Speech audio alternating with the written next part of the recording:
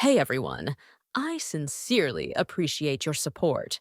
If you enjoy my audiobooks, I would be truly grateful if you could subscribe to the channel. And if you'd like to support even further, you're welcome to become a Patreon member, where you can access audiobooks of novels as long as they are freely available on the internet. Your kindness and support mean so much. Thank you. I was feeling pretty good about the plans that I had brought up and were going to begin changing the swarm when Wistrel approached me. Look, it's a miracle you beat Redale. I started then looked her in the eye. I'm sorry. You better bees. I taught you to be better than that. Again, I looked her in the eye.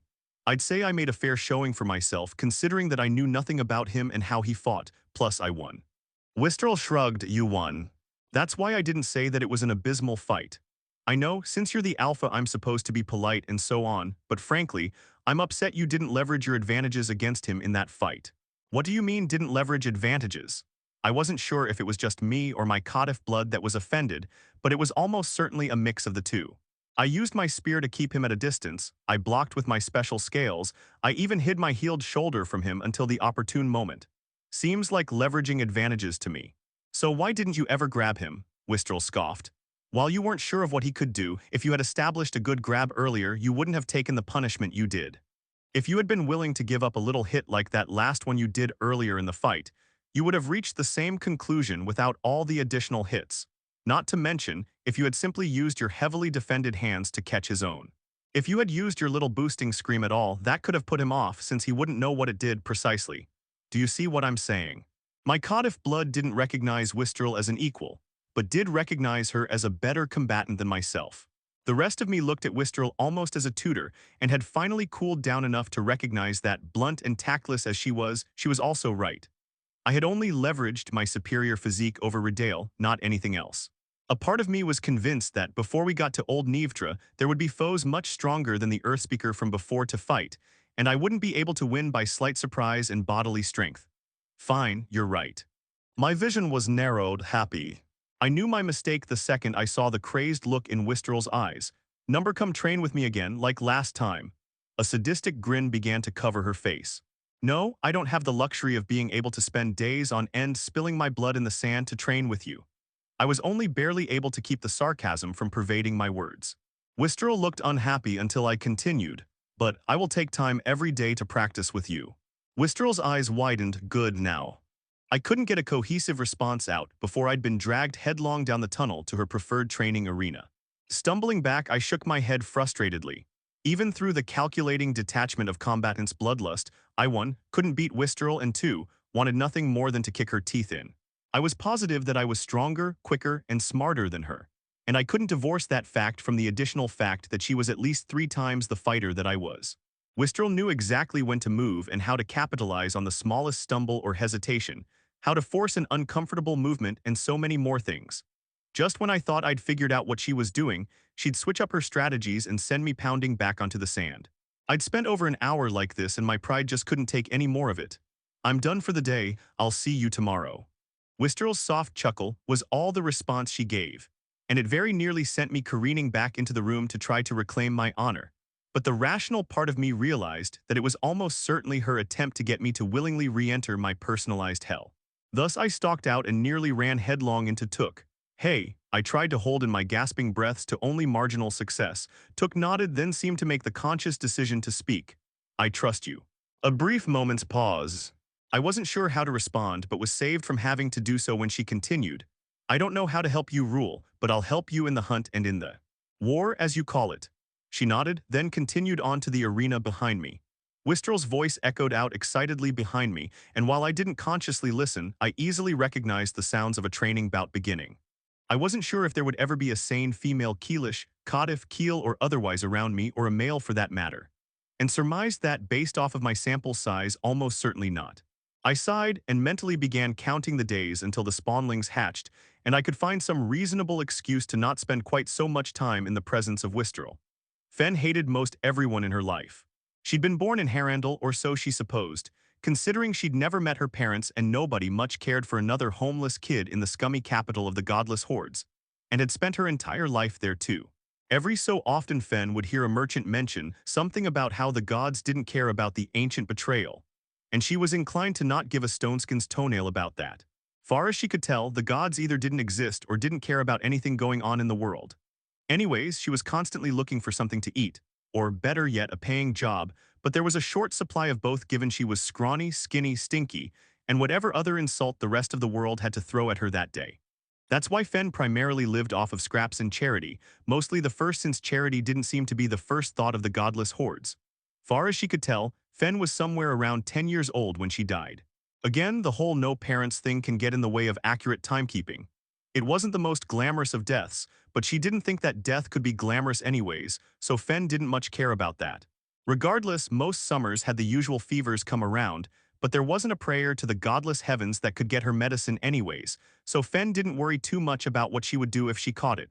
Unfortunately, she did. The last thing she could remember was being curled up in an alleyway off the crowded main street of Harandel and the racking pains that shook her skinny body. It was worse than that time last year when she'd been beaten for stealing that meat skewer. Since that time, she'd at least been able to scarf down a couple of bites before the beating she'd taken. This time, to add insult to injury, she was starving while also dying of the fever. That was the pitiful end to her pitiful life. As her consciousness faded to black, all Fen could think was, I wish I could have been healthy. Then I could have gone out into the mountains and actually taken care of myself. Blessed body skill acquired. Scaled deer subrace lifebringer selected. What time until birth? 000021. So what? Time until birth 000015. Great, can you make sure that I can protect myself this time? Time until birth 000009. Evolutionary foresight skill acquired. I don't know a couple of those words. Time until birth 000001. Suddenly bright light blinded Fen. She tried to stand up but everything felt wobbly, her head felt heavy and her neck more floppy than ever before. Finally her eyes began to adjust and she noticed a giant thing looking at her. It had a massive pair of horns and a dully shining armor covering its four-legged body. Panicked, she began to try to backpedal, but her legs didn't respond to her commands and the beast immediately caught up to her. Fen bleated in fear and rolled over, still trying to flee, but the creature gently nuzzled her head towards its belly. Startled, Fen didn't respond, but the creature ever more insistently pushed her head downward and suddenly instincts took over and Fen began to nurse from her mother. About a week later, Fen had come to grips with her new reality, and frankly speaking, it was much better than her old life. She had a mother that cared about and protected her, and she constantly showed Fen how to act and taught her the ropes of living as what this new system called a scaled deer lifebringer fawn. Her new body was much stronger, and she could see all around her at the same time with her new eyes, and she could run so fast, and she could eat grass or the prey her mom brought her. The only downside was that her mom didn't, or maybe couldn't, speak, but they were able to communicate just fine. Fen hadn't ever experienced such a luxurious life as a human, so she was altogether quite happy with the current state of her life. She'd known she shouldn't have gotten complacent and satisfied with her life. It was the next day that the hunters came and slaughtered her mom. They were what the godless hordes called Saharliard, meaning scaly friends, but to the scaled deer they were anything but. Before either of the scaled deer could react, there were three of the Saharliard ripping into her mother's flank. In terror, Fen tried to help her mother once she was ambushed, but her mom had used her horns to lift and throw her further away. And so, with a sob choking her throat, Fen had left her mother to be torn apart and devoured by the monstrous lizards behind her. For the first time, she cursed her new vision, since no matter which way she turned, she could still clearly see her mother's blood painting the previously verdant forest a sickening shade of crimson. 2 days later, Fen was sadly trudging through one of her mother's go-to foraging locations. Maybe it was because of how sad she was, or maybe her thoughts on why the gods were so cruel. But whatever the reason, she was almost too late to realize the trap that had been set before her. At the last moment, she noticed the subtle foothold trap and stepped almost uncomfortably to the side and began to bolt away. Suddenly, a blast of flame passed to her left and she dodged right into a shallow pitfall. Fen was nearly able to squirm out of the hole in time, but the hunter was too quick and immediately bound her body like a something. Fen cried out and screamed and thrashed, but to no avail. She was going to be eaten. However, she did realize that this human didn't seem to want to eat her. She excitedly muttered under her breath, "This one will be a great companion. She'll be with me as I grow to a real flamespeaker. I wonder how long it'll be before I can contract with her. I'll need a strong soul speaker. Maybe a telly could help me with that." The idea of being a contracted companion initially scared Fen, But before she could start to panic again, there was a message from the system. New quest: form a companionship contract with Virali.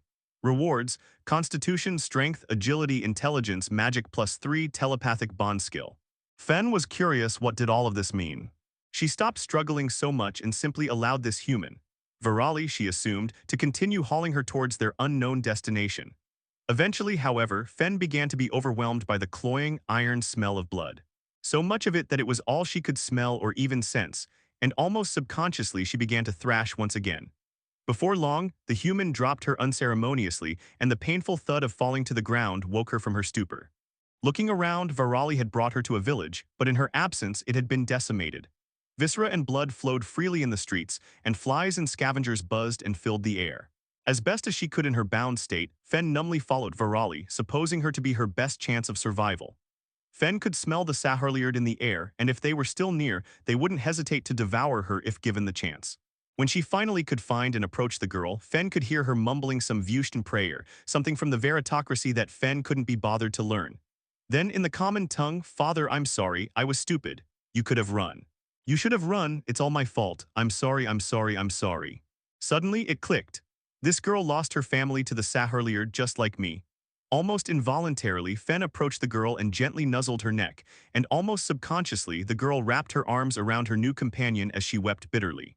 Sybil prided herself on her ability to focus on what mattered most and make sure that it swung in her direction. She hadn't made the decision to tie herself to Ashlani lightly, and she hadn't mated with him simply for desire's sake. Instead, she had come to the conclusion that he was sure to be the swarm alpha eventually, and had thrown herself into and at the possibility of being Ashlani's right hand. It wasn't because she lusted after power but security. Sybil had initially thrown her lot in with Tieran, seeing as he was the largest and strongest of the Keelish in their brood. But she'd been sorely disappointed with that turn of events, given that he'd simply prioritized the most sycophantic, airheaded, and beautiful females' whims over future stability. Unfortunately, Sybil was none of those, and found herself on the fringes of her pack, underfed, unappreciated, and unfulfilled. Thus, Sybil had gone about investigating the other packs to see which she'd find security and stability in. Perkril had immediately been ruled out. He was neither secure nor stable, in any sense of the words.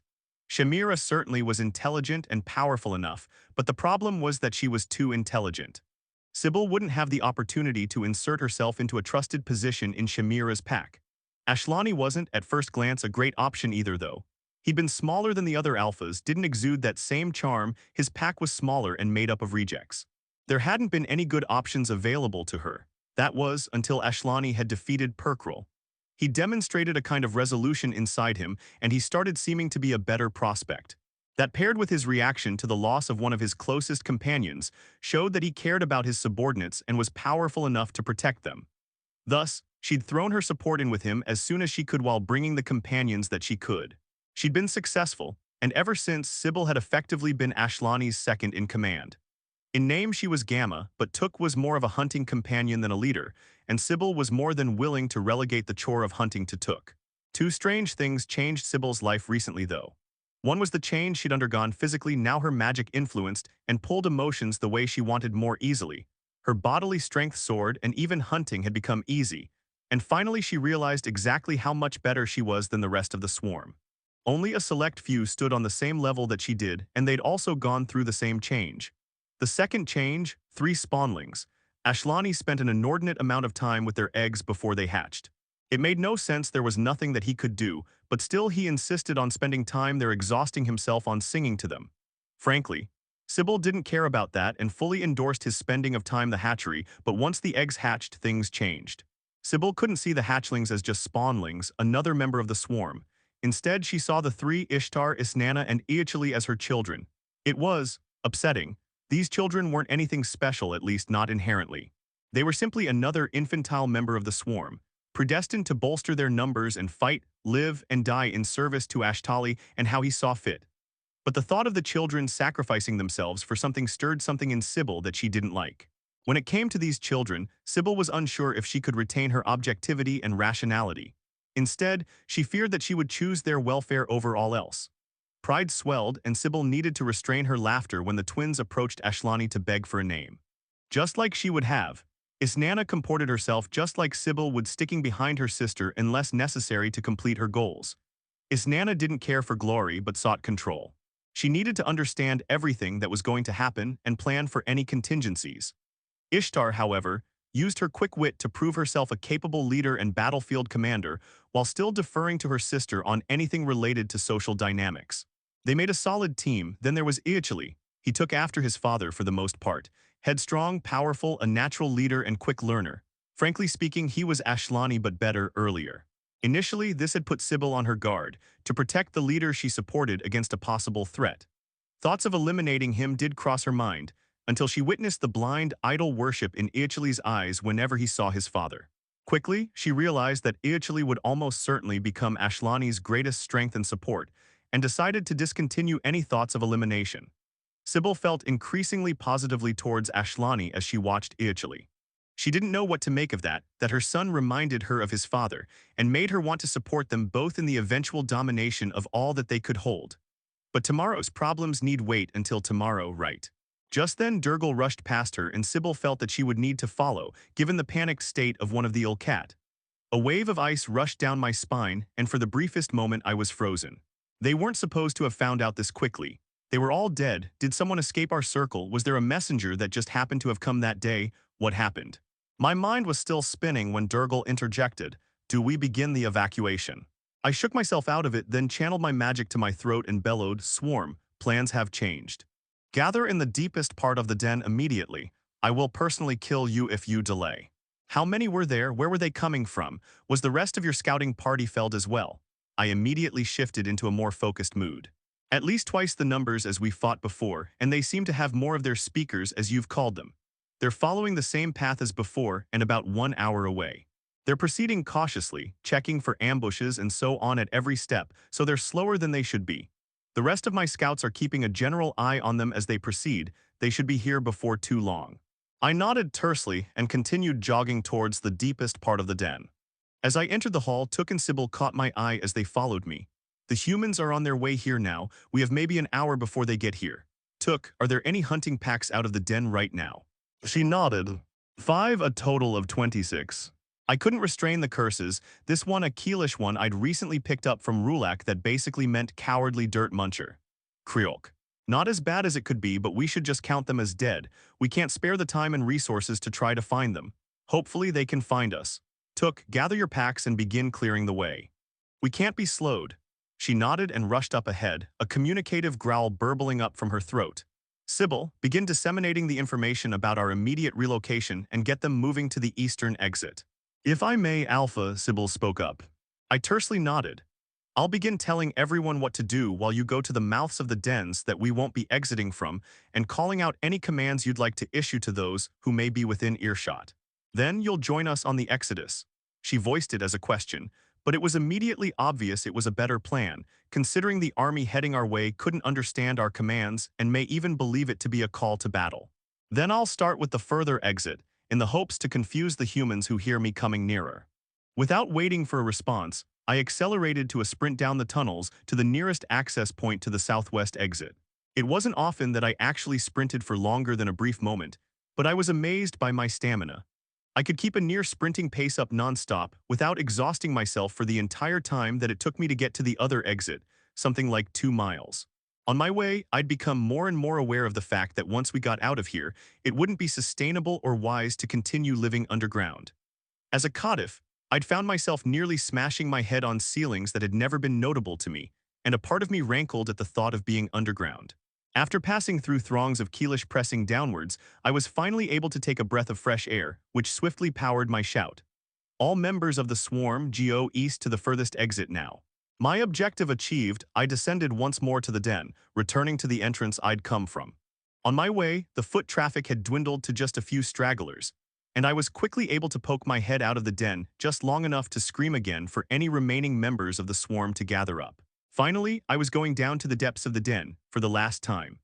Subconsciously, I found myself flexing the mobile scales around my hands and forearms over and over, my fists clenching and claws scraping noisily over each other as I rushed down the slope to the depths of the den. I wasn't sure if I was feeling emotional about this being possibly the last time I was ever here, or even if I should be. The nerves of the impending attack, the stress from needing to relocate earlier than planned, the weight of it all.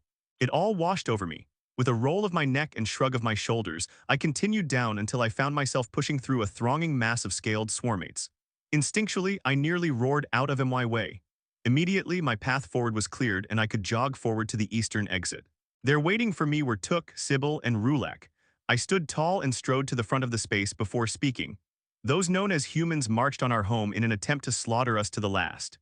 In return, we destroyed the assault force as well as their home, leaving it as a mass grave after adding their strength to our own.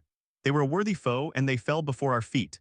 As I finished the phrase in a crescendo, the raucous cheers and excitement began to wash through the hundreds of Keelish before me. I raised a hand to quiet them before I continued. However, they do not consider us a worthy foe but a pest.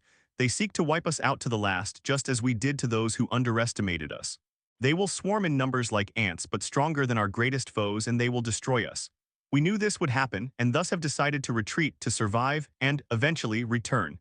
My personal emotions began to swell within me as I considered the possibility. We will return stronger than ever to destroy all those who wronged us, to eviscerate their warriors and subjugate their people, and to grow fat on the fruits of their labor. Because we are the Keelish, we are the fanged ONES, the VICTORS. And we will not stop before we achieve victory.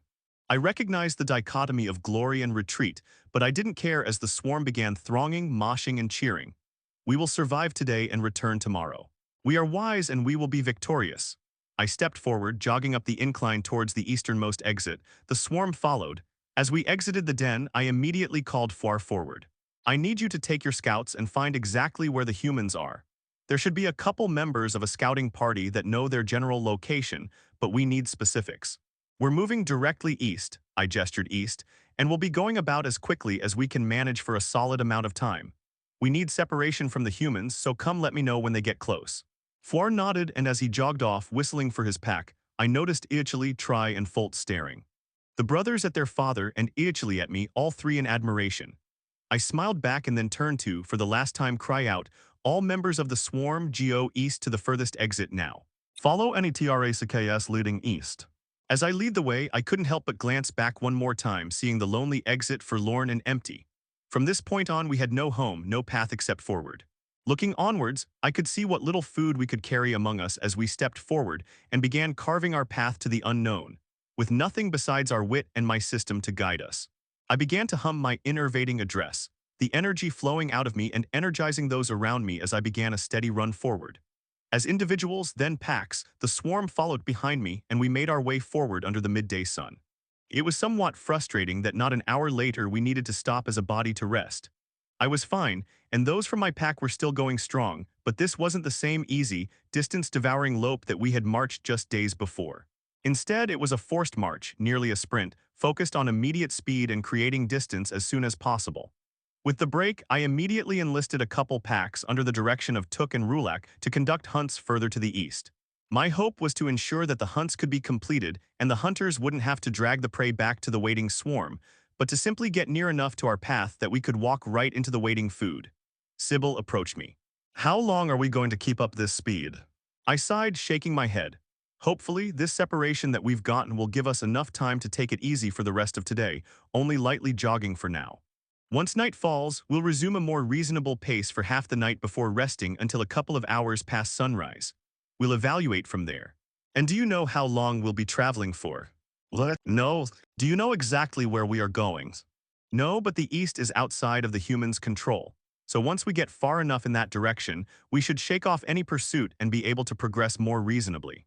Do you have any specifics for me to share with? Dulvrock take you gamma. I don't know, my voice thundered out without any conscious thought as rage flared within me. The entire swarm immediately fell silent. Sybil stared at me, her eyes flashing. I sighed and continued, consciously pitching my voice louder for those around us to hear.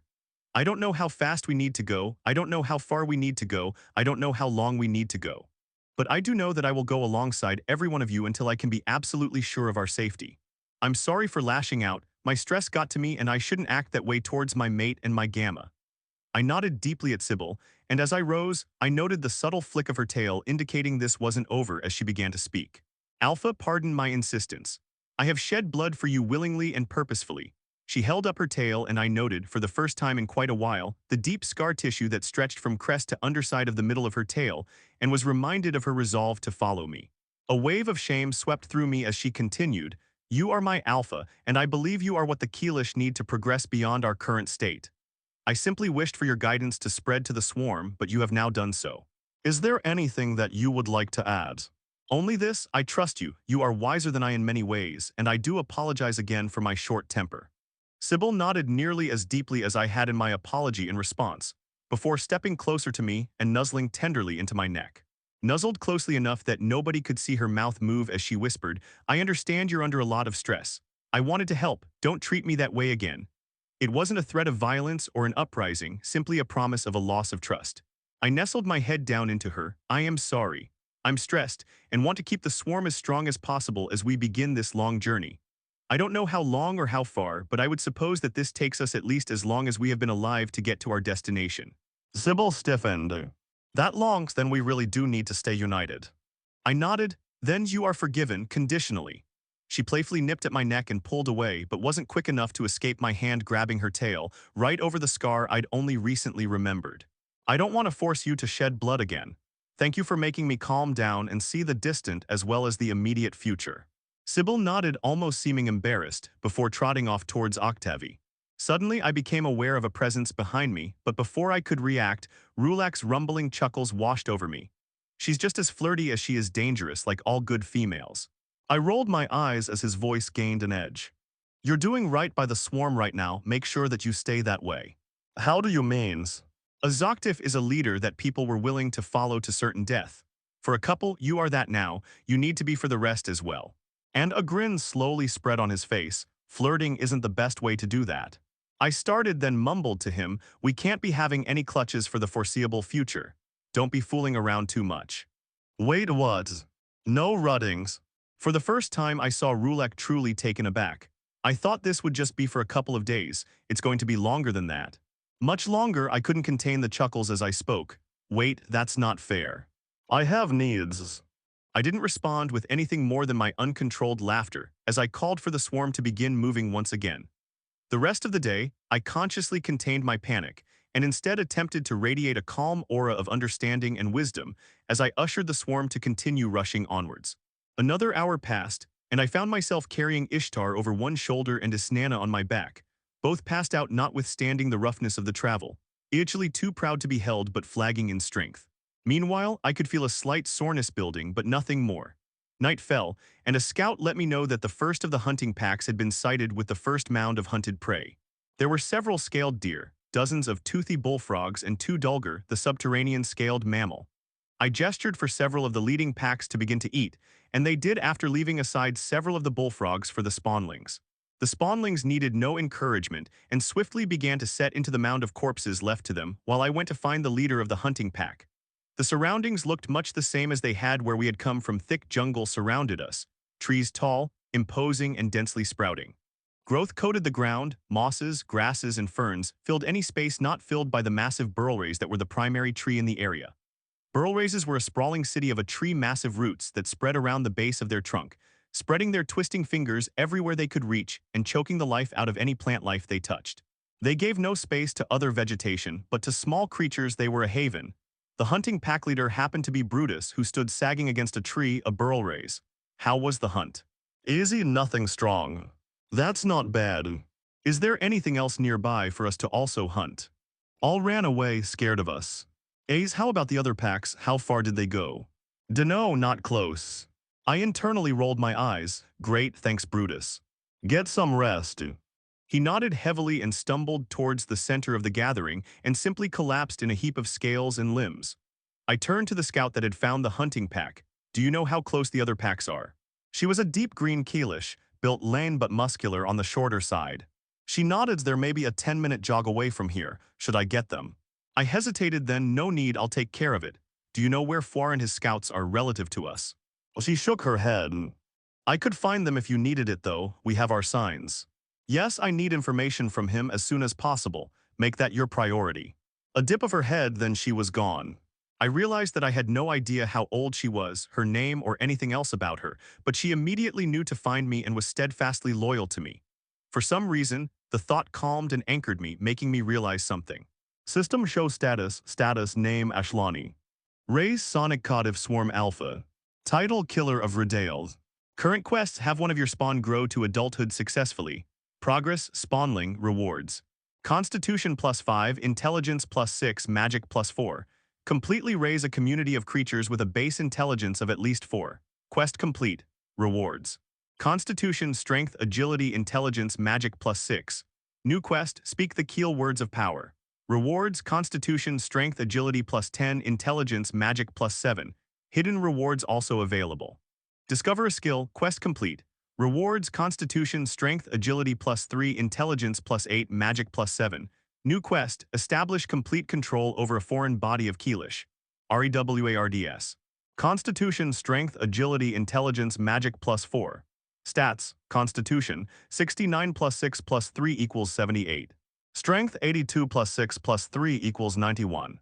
Agility, 87 +6 +3 equals 96. Intelligence, 88 +6 +8 equals 102. Magic, 76 +6 +7 equals 89. Skills, innate leadership cannot evolves. Innervating address cannot evolves. Pack tactics current evolutionary progress, 210. Combatants bloodlust, current evolutionary progress. Hidden, true dominance current evolutionary progress, 110. Improved vision current evolutionary progress, 018. Improved Sonolphin current evolutionary progress. Hidden, evolutionary foresight. Sonic Keel Alpha requirements. Acquire the Keel Words of Power, receive the blessing of Neve Tala. Other evolutions possible but not currently foreseen.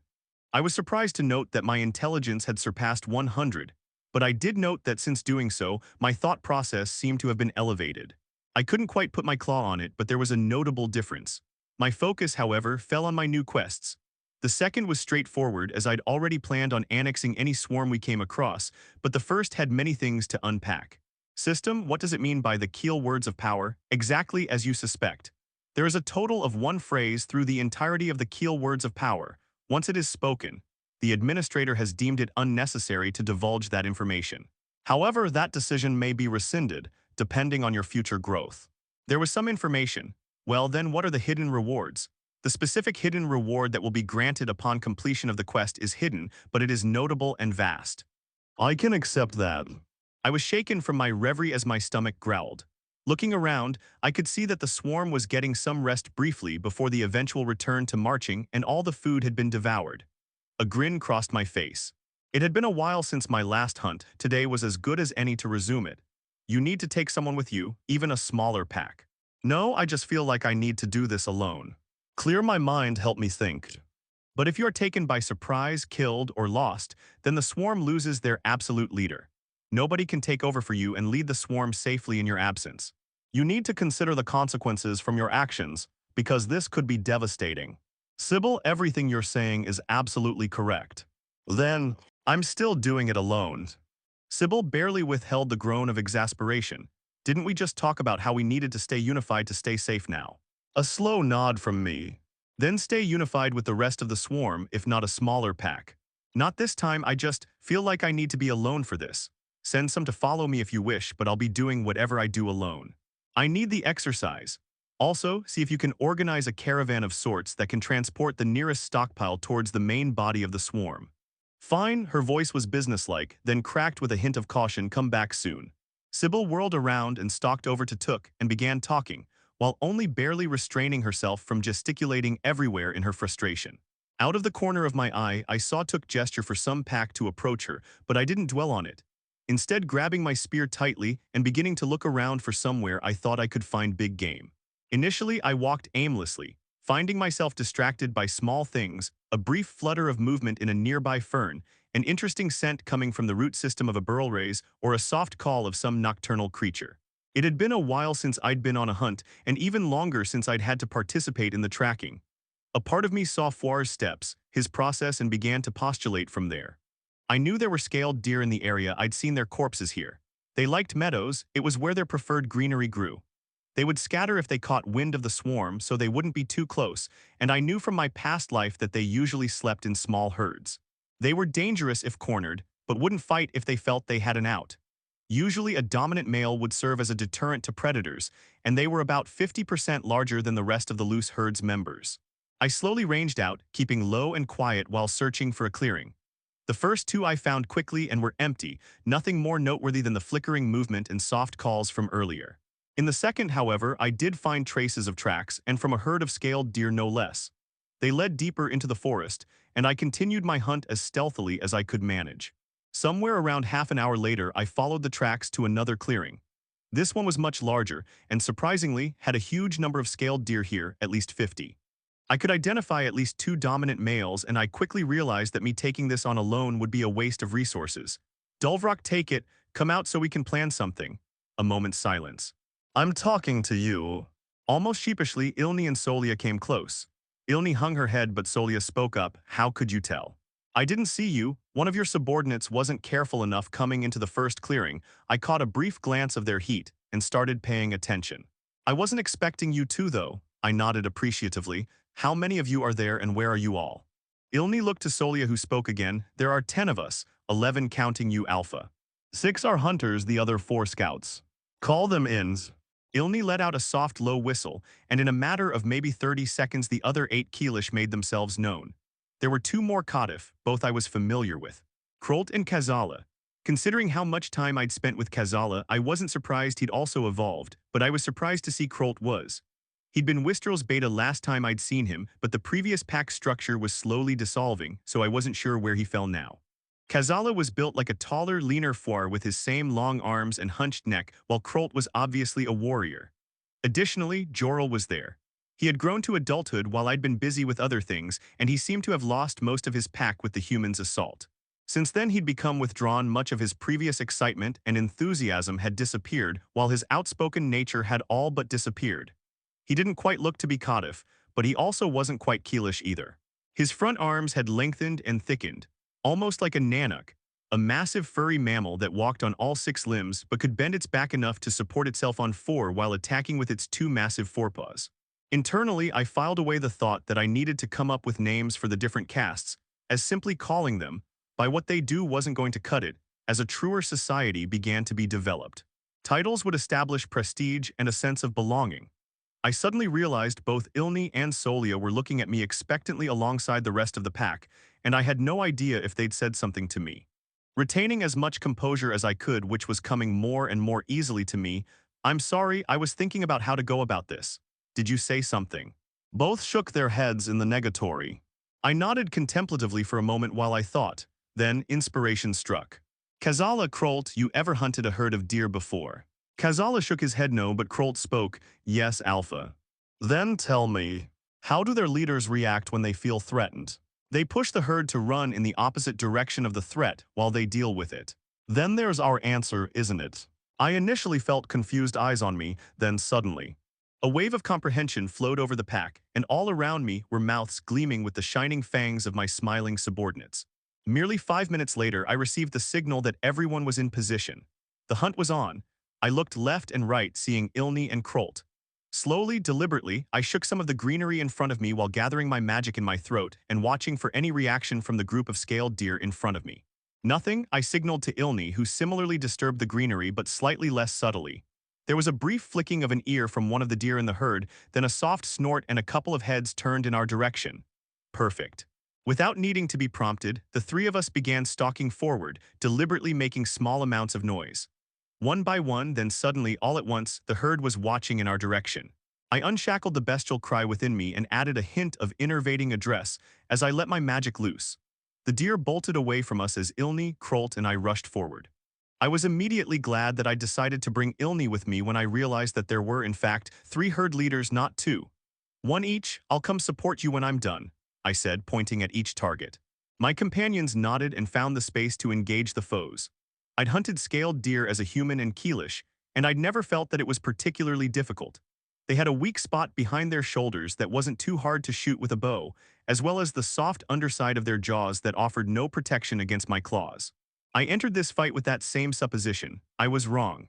As I charged forward, combatant's bloodlust active, the huge bull loomed in my vision. It was as tall as I was, at the shoulder. I came close to try to impale its skull on my spear, but it reared back on its rear hooves and lashed out wildly with its front ones, forcing me to retreat to not be struck. I struck forwards with my spear, hoping to strike true, but the second its front hooves touched down, the bull used them to rush forward. I was nearly gored in that moment. But thanks to the training with Whistrel, I sidestepped quickly while dropping the spear and extending my claws while catching hold of the tip of the antlers in my left hand. I leveraged my entire weight and hammered the pointed antlers into the ground. Seizing the opportunity, I lashed out with my right hand, slashing at the exposed weak point of the deer's side. My new claws were built to tear flesh, and that's what I expected to feel, the nearly effortless separation of scale, skin, and flesh. Instead, my claws caught in thick scar tissue, only able to penetrate half their 4 cm length. The deer grunted in pain and wrenched his head from the ground and throwing himself bodily at me once again. I dropped to my back on the ground below his strike before arching my back and pushing off the ground with my tail to get my mouth at the deer's throat. My fangs sunk in and I could feel the deer's breath rushing through its neck in pained, panicked gasps. It still didn't give in. In an admirable feat of strength, the deer again hoisted itself from the ground and began striking at my chest with its hooves. I dropped off, but not fast enough to avoid a glancing blow to my ribs, and I felt more than I heard the crack of bone. With a hiss of rage, I threw myself forward while sidestepping the thrashing hooves. Once I was in position, I bit down and seized hold of my prey's front leg before twisting it savagely. I was rewarded with the snapping of bone and a bleat of pain. Without hesitating a moment, I leapt just high enough over the hobbled deer to seize the other front leg in my mouth. Using the beast's body as a lever, I snapped the opposite leg from the joint in the same bone-cracking motion. Ignoring the pained cries of the crippled deer beneath me, I looked to the sides to take stock of the situation. Krolt had circled around his prey and was fighting it more defensively, just ensuring that it couldn't flee to its brethren. Ilni, however, was struggling. She obviously wasn't accustomed to fighting without the support of a pack and was bleeding steadily from a long gash in her upper thigh. I grabbed my spear and immediately went to assist her.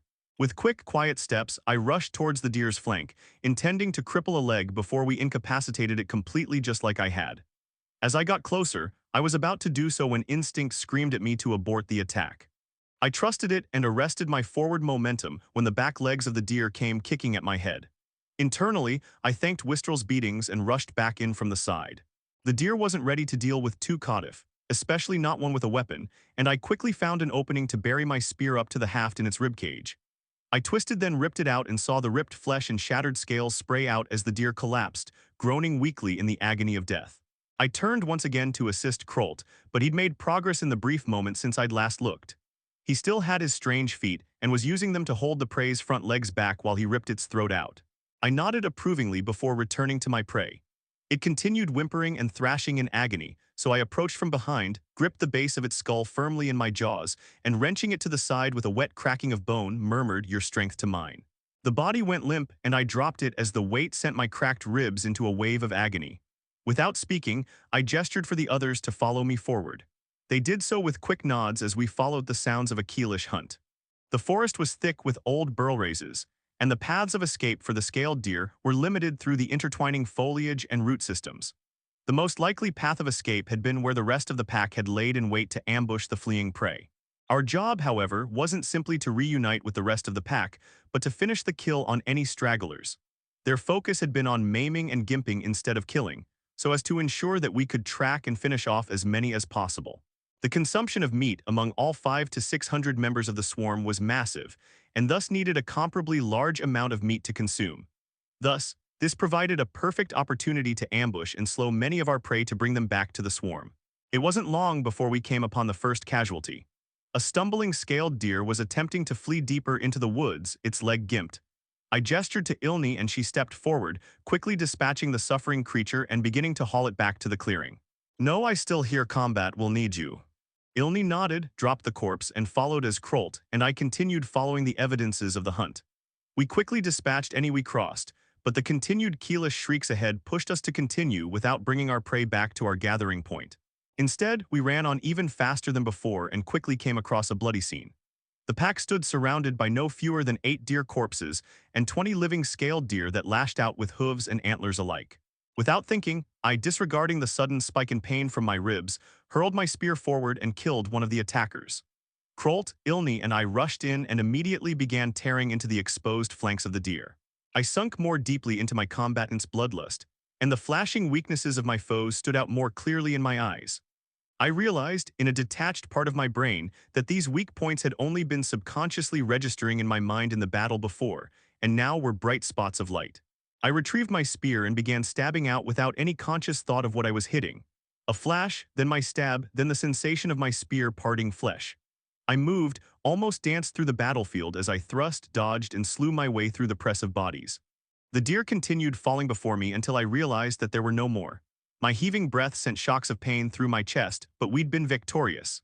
The echoes of fleeing hoofbeats resounded, quite a few prey had fled, but in total there were 19 corpses of prey before us.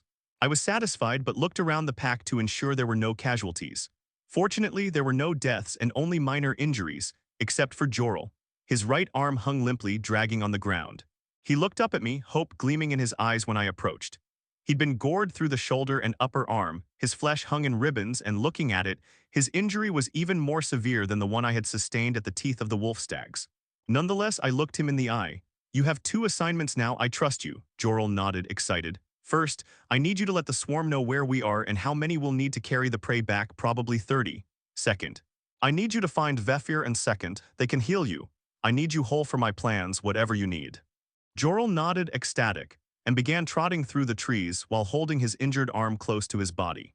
I watched him go. I really did have big plans for him and fully planned to see him grow into a lieutenant.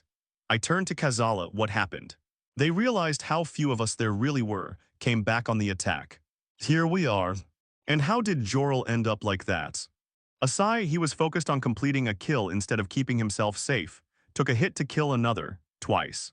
"That's weird for him." Kazala shrugged and looked around at the corpses spread before us before looking back at me. "You ready?" I nodded, sinking back into combatant's bloodlust, in the hopes that it would help mask the spasms of pain from my ribs as I carried the weight.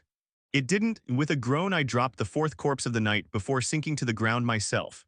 In total, across the hobbled ones in the forest, the 3 protectors and the attackers on the pack, there were 29 in total. I guessed it could cover the eating necessities for the swarm for now, and we could continue on as soon as the meat was all brought back. Luckily for me, at that point the vast majority of the carcasses had been brought to the clearing, so I could rest without feeling guilty. A small part of me had thought to take a seat earlier, but I couldn't bring myself to. Now, at the end of the exertion, I could sit and actually relax, enough to see flashes of warmth approaching through the forest. I slowly rose to my feet, but a familiar whistle in the distance had me quickly relaxing. A large pack, about 35, walked into the following a now-healed Jorel. He crooked a smile at me before nodding pointedly at Vefir, who quickly noted my deliberately shallow breathing. "Oh, our friend here says you got yourself hurt." "I would say no, but it hurts like a kriok." "Help me out." Vefir sighed. "Must why you be so crass?" Then the initially burning hot then comfortably warm magic flowed into me. Before too long I could breathe easily and stood tall. I approached Jorel. "Thank you for leading everyone here so quickly. Also, thank you for realizing I needed healing." He nodded and grinned. "You did well on that. I did, however, hear about why you were so injured." "Why didn't you keep yourself safe?" "They were dangerous. I killed them to protect myself and my pack." He stood proud, expecting praise. "But you didn't protect yourself. You nearly lost your arm. This made you a liability and less fit for battle. And this was simply—" "I just did what you would do," Jorel interrupted, his face confused. "Why do you say that?" My tone was flat, almost dangerous. I didn't notice. "You did the same thing when you were only a pack alpha. Your arm didn't work because you protected your pack from the wolf stags." I stepped forward into his space. "And that day was a failure for me. Kazala, you were there." "How many of us died?" "2 alpha." "Do you remember my main commands?" "But Ashlani." I whirled to Jorel, surprised by the vehemence, anger, and rage in my voice. "You will address me as Alpha." "I didn't ask you." I turned back to Kazala. "What was my main command?" "Prioritize survival above all else." "Jorel, you misunderstood why I was injured that day. I was weak and made mistakes. That's why I was nearly permanently disfigured." I took a deep breath. He looked up at me, confused and hurt. "I say this for a reason. I expect you to be better than me. You have me to learn from when I had nothing. You were stronger and better than me at your hatching. Don't throw it away." I turned on my heel and walked over to the pile of corpses, grabbing the largest protector, throwing it over my shoulder, and grabbing a smaller corpse with my good left arm. "Let's get moving, Jorel, walk with me." It didn't take long for the group to gather and begin moving out. Jorel walked hesitantly at my flank until I called him forward. "I'm sorry, you've seen an imperfect part of me more than once today. I don't know what to do from here and I've messed up. I just have high hopes for you." "Yes, Alpha." "No, I didn't mean that. It was just— in public, I need to be seen constantly and always as Alpha. And if you call me by my name, then others may think that I'm treating you well undeservedly. Okay. Okay, a spring slowly entered Joral's step, and we spoke comfortably the rest of the way back to the camp. When we got back to camp, Joral nodded formally at me, contained a grin, and jogged off towards a group of females with his haul in tow. A couple of them were from my clutch old companions of Shamira's, and all the females began fawning over him as he approached. He gloried in the attention, moving his body sinuously and grinning down at these new companions. I wondered if I would have been in his position without Sybil, but before too long Foire approached me. The humans moved past the den quickly. They have something that has caused them to not tire, and they aren't far off from where we are now. Dulvrock take the miserable things, they had a sole speaker. They were far and away the rarest affinity of speaker, and the best one to have in any group. They were able to bolster troops and raise up energy among those around them, similar to my own innervating address. Exhausted as I was after a draining hunt and a day's march, I stood tall. Swarm, eat as quickly as you can until you are comfortably full, then carry whatever you can. We're leaving as soon as we're able. I heard groans around me. Internally I agreed, but a thought crossed my mind. All pack alphas to me, immediately swarm beta and gamma too. Within a minute, the entirety of the swarm's alphas stood before me. There were about 30 here, with probably another 10 or so in the field. Surprisingly, 9 of those present were Olcat, and I couldn't help but notice Ichili, Ishtar, and Isnana standing proudly on the fringes. I can't talk to each member of the swarm individually, so I want you all to do so. From now on, I will call these gatherings about once a day. For now and for as long as you remain alphas, you will be my representatives to your packs. For now, tell them that we will move through the night until shortly before the dawning of the suns. Then we will take a break and sleep before continuing the march. Your job is to ensure that the swarm continues to march regardless of morale. I trust you. I saw serious and proud faces and knew that I had been successful in my aim. Good. Then get your packs ready to march and carry as much excess food as you can. You're dismissed except for Rulak, Gamma, and Beta. The alphas began to rush to their packs as I turned to my most trusted confidants. Rulak, do we have anyone who can use earth magic? The sixth in. She's the only one we got. She's not great like her sister Histy or even Burke, but she can do a little. Why? I'm going to need all 3 of them as well as Durgal and at least 1 pack of scouts. You should come too. Maybe second too if we can convince him. You're gonna take the fight to them, eh? Not quite, just make them slow down and remember, I grinned, why they fear us. Yes, I wanna be theirs. Beta, I need at least 4 of your strongest, not counting yourself. And that's literal strongest, not in a fight. They'll come with me while you protect the flanks of the swarm as they go with the rest. Gamma, you're in charge of getting the swarm moving as soon and as quickly as possible. Go directly in that direction, there's too many of us to stop them from tracking us. Just move quickly. Took nodded while Sybil spoke, understood, be safe and wise. Rulak, get them over here as soon as possible. We have some planning to do. The swarm left shortly thereafter, leaving my group of 20 behind to begin our delaying tactics. Initially, Histy and Burke didn't think what I had planned was at all possible, but the more we brainstormed, the more into the idea they got. They lamented the fact that we had no Keelish capable of water magic. Burke said something about how the moisture in the air would help the plan, but I didn't understand. Since it would help the plan work even better, but the idea was quickly hammered out. It was slow to work in creating the trench I'd asked her to create. But she was doing her best, and the 5 bodyguards Took had left behind were doing their best to help shovel the dirt.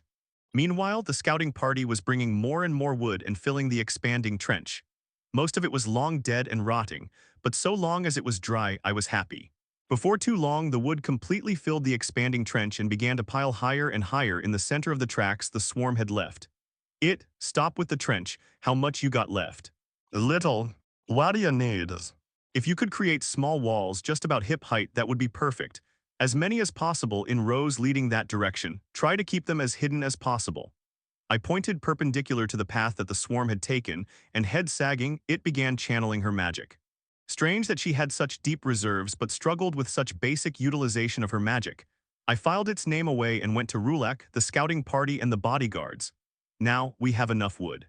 Gather 2 to 3 rocks that you could throw hard enough to go somewhere, but heavy enough to hurt and possibly kill. Then, get behind the second wall and prepare to throw and disengage. If necessary, protect yourselves but focus on escaping alive once the trap is sprung. Clear. Yes, Alpha. Finally, I turned to Histy. Can you create a small, controlled blaze at the base of the woodpile? Enough to be hard to spot, but easy to coax the rest of the pile into a roaring fire. I've been doing this for longer than you've been alive, Alpha. They won't know what hit them. I grinned. We were going to slow these annoying hangers on. Finally, just a couple of minutes later, the humans entered our view. Virali had not slept for more than a couple of hours a night since she'd buried her father's dead body. She knew she wouldn't have the opportunity to do so to her mother's, since she'd been murdered right next to the god's blighted pest's nest and had since been devoured. Her breath caught in her throat, but she was able to console herself tonight. The bastards would all lay slaughtered before her. Her companion had grown surprisingly quickly in the last 11 days. Virali was sure that the scaled deer she had found was still a fawn, but it had grown nearly to the level that she could ride it. Virali supposed she should call it Fen, since that was what it called itself, but it was strange. In the nearest village there had been a sole speaker, Iteli, who had graciously created a companionship contract for Virali free of charge. Usually when a creature and a speaker were bonded by a soul speaker's companionship contract, they could only understand vague feelings and occasionally simple commands. At least, that was what Virali had been told. Fen, however, didn't shut up. She said it was some system, and that she used to be a human, one of the heretics no less, and all sorts of other crazy things, but Virali didn't believe too much she was told. What she did believe, though, was that Fen was a special type of scaled deer, since she could use a magic similar to a soul speaker's rousing speech. It had kept the militia she had painstakingly gathered from all the nearby villages going for as long as they had. Everyone had expected to find the Keelish languishing in their den, waiting to be buried and slaughtered. Their expectations were dashed, though. There was no resistance upon approaching the den, even when a lookout saw a pair of Keelish flitting through the jungle just outside of reach. Then, where there was evidence of their previously having been battles with humankind, there still weren't any Keelish to be found. Virali ground her teeth as she saw locations where the earth had been ripped from the ground and used as armor, her mother's specialty. And the den was completely empty. After searching around, a second exit was found, this one showing a large quantity of tracks leading nearly due east. The militia group had immediately set off upon seeing that the tracks were fresh. The leader, a middle-aged man named Yohar, had participated in several successful Keelish hunts before. Look, the Grand Verat knows what he's talking about. There's a reason that he ordered the Great Purge all those years ago. If you let the bastards grow, they start acting like they're the kings of the jungle. The beasties are trouble and need to be slaughtered. We can't let 'em escape, cause they'll just make trouble for someone else. We'll catch 'em tonight when they're ristin' and huntin', and that'll be their final hour. The rest of the militia nodded severely. Almost everyone here had had a friend slaughtered in the destruction of Virali's home. Virali, thank you for your presence. This was Hyalter, the youngest son of Iteli, soon to officially enter adulthood just like Virali herself, not quite a friend but an acquaintance.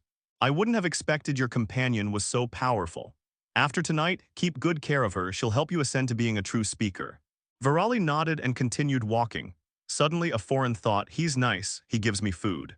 That means he's a good guy, you should stick with him. Virali sighed and continued walking before mentally replying, just focus on your rousing speech. But I'm not talking. You should call it what I call it. No, helpies. No, I won't do it if you don't say it. Virali internally cursed. Wow, I don't know most of those words and I grew up on the streets. Let helpies. Will do. Fen began hopping throughout the marching files as Virali felt her feet lighten and her stride lengthen. Dulvrock take her, but Fen was useful. It was nearing midnight when the militia found themselves approaching the place where the Keelish would have had to set up camp. Virali kept a small flame hovering above her hand as they walked through the darkness. There were torches held by the sentries around the edges of the group as they stepped forward to slaughter the Keelish menace. The jungle was foreign, almost frightening in the torchlight. The burlraises cast menacing shadows deeper into the thick jungle. The underbrush was thick and untamed, and the sounds of the forest were eerily absent. The militia platoon drew to a crawl's pace and Virali stepped forward, drawing near to the front of the column, asking in a whisper, "Why have we stopped?" A veteran she didn't know leaned over, his eyes shifting, attentive to the forest.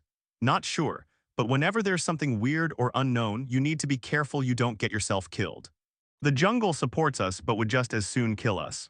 For a moment the entire column shifted back and forth without progress. Nothing happened. Finally, Virali couldn't hold her tongue any longer. We need to go. They're going to get away. This is where they were nesting, but they decided to leave. We need to hurry to catch up. You're not wrong, lass, Yoha responded. Eyes and ears open, be ready for surprises. At her side suddenly was Hyalter, who grabbed her hand and squeezed it. The sweat on his palms instantly soaked Virali's own, but the feeling of support was immediately welcome for Virali. The militia proceeded, weapons drawn and phrases on their lips. A voice of a sentry began to ring out, "I see something up ahead," but suddenly there was a snap of a branch in the jungle. HYA, with a shout, Virali instinctively sent her small flame crashing towards the origin of the sound. With a bright flash, the flame exploded. Nothing was there. Nervous chuckles sprang up throughout the company, and Virali felt her face grow hot with embarrassment. That was when the massive pillar of fire sprang into existence not 5 m away from the front of the company. There hadn't been any suggestion of what was coming. Simply an immediate, glaringly bright light appeared nearby with an explosion of wood crackling and heat. The entire column recoiled instinctively as the blazing light and scorching heat seared themselves into Virali's entire being. Just a couple of blinks later, Virali could see a massive tower of flame, much larger than she could hope to control, and Virali felt her breathing quicken. She'd heard stories of the powers that a high speaker could conjure, and knew that they could invoke a tower of flame at least this large with just a single phrase, but these beasts couldn't do that. Had they gotten help from someone in the wilds? But the barbarians' words of power didn't bring magic like this, and no speaker would ever side against the holy state for the sake of these beasts. Maybe some heretical construction from an apostate in the wilds, but even that didn't make sense. They stuck to themselves. Virali caught herself lost in confused thought. She was shaken from her stupor by the realization that the flaming pillar was moving, gaining speed and rushing towards the main body of the troop. Not only was the pillar moving, wind was beginning to swirl around it and push it further and faster.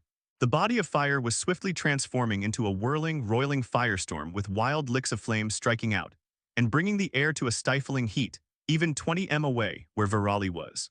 The front lines of the troop were taken unaware, but immediately began retreating, some carrying a stunned or injured comrade.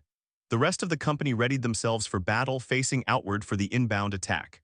"Vokas, it's time to annihilate these treacherous pests," Virali spoke aloud to her own surprise. She stepped forward and began speaking. "Vil vada rulkatarana, by the blessing of the gods, I take control of flames."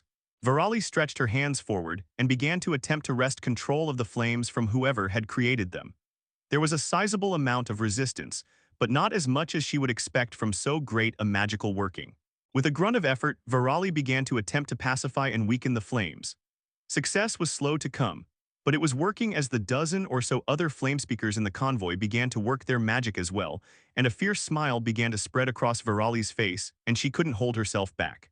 "Now you'll see, you scummy, blighted bastards, even a sneak attack like this." Her sentence was interrupted when a stone the size of 2 fists together smashed into her right shoulder. Blinding pain shot through Virali as she heard the crack of the bones in her shoulder and breast, and she immediately lost control of her calling and crumpled to the ground. Tears involuntarily flowed down her cheeks as she tried to stand up. Her breath caught as Virali attempted without success to shrug off the agony coursing through her. She could feel that her collarbone was not where it belonged, and her arm wouldn't move how she wanted. It hurt, sobs choked her throat, and in that moment she no longer felt like the tireless avenger of her parents' deaths, but like the 15-year-old child she was. Virali was so tired she needed to sleep. She wanted to go home, to walk through the door to her father's kind face and soft bread, to see her mother's stern mouth involuntarily smirk at some dumb joke Virali had made, or to be told, "No, it's all right, Karen, that's an adult problem and you're still 3 months away from adulthood." The reality set in. Virali was officially an orphan, her parents were dead, and her home was festering with the smell of rotten corpses. Without conscious thought, Virali was sitting up, her agony and rage serving to hone her focus somehow, and again she spoke the short phrase, "Vil vada rulkatar rana." As best as she could, Virali raised her left arm and began pushing the flames away. There was a slight give, but looking around, every speaker that had been working on dissipating or redirecting the flames had been similarly struck by a flying stone. "Pull back, stop your callings and retreat," Yohar's voice cut through the din. Virali didn't listen. She needed to push this creation to the side to show that she was better than the scaly pests and their magic. Again, she repeated Vil vada rulkatar rana, and she could feel that whoever had been controlling this magic initially wasn't any longer. They didn't need to, as the wind had fed the flames and the firestorm continued lashing out and forward. "No, we need to wipe them all out, destroy every last one of the carrion bringing rotting vermin." Virali crawled forward, hoping that proximity would allow her to better begin controlling the flames that began to scorch her face. Being a flamespeaker didn't proffer any greater resistance to the scorching heat that still approached, and Virali imagined she could hear her skin crackling under the duress of the heat. "Virali, stop. You need to stay with everyone else." "Silence, please." Virali, pull back. A tugging at her collar while Virali struggled, ignoring Fen's insistent bleating and speaking in her mind. Virali didn't notice when Hyalter approached her and lifted her up roughly and began hauling her back towards the retreating troop. Once she realized that she'd almost certainly lost the opportunity, the racking sobs again began wrenching Virali's frail body. Over her sobs, however, she did hear a brief conversation. "I never seen Keelish do something like that. Too smart for Keelish. Nobody has in a long time. We ain't enough to take care of these, especially at night. No, get me our wind speakers. We need to send a message to the southern garrison, see if they can head 'em off. I'm not dying here for this." Zashlani POV. That went surprisingly well. We hadn't needed to flee through the jungle as I'd expected. The whole reason that it had created the walls was as a tripping hazard for the effectively blinded humans as they'd chased us into the jungle, but our surprise assault had been perfect. The explosion had been perfectly timed, doing a good amount of superficial damage but killing none. I hadn't wanted the ambush to be either revealed or to incite a greater lust for our blood, since once they realized there were only 20 of us, they would be able to make quick work of any they got their hands on. I had anticipated the more hot-headed among them to break an ankle or two trying to chase us and tripping, but we weren't so lucky. The salvos of stones being thrown had been devastating, though. Focusing on the speakers had been immensely successful, and most would need some healing before they could move anywhere. The screaming, impotent rage from the young girl was astonishing, and I'd been amazed by the vitriolic hatred, but after a brief moment's thought, I was sure that I had directly led to the deaths of some or all her loved ones. The anguish and fury cut into my conscience, but thinking of the dead bodies of my swarm littering the ground at her feet, I strengthened my resolve to continue on my path protecting my own and growing in strength. In the back of my mind, revenge popped up again, but I couldn't hold on to the thought. The rage was still there if I stoked it, but time was passing and the anger at the unexpected occurrence was simmering. I shook my head, taking myself from my musings, because in the end it had been quite the successful ambush. It was the work of several hours, but eventually our group caught up with the swarm. I hadn't realized that we would need to cross a river to proceed in the direction we were. But eventually, we did just about an hour before we caught up with the rest of the swarm. It wasn't too deep but quite wide, and the opposite bank began a steady slope upwards, not to a mountain but a steep hill. They were moving at a good clip, almost a slow jog, and they had obviously found several other caches of prey left behind for the swarm's consumption, since they were even more heavily burdened, even with the continuous snacking from the carriers, which was everyone. Looking around, the jungle still looked the same as from where we had come from, but the swarm was exhausted. The less evolved members were only just able to continue plodding along while carrying pitifully small loads of meat, while even the Cardiff-level members were obviously struggling to keep a quick pace. The spawnlings were, without exception, being carried by an adult Keelish while sleeping. Sybil was carrying both the girls, one in each arm, with a tender look on her face while Ilni was on Took's back, his head lolling backwards. With a chuckle, I stepped forward and gently pushed Ilna's head to rest on Took's shoulder instead before I approached Sybil. She looked over at me, exhaustion present in her bearing, but hidden as best as she could manage, and a glimmer of hope shone in her eyes. "You're okay." "That's good. What's the plan for now?"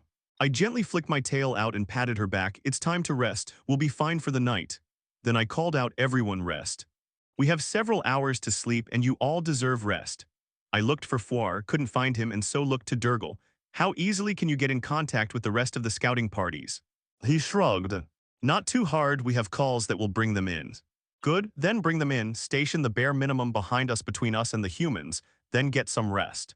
Actually take volunteers for watch, say that they won't have to carry anything tomorrow and are guaranteed the full sleeping time tomorrow. If that isn't enough, assign just enough to have a stable watch. You underestimate what the scouts think of you.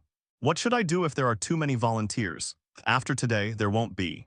Alpha again, you underestimate what the scouts think of you.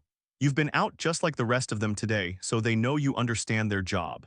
I know that my entire pack will want to be a part of anything you ask, after they saw what you did tonight. Send back any extras if there's too many then." Durgal nodded. "Be back soon, Alpha." As he jogged off, exhaustion apparent in his gait, I couldn't help but wonder, was he telling the truth? Was I already inspiring these followers of mine this much? I thought about it as I settled down onto the ground, and suddenly the exhaustion hit me. I'd been rushing and running for most of the day and night, and I was absolutely drained. Without any fanfare, the swarm quickly fell into silence, falling asleep wherever they laid. I approached the collapsed, softly snoring form of Sybil, Ishtar, and Isnana still in her arms. A grin crossed my face, thinking of how Sybil had changed in so little time, before Took walked up to me with Iachili and handed him over. He was growing quickly, as all spawnlings did, But with my disproportionate strength, I dragged nearly 550 kg of deer carcass about 2 miles to the swarm's camp, so his weight was negligible. He actually always acted as adult-like as possible, with a veneer of cold detachment. But while asleep, he nuzzled deeper into my embrace and mumbled something unintelligible. The smile cracking my face grew wider as I laid down with Ishtar between Sybil and myself and Iachili to the other side. Before I realized it, I was asleep. Why did father choose you? Well, mother carried you two all night and then slept with you. It was only fair. We're her favorites, so of course she carried us. And you're too heavy.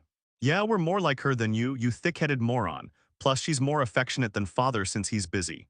But I'm more like father, so that's why he chose me. Don't make me come over there and rip that tongue from your head. A whisper, Ishtar, keep your head, we're winning. I woke to a whispered argument. The suns were gently filtering through the trees on the horizon, and I slowly took in whatever was happening around me. Iachili had his head poking over my torso, and I was laying on my side facing him. Behind me, I heard Ishtar and Isnana's voices, and when I decided to roll over, startling all three, I saw the twins pointing at their brother with accusation and anger glowering from their eyes. Isnana was the first to recover, bowing her head for a brief moment. Alpha, good morning. Ishtar then Iachili followed suit, all three calling me Alpha. So what's going on here? Isnana was, again, the quickest to speak. Well, Lord, I interjected, you all should continue calling me Father. It is what I am, isn't it? But you also are our swarm's Alpha, and you deserve respect. I sighed, I am that too. But I like being called Father, so indulge me on this. Regardless, your point was. Yes, Father. This morning Ishtar and myself woke to find our esteemed older brother in your embrace. We felt it was an injustice that had been brought to pass in our vicinity, and thus sought to rectify the wrongdoing brought about by the unequal treatment received among your three spawnlings. Our esteemed brother, when confronted by the facts, simply replied, it's because I'm the most worthy. Can you believe that? Your son attempted to unilaterally place himself above us simply because. I did not. You're twisting my words. No, she's right, you were so smug about it too. Spawnlings, my voice rumbled, interrupting the bickering siblings. They immediately fell silent. I need you to listen. I am father to all three of you equally. There is no preference I wish to show to or for any of you. In this case, it simply was that you two and see, your mother, the words felt foreign coming from my tongue, were already asleep quite comfortably while Took was looking for a place to set your brother. I felt envious of the position you were in and took it upon myself to enter a similar rest with my son. If you so desire, tonight we all can change positions to better satisfy your desires of which of us you can sleep next to. Would that work? A tense truce was brought about as all three looked between their siblings, then as one, yes. Now let me say again, I welcome competition among you. Grow strong, powerful. Become members of the swarm that deserve high ranks. However, do not plot against each other. Do not tear each other down. You may entertain petty fights, but when something threatens you, I want nothing more than for you to rally together to protect yourselves against an outside threat. Iachili glared at his sisters before nodding, but the twins quickly agreed. I began to sit up, ready to begin the day, when a thought crossed my mind. Isnana, where did you learn all those words? A shrug, I never stop listening, father. A beat of silence. Contrary to initial impressions, I had a sneaking suspicion that this one was going to be the most trouble of all three of these my children. The swarm was slowly rousing around me. At night, the jungle had looked the same as where we had come from. But now, during the day, a slight difference was becoming apparent. It was drier. Our home had been situated between two notable rivers, and the offshoots had led to a massive toothy bullfrog population in the area. But here any water present was flowing too quickly downhill to the river we had crossed the night before, and the previously omnipresent croaking of the creatures had waned to nothing, instead filled with the quiet talking and groaning about soreness of the swarm. I realized that what I once thought of a cacophony of grating shrieks now sounded like normal morning conversation, and I smiled before walking forward into the new day. It's getting a lot worse. Well, we are climbing a mountains. To be expected. I hate mountains. Well, take it up with the Alpha if you think we should turn back. The days had begun blending together, but I could remember it had been 10 days since we'd fled our home. Initially, we had remained in the jungle, and it almost felt like an extended hunting trip most days. The last 2 days, however, had brought a massive change in locale. The hills we had been passing through had imperceptibly changed to mountains, and the jungle was falling away to a mostly rocky slope. Far off in the mountains, I could see occasional mountain goats, but nowhere near enough for the swarm to subsist from. Alpha, I don't think we can make it through here. Maybe physically, but we can't support the swarm going through here off of the prey. I know. Sybil nodded at me, then quietly waited for me to continue. We'll need to loop around the north. There should be more prey there and an easier path to the east. How do you know that we need to go east? Well, the same way I've known other things that I need to do. It's hard to explain, I just understand and know. I trust you, Alpha, lead us well. Could you call my name sometimes at least? You've heard me call your name loud and clear before. Sybil's tail gently stroked my arm and I couldn't stop the hungry chuckle. You're a vile little temptress, you know that. I'll admit to nothing. You can try to make me, though. Her tail reached out to me again, but I sidestepped it if I let this continue. Sybil chucked with a hint of actual warmth before slowing and turning to Octavie with her tail winding behind her. Their conversation quickly turned mundane and utilitarian, and I continued forward, running into a waiting Took. Hello, Took. Zalpha. A moment's pause, yes. What is my purpose? What? I stared over at Took. What do you mean? I am your beta, yes. Oh, yes. So I am second in command of the swarm, yes. A slow nod. Then what commands am I to issue? How do I contribute beyond being a good hunter? I am useless. My mind roiled over the thought. Took was my quiet, steady support, and I trusted her to be at my side at all times. Now she was talking about how she felt she had no purpose. In every way that matters, Sybil is your beta and I, a hunter under your command. I couldn't refute it. I paused for a moment then. How would you like to contribute to the swarm? How and when do you think yourself most useful? When told what to do, I am not a leader but a follower. There was no hesitation in her voice. A beta must be able to lead by themselves, but I cannot. I am a hunter, a fighter, a soldier, but not a master, a leader, or commander. I don't suit the position. I think you may be right. You are my trusted friend, though. What would you like to do? I'll tell you what you should do, feisty one. Join the Ilkat. We have an opening in the ranks and all the Ilkat consider you a comrade already. Just need to make it official. Again, Rulak displayed his uncanny ability to be close enough to overhear a conversation, but far enough to escape idle notice. He grinned at Took, his rust-colored scales shining in the daylight. With more training you could rival me, but by what you just said, you wouldn't want to take my position. Took shook her head as if she'd used up her word quota for the day. Well, come find me if you want the position. Took looked at me, I smiled and nodded, and no later than I did so was Took following Rulak. Decisive, submissive, beautiful. I like that in a female's. No sooner than he opened his mouth was Took throwing herself in a fury at Rulak, and he quickly found himself more evenly matched than he'd expected. It wasn't a fight to the death, but an immediate expression of anger, so there were no killing blows or murderous intent from either side. Nonetheless, as Rulak began to take the fight more in earnest, I interposed myself. Now, Rulak, I know you want to rut anything with a pulse. Do understand, though, that Took is as big as you are, twice as dedicated, and will have uninterrupted, constant access to Wistrel from now on. Do you really want to force her to beat you senseless? Because I look forward to that day. Rulak backed away slowly, acting demure.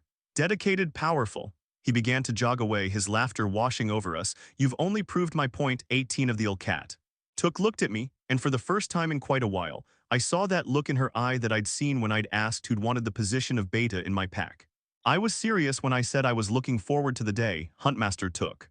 Took looked at me archly, then slowly nodded, a vicious grin crossing her face before she yelled out, WSDRL. I'm your new training partner. Find me. Thanks for reading. After coming to the mountains, it was another 4 days' journey to skirt around the northern edge of the mountain range that I was becoming increasingly sure was the Tuolin Peaks, a mountain range found halfway from Narvatal. The mountain range far to the west, God's footstool in the Vushtan tongue to the sheer pass, the isthmus that connects the two halves of the continent. I had no way to be sure, since I'd never come close to Tuolin, but the geography was close enough for me to believe it. The mountains ran close to the shores, with burl raises reappearing for what was sure to be a short time before disappearing for good as we continued our journey west. In the distance, one could almost see the ocean that surrounded the continent, the barest hint of blue on the horizon, and as we descended from the hills to the more populated coastal jungle. This jungle was wildly different from that of our origin. The ground wasn't a rich brown, but instead an almost sickly light brown that was populated by long, tough scrub and grass that spread sporadically across the empty space between occasional burl raises.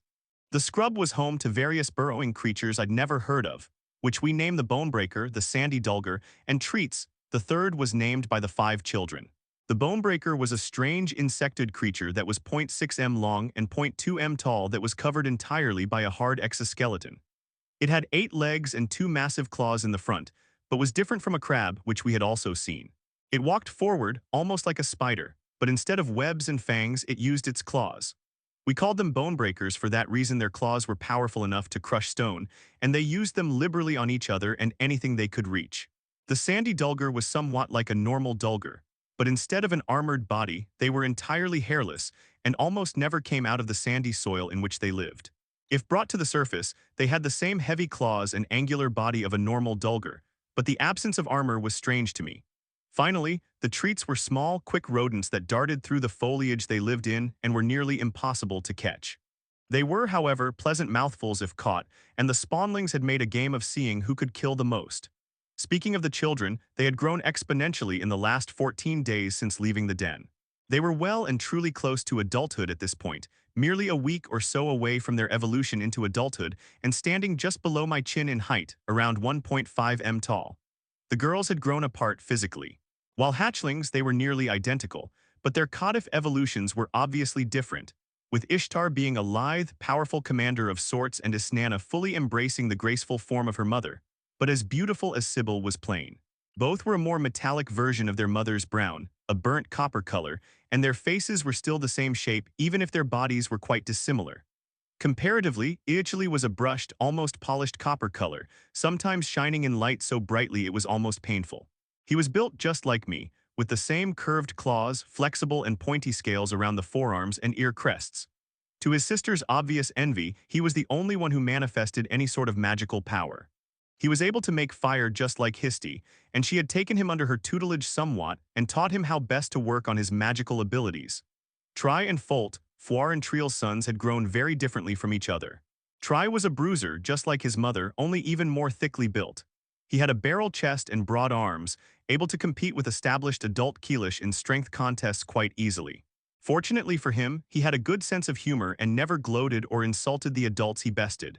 Folt was more of a mix of his parents, obviously a scout but never shying away from the front lines of a fight. He frequently played it straight to his brother's shenanigans, but the attentive observer could occasionally see his self-satisfied smirk when his serious responses to his brother's absurdity landed.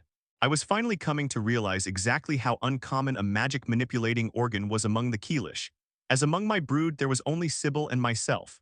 Maybe Shamira as well, but I still wasn't sure if her charming abilities were magical or natural in nature, and I didn't care enough to really verify it. I wondered if it was a genetic thing, and the girls would enter an evolutionary path that allowed for them to use magic for themselves, but I didn't worry too much about it. Ishtar had taken to practicing stealthy approaches and inter-Keelish combat with Wistrel whenever possible, and though Iachili was significantly larger than her, given his warrior caste, the two of them were about matched in combat. Iachili was a far better hunter, but he wasn't a trained fighter like his sister, and his focus had recently been on developing his magic. Seeing his dedication on that front forced my attention back to the fact that I had completely neglected my own training of my magic. I'd gotten close to figuring out how to vibrate my arms and claws in a way that made them function nearly as saw blades as a result. As we walked towards a particularly large clump of beach grass to meet up with a hunting party, a Keelish shriek of rage and pain rang out from hidden within the grass. Without conscious thought, I was issuing commands, Huntmaster with me, bring a small pack along, Gamma keep an eye out on anything approaching. Took was at my side with a pack nearly immediately, and we jogged cautiously into the thick grasses while being followed by a dozen of the swarm's elites. They grew well over 2 m tall and were so thick that visibility was nearly zero. Ahead we heard the continuing guttural roars and shrieks of the Keelish pack together, over there, and there's something wrong with the ground, mixed with a familiar snarling and growling. I picked up the pace and only hardly noticed the sand quickly transition to damp, then wet, then muddy. I had to change my gait to accommodate taller, shorter steps to continue forward, and then I took in the sight of a hunting pack, only 4 left, attempting to keep their companions safe in the deepening mud below them. A hunting pack of 7 adult wolf stags circled around them, water continuously dripping from their bodies into the saturated ground beneath their feet. Thanks for reading. These wolf stags were different from any other I'd seen before. Their horns weren't curling and thick, but instead sprouted from the back of their skulls and followed their heads forward, coming to a forward-facing point just above their eyebrows. Their paws were quite a bit bigger than they would have been on a thunder wolf stag of that size, nearly twice as large. These paws and their magic allowed them to walk on the surface of the muddy, devouring soil underfoot. The pack lunged forward, going to bite into the head of one of the trapped members of the pack, but it was fended off by the concentrated efforts of the foregrounded Keelish. A second wolf stag circled around, looking to assail an unprotected flank, but was similarly driven off.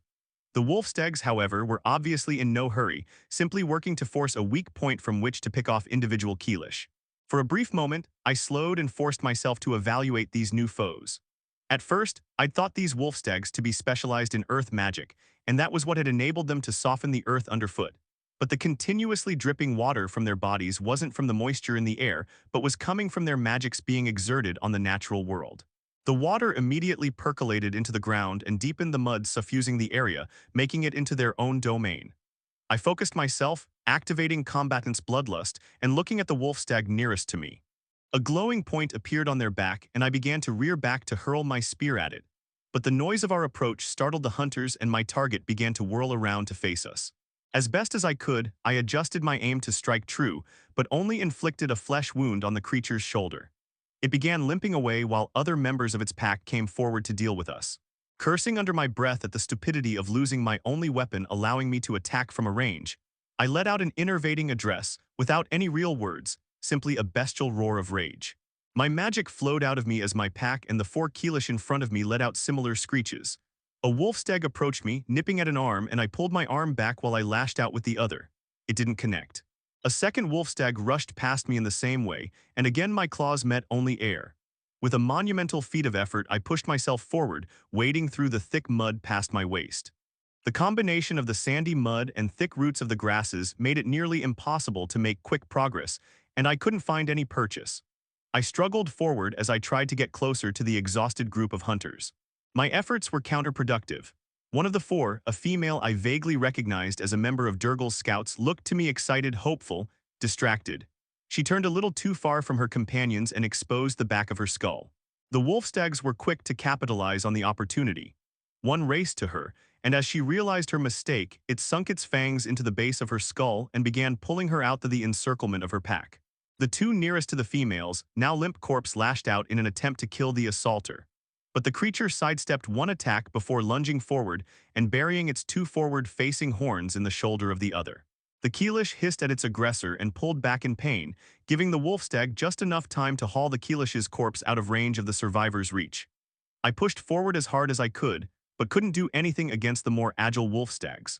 There was a quick bark from the one that seemed to be the leader, and the pack quickly melted back into the grasses and within moments was gone. These wolf stags had absolutely walked all over our hunting pack. It was the work of several minutes to extract ourselves from the hardening mud we were caught in. In some ways, the thickening and hardening of the silt was to our benefit, allowing us to better find places where we could step. But each time we found ourselves buried deeper in the mud, the firmer, less forgiving earth was even more difficult to move through. The longer it took, the more effort it took for me to rein in my ever less controlled temper. By the time we got to the edge of the sea wolf stag's domain, as I was calling them, I was internally coming up with entirely new curses in Keelish, Common, and Vushtan tongues alike. The frustration from having been incapable of helping one of my subordinates right in front of me, the difficulty of retrieving my spear after the failed throw, the annoyance of mud coating nearly every bit of my skin, the rage from watching my swarm die helplessly. I had well and truly worked myself into a state. I stalked out of the mud, now only just past my ankles, and called out, "Gamma first," to me. In a moment, Sybil and Rulak were before me. I only took a minute or two to explain what had happened within the grass. "We're going to wipe these furry, flea-bitten freest from the face of this beach, starting here. Take the swarm and surround this entire swathe of grass, ensure that no wolf stags exit. We need food and we've found it. If you have any suggestions for how to outmaneuver or outclass our prey, let me know. Otherwise, hold the positions for now." Rulak nodded quickly and jogged off while Sybil thought for a moment. "Give me a moment. I feel like there's something simple we can do here." I couldn't keep the smile from my face as I heard her confident words. As I calmed myself forcibly, I observed my mate. She wasn't as comely as Shamira or really most any other member of the swarm. I wasn't sure what it was that made a Keelish or Qatif attractive physically, perhaps the gleaming of their scales, the sinuousness of their body, or the length of their tails, but whatever it was, Sybil lacked. She had become more fetching with her evolution to Qatif, but she remained rather plain. Nonetheless, the way her brows knitted as she contemplated a difficult question, how her tail twitched when frustrated with me or it ran down my arm when she flirted, or the shine in her eyes when she'd thought of some brilliant plan, all of these things made me realize that she wasn't just my gamma and the means to the end of me gaining more stat points. Instead, she had become my partner. I enjoyed teasing her, the trust that I had begun to implicitly give her, the support I could unconditionally expect from her. I leaned forward and gently bunted Sybil's head, accidentally stirring her from her train of thought. Oh yes, I just was appreciating the view. She scoffed, if you want a view I can call Shamira. She'd welcome the attention. No, I don't want to look at her, I want to look at you. A confused look, I just never mind it. I can see an idea in those eyes of yours. A shrug then a grin, yes, I've got a thought. What? Author's note, this was an unexpectedly mushy chapter. I never expected for this relationship to bloom the way that it has. TBH, Sybil was written as a one-off character at first, but she's really grown on me, and I quite enjoy what her and Ashlani's relationship has become. Let me know what you think too. Thanks for reading. Why do you need me, Tito? Use your magic on stones like these, and mold them into spears or some other weapon with reach greater than our own. Well, you seen my magic ain't so delicate as you're asking. I think it can be. It's side. Spears'll be hard to learn, gotta stab and throw, keep your body centered with the extended stabbing. Better to do some kinda whacking thing that doesn't need anything more than a strong arm and a lust for violence. A rock at the end of a long stick, maybe sharpen the rock's edge. A halberd. If that's what you wanna call it, sure, get me sticks and rocks and I'll make 'em sharpish. Thanks, Ed. Sybil smiled at me as I walked away from the conversation. You've become twice as dangerous since acquiring your spear. It seemed beneficial to offer that same growth in combat capability to the rest of the swarm. Yes, I wish I'd had the forethought to begin work on arming the swarm earlier. To be fair, you have been rather preoccupied with a mass migration and the possible continued pursuit by a dangerous foe. What? I don't much like excuses, but I'll take this one for now. Wise, now if you'll excuse me, I'll organize a weapon material gathering party of sorts. I'm sure Octavi will be thrilled to have something useful to be doing. I nodded as Sybil walked away, a subtle but pervasive whistle coming from her mouth. Before long, Octavi was there, and the two had their heads together in conference as they continued walking towards a dense population of scouts. With weapons increasing our reach, we should be able to overcome the innate advantage these sea wolf stags retained over us in their domain. Now just to create the weapons. It supposed it was to be the work of 2 days to outfit 40 of the swarm's hunters with our improvised weapons once she saw the rate at which the scouting parties brought the materials, and I wasn't going to spend that time idle. Initially, I had approached the girls to just check their progress. Ishtar had continued her training with Wistrel, now working with Took. As far as I could tell, she was well on her way to becoming the next Wistrel in her own right. Isnana wasn't slacking off either, having approached Fuar, Vefir, and Sylph, and was well on her way towards becoming capable of filling in at any responsibility within the swarm. Initially, the two had been thrilled to see me approach them, but they pretty quickly realized that I wasn't doing anything interesting. Isnana's response had been especially biting. Father, if you aren't going to do anything, why would you inhibit our growth alongside your own? The comment had stung, but also made me remember part of what had made me so helpless during the Wolfstag's attack once my spear was out of reach. I was out of ranged attack options. I couldn't expect to always have stones within reach or a quiver of javelins on my hip to throw whenever the opportunity arose.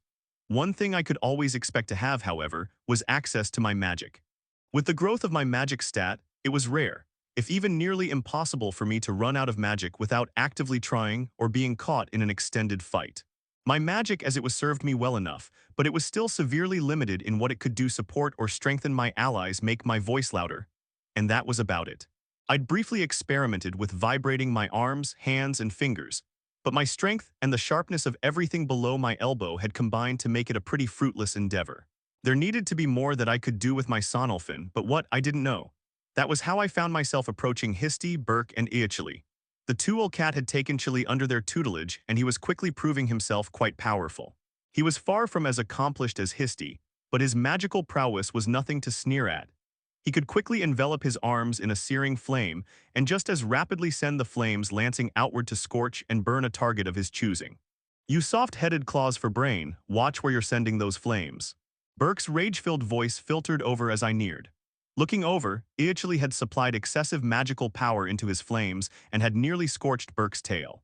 Iachili chuckled, How about you keep your primitive tail moving instead of squatting there uselessly? Just a couple of days ago, you needed to be carried by your daddy to make it to the end of the march. How about you and your fangless mouth stay quiet and listen to your betters? Chili's grin spread wider, make me.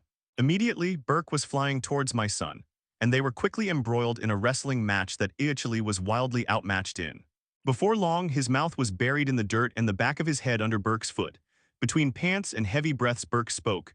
There, that'll keep some Neve-Tala-blessed silence around for the next couple of seconds. Sounds of spitting. I'm getting closer. But you lost. I finally stepped forward and Chili noticed me before Burke did. That'll teach you, you spawnling still wet from the egg. Get your flames near me again. He trailed off as he noticed me. Chili's face was chagrined, embarrassed, nervous, and almost angry. He tried to rise, but Burke held him down as he continued talking. Alpha, he was talking like he was something, had to show him his place. I nodded, rightly so. Sometimes whelps get bigger heads than they deserve and need to be knocked down a couple of pegs. Good for him, this one was a lesson from a friend, not an enemy. I reached down and offered a hand to my son, who took it with his head held low. No shame in losing a fight. I lose to Wistrel most days unless she's off for some reason. Learn from it. Chili's head rose, not showing the previous shame but disbelief. But you let her win, right? I would say yes, but she'd come put me in my place if I did. His jaw dropped. That's the way it is. I'm getting better and she helps me learn. There are many things I'm better at than her, but it'll be a while yet before I'm better than her at Keelish on Keelish combat. So take your licks, keep your head down, and keep learning. I nodded down at Chili, then to Burke. Thanks for keeping him in line. He has a lot to learn yet, and so do I. Could you help me with my magic for a while? Of course, Alpha. Good, now I have this question about how to form your magic into a denser, more concentrated blast, and I think your magic is the closest to my own when it comes down to it. Ah, that's a tricky one. It took me quite a while before I learned the trick. I made a fair amount of progress on learning a better way to weaponize my magic, and before I realized it, 2 days had passed. Finally, the weapons were ready and we could begin the hunt. Thanks for reading. A pack of 10 armed Keelish slowly followed behind me, weapons in hand. The new rudimentary halberds were impressive. Each one was made of 3 simple materials: burlray's root, a stone, and grass. The haft was a cut section of burlray's, selected for how straight it had grown, about 2 m long. The head, a sharpened section of stone, weighing somewhere from 4 to 5 kg, was shaped like an axe head with a sharpened edge. The head was fastened to the haft by a tight weaving of grass, encasing a large portion of the haft and the base of the blade. We stepped deeper into the thickly growing grass, the ground still solid beneath our feet. Nearby, I could hear the soft steps of other packs proceeding forward into the grass, looking to flush the sea wolf stags from wherever their den was. The plan we had decided to implement was to deploy the 4 packs from one edge of the grassy thicket and proceed methodically towards the other edge, slaughtering any wolf stag we came across in the process. The process was slow going, but it seemed to be effective.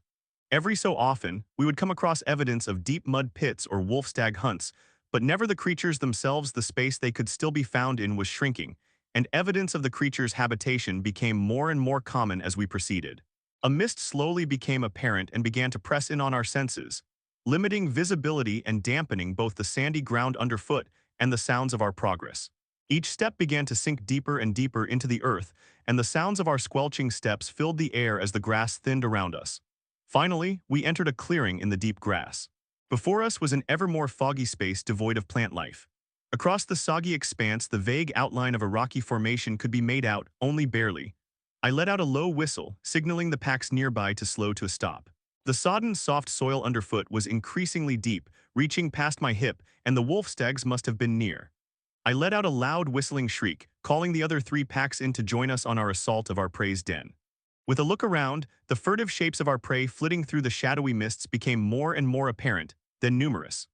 5, 10, then 20 of the beasts came closer to our packs while still stepping easily over the mushy ground that swallowed our legs. One of the wolf stags hung back just a slight bit, its mouth open and tongue lolling in a deprecating grin. Somewhere in its beady eyes I saw contempt as it barked out a command, and its pack began to circle around the foremost, pack. Perfect. With a practiced gesture, I motioned for the rest of the pack to ready their weapons while I did so with my own. My spear settled more firmly in my grip. I began to wait. It was strange to wait on a hunt. After all this time of simply chasing down and mauling anything I wanted to devour alongside my pack. But it simply wasn't possible in this boggy environment the wolf stags had prepared. Thus, it took longer than I had wanted to sit back on my heels and wait for the inevitable probing attacks. The closest attack to me came from a small, lithe beast with horns that were barely more than nubs beginning to descend its skull. It hadn't understood the threat my spear posed when it approached me directly before sidestepping at the last second, just outside of my hand's reach. I was able to bury my spear up to the haft in its ribs, and the creature immediately fell to the surface of the mud, dead. Looking to the side, there had been two other failed attacks on my pack by our would-be hunters. Both had ended poorly for the aggressors. One corpse laid crumpled on the ground, its head cleaved in two by a single powerful chop delivered by a Keelish's halberd, and the other attacker retreated, the muscle of its shoulder chopped open nearly to the bone. The previously haughty leader of the pack stiffened once it saw the young wolfstag's corpses drop, and with a snarl gave a command to the rest of the pack before joining the attack itself. The probing attacks were abandoned, and the pack of wolfstags began an attack in earnest.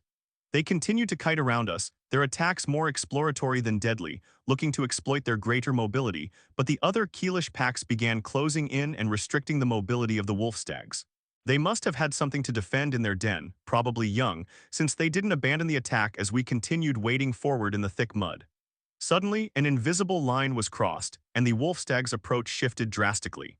Without warning, a group of three of the beasts charged me, their heads lowered and horns rushing towards me. I lowered my spear at one and it abandoned the attack, leaving the other two to attack from either side. I didn't have the time to react and do anything else with my spear and dropped it. No longer were they exploiting the surrounding wet environment, but began a savage attack in full. I reached out on both sides with both arms, my scales bristling. I swiped out with my left arm, scoring deep cuts on the beast's face while I lowered my center of gravity and punched my open right hand into the other wolfstag's throat.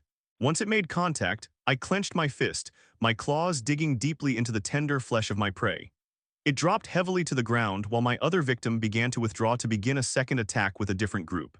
The wheeling groups of 3 and 4 wolfstags were obviously well practiced, and they began to attempt to shave off individual members of my packs, but with the advantage of reach granted by our armaments, every time they approached the wolfstags were forced to back away or sustain serious injuries. Meanwhile, my Keelish would fall back into the cover of their companions whenever death presented itself, so we had sustained only minor injuries. One by one, the swarming wolfstags were felled, until only the larger leader stood, beleaguered and helpless, before the entrance to the den. I stepped forward, spear in hand, and began the brutal fight. The beast rushed forward as I raised my spear. It dodged to the side, I adjusted my grip and angle, it wheeled farther around, faster than I could maneuver, and pressed forward. I raised the haft of my spear and knocked the head of the wolfstag up before burying my fangs in its throat and shaking it. A wet snapping of bones sounded and the body went limp. Looking down, I noted that she was a female and had all the markings of a mother. Most of the smallest wolves around were almost certainly her children. A thought that wouldn't have crossed my mind just weeks ago stuck with me. This mother watched her children slaughtered one by one and finally gave her own life trying to strike down the aggressors of her own home. The thought almost turned my stomach, but my mind quickly steeled itself. This was meat that would feed the swarm as a whole and ensure that my children grew to adulthood. I bowed my head in respect to the fallen hunter. Your strength to ours, rest well. The retaliatory attack for good or ill was over. Thanks for reading. Under my lid, the pack slowly descended into the sea wolfstag's den. It was surprisingly dry, the ground was firm beneath our feet, and the air was clear of the omnipresent mists outside of the den. As we descended further, even with all our senses prepared, there was no sign of life. The den was inherently different from a Keelish den, the passageways wider and shorter, the ground more carefully smoothed, and the slopes gentler. Looking back on it, the Thunder Wolfstag den we had destroyed those months ago was similar in design to this one, only many times larger. I could only assume that it was due to the greater scarcity of prey that had led to a lower predatory population, and it lit a fire for physical progress toward a new, more plentiful area that could support the swarm's massive demands for prey consumption. Finally, we arrived at what was the deepest part of the den, and faint whimpers could be heard from the end of the tunnel just ahead. I raised my hand and the pack slowed their advance and followed me. With only violence as my intent, I whirled around the corner and saw a litter of pups, 8 little wolfstags. Looking at them, they were barely beginning the weaning process, maybe 3 weeks old. One stumbled towards me, its squat body uncoordinated but mobile. It plopped in front of me and whined. No fear colored its face, only hunger and confusion. Again, it whined, and I reached down and picked it up with my free right hand. It struggled initially and nipped at my fingers before I adjusted my positioning and held it more comfortably. Then it settled down and snuggled into my arm, still occasionally crying piteously. Hush, I'll feed you soon. I tried to speak gently, but the hissing, shrieking Keelish tongue startled the small cub and it curled into itself. I sighed and gently rocked it, and it calmed itself slightly as I did so. Eating the things wouldn't be worth it, just a couple of bites without any real benefit, but they'd die if left alone. They couldn't understand our language, but I knew from soul contracts I'd seen between wolf stags and people that the wolf stags were capable of understanding speech. An idea flashed. Whoever is the quickest among you, go fetch the gamma and bring her here with small, easily digestible pieces of meat. I have something for her to try out. It was about half an hour before Sybil came down the den with an armload of strips of meat. By then, the pups had gotten used to my presence and were well and truly whining incessantly, begging for food. They meandered back and forth, but never left the small room where they had been left until they scented the meat Sybil had brought for them. At that point, they gathered under her, pawing at her legs and piteously begging to be fed. Alpha, what is this? Wolf stag babies. And what do you want me to do with them? Wells, feed them for now. Why? Supplies are low. Long story short, I wonder if the continuous usage of your magic would allow them to communicate with us and serve as hunting hounds for us. Feeding them would be the first step in ensuring their loyalty. I can see how that would work. How are we to raise them when we are struggling to feed ourselves? Press on. In one day's hard journey, we should come back into a jungle that will provide a greater bounty of prey, and we have enough stores to make it that far at least. Very well. I will attempt to do as you ask. I grinned over at Sybil as she sighed and began speaking softly to the pups as she distributed the small strips of meat. Mualtir POV. Mualtir had been stationed as the High Colonel of the Nufir River's barricade for nearly a decade now. She was respected by her soldiers and had proven herself through her battles spent alongside them. The permanent limp in her left leg testified of that. As Mualtir slowly walked the length of her office's balcony overlooking the Nufir, the ache in her thigh intensified. It always did when a windward was nearing. Something to do with the air pressure, she was told, but as she looked on, waiting for the disembodied voice to approach her, the memory of the old wound struck. A Sunkindred scout had snuck over the river and was attempting to make his way into the Veritocracy's lush jungles from the frostbitten southern lands when she'd found him. He'd been quick to use their traditional weapon, the stone-headed hatchet, and had thrown it with such alacrity that it had buried itself deeply in her thigh before she'd been able to react. Even then, she'd been an accomplished windspeaker and had sent a blast of wind into his chest, knocking him flat before she'd pressed the attack. He'd been small for a Sunkindred, only a bit taller than she was, but retained the bulk of his kind. Looking down, the scout realized he wasn't about to get his weapon back, sighed, and had bolted away. Looking into her office, Mualtir saw the hatchet set on her desk. She used it as a paperweight these days, but it was an impressive work, beautiful and functional. Sharpening it was a work so tedious even the Grand Verat Synod would rather engage in another one of their foolish debates on how best to whatever they cared about these days. Mualtir didn't miss Virtal and the politicking necessary to survive in the capital. Instead, she controlled this 58.3-mile stretch of river and protected those found on her side from the incursions of the Sunkindred barbarians. Maybe I'm getting old for this, she mused aloud. Getting lost in thought like this. Lieutenant Me would be all over my ass about this. Mualtir chuckled as the discomfort in her knee grew, and finally the windward began to sound in her ear. Hi, Lieutenant, my name is Yohar, and I'm leading a hunt of Keelish, but I don't think we're good enough to deal with these. The man's voice detailed the experience that he and his militia had experienced, and the more she heard, the more Mualtir stood straight. So, we don't think we're ready for this kind of fight. We just wanted to pass this message to you and then hopefully go home. The whispering of the windward died down, and Mualtir immediately began composing her own. Thank you, Yohar. This is High Colonel Dithnufir speaking. Hold your position as I and several other of my high speakers will be joining you soon. Before long, we will be on the trail of these Keelish and will wipe them out ourselves. Thanks for reading. I've been trying to incorporate more subtle hints of the world at large and how the different peoples work and interact throughout these latest chapters. What have you thought about that? Any advice or suggestions? It was the work of another 2 days' travel to get back to a familiar jungle. We had been slowed by the pups, but they were growing if slowly. They still needed to be carried for the vast majority of the day's walking, but after each break for a meal they would walk for about a mile or so, and they began to shed the ungainliness of infancy and transition into a juvenile stage. I wasn't sure what to call the stage between a pup and an adult, and didn't much care to make the distinction. Sybil wasn't sure what to make of the little things, but they had been absolutely smitten with her.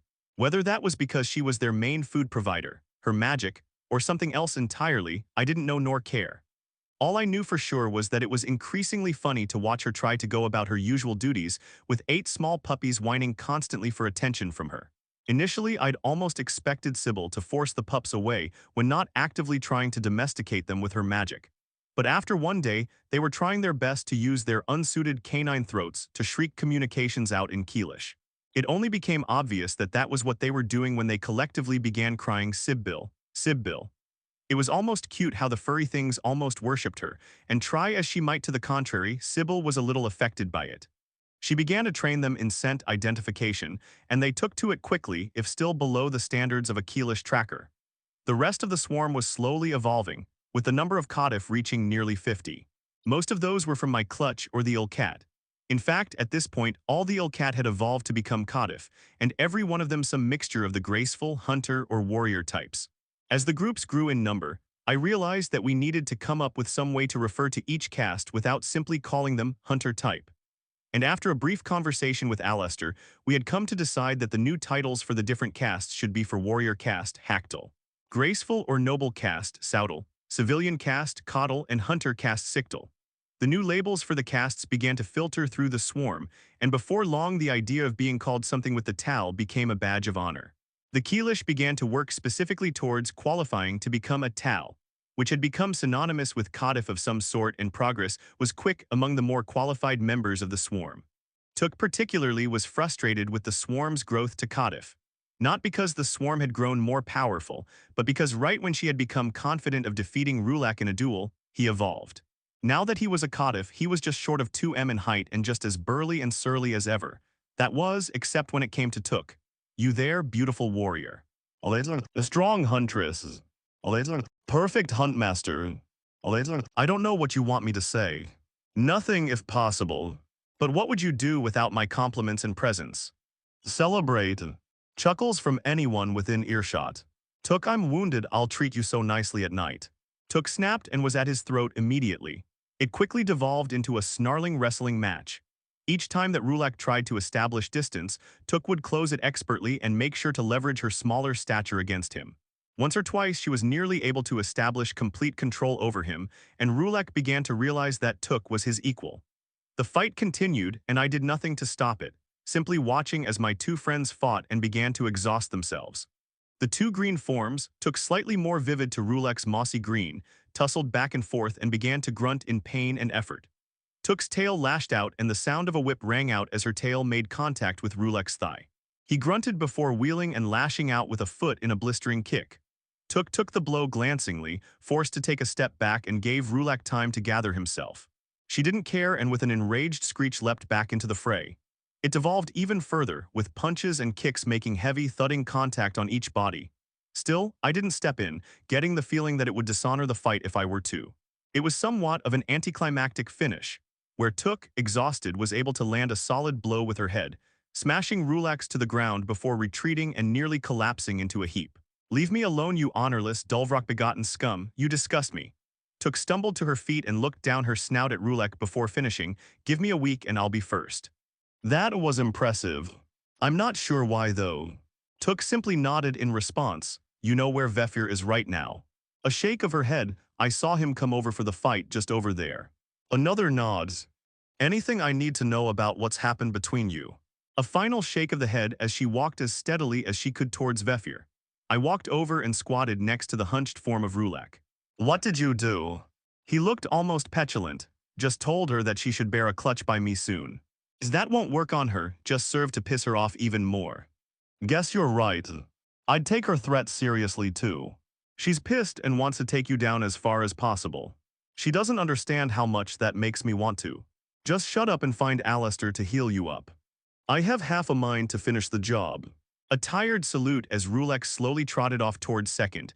These two, what was I going to do with them? Father, why does Huntmaster Took not want to copulate with Rulek? Their spawnlings would be formidable. Isnana's words finally registered in my mind. I was going to smash Rulak's head in before this journey was done, I was sure. Thanks for reading, quest completed. Status updated. I woke up and the flashing system, notification in the corner of my eye took me by surprise. It had been so much less involved in my daily life that I had almost forgotten about its existence.